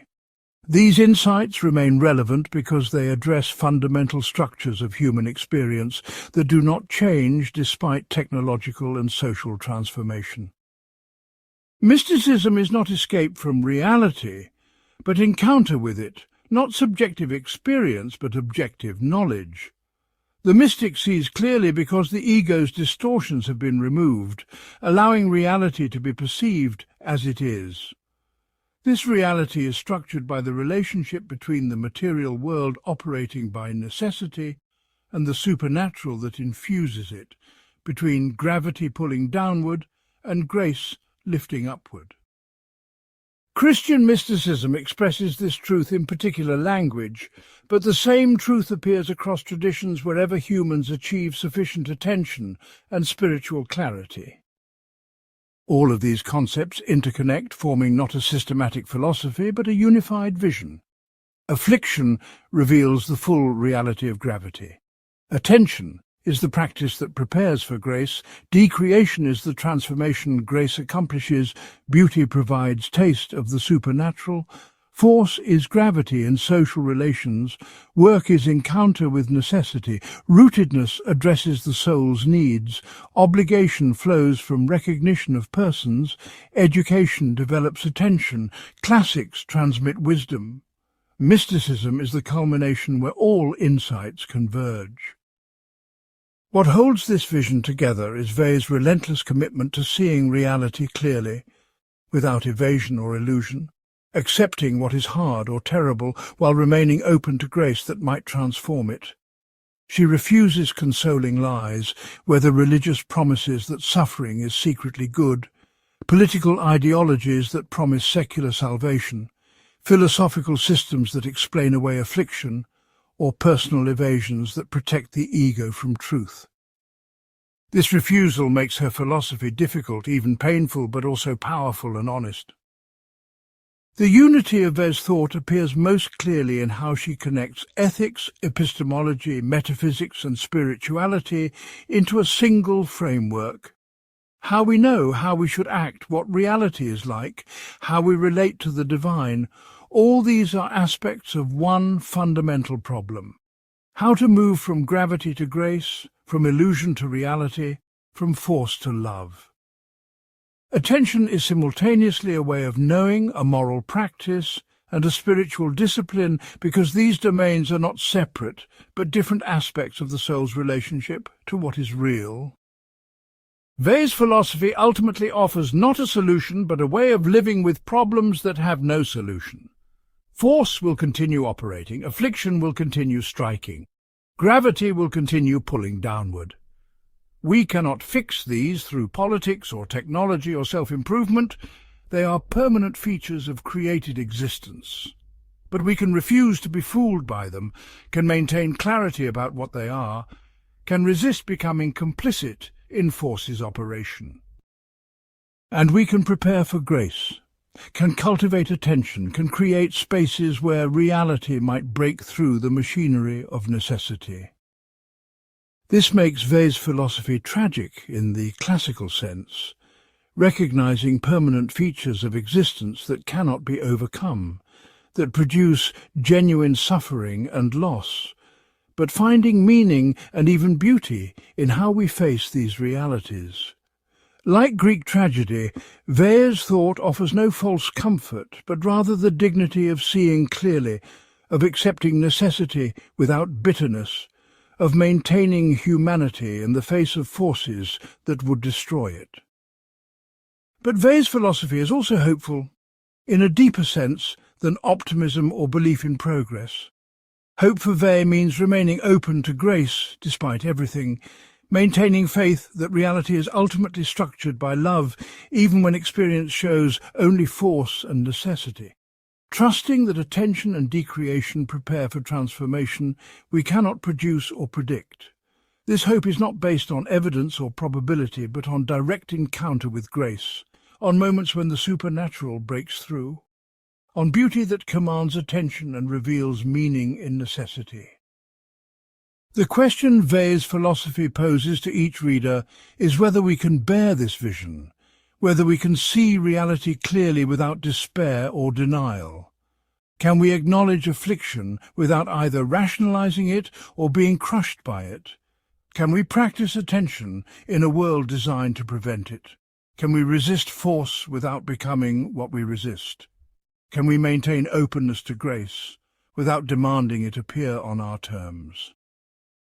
Can we love persons rather than using them, see others rather than projecting onto them, encounter reality rather than constructing comfortable illusions? These are not questions we answer once, but problems we live with, practices we undertake daily, struggles that continue throughout life. Weil offers no technique or method that guarantees success, no steps to follow, no formula to apply. She offers instead a vision of what we are up against, gravity's inexorable pull and what might lift us, grace breaking through unexpectedly. She describes what attention looks like and why it matters, what decreation involves and why it is necessary, what beauty reveals and why we need it. But whether we can actually practice what she describes, whether grace will come, whether we can see clearly and love rightly, these remain open questions that each person must face alone. Simone Weil's philosophy endures because it addresses permanent realities of human existence with uncommon clarity and honesty. She saw what most of us evade, the full reality of affliction and force, the difficulty of genuine attention, the rarity of grace, the gap between what we claim to believe and how we actually live.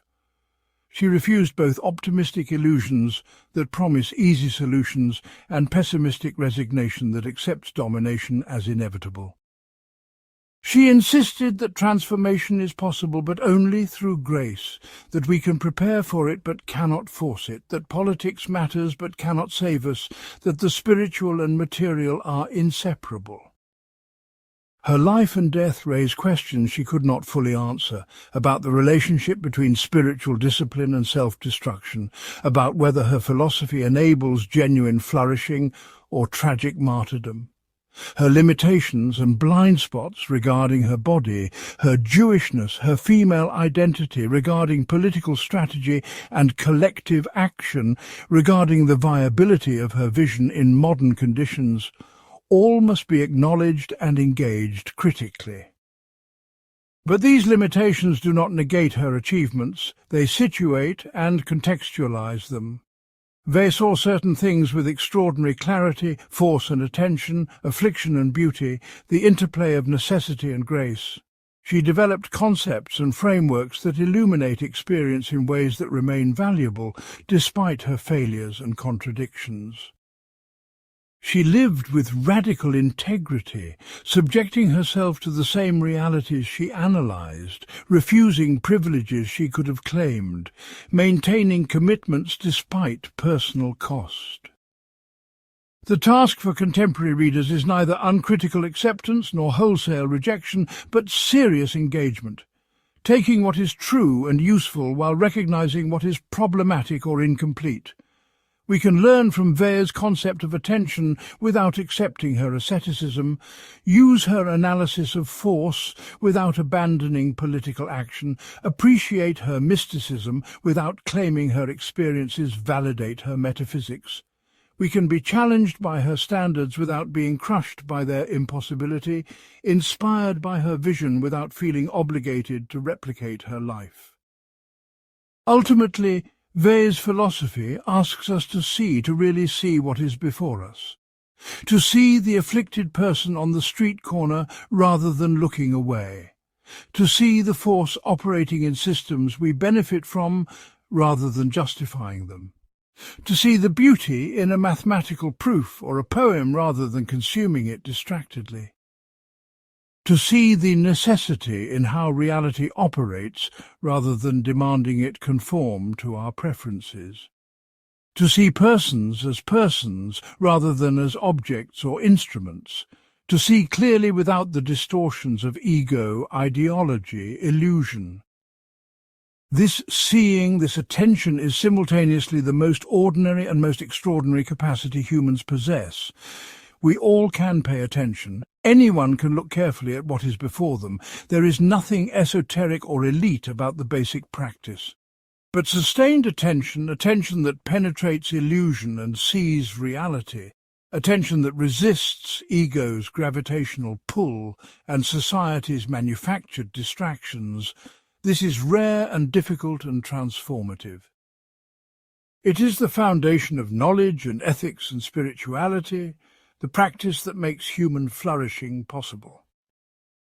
Simone Weil devoted her short, intense life to understanding what prevents attention and what cultivates it, what destroys souls and what might heal them, how force operates and how grace breaks through. Her insights, imperfect and partial as they are, provide resources for anyone seeking to see clearly and love rightly in a world structured by gravity and occasionally visited by grace.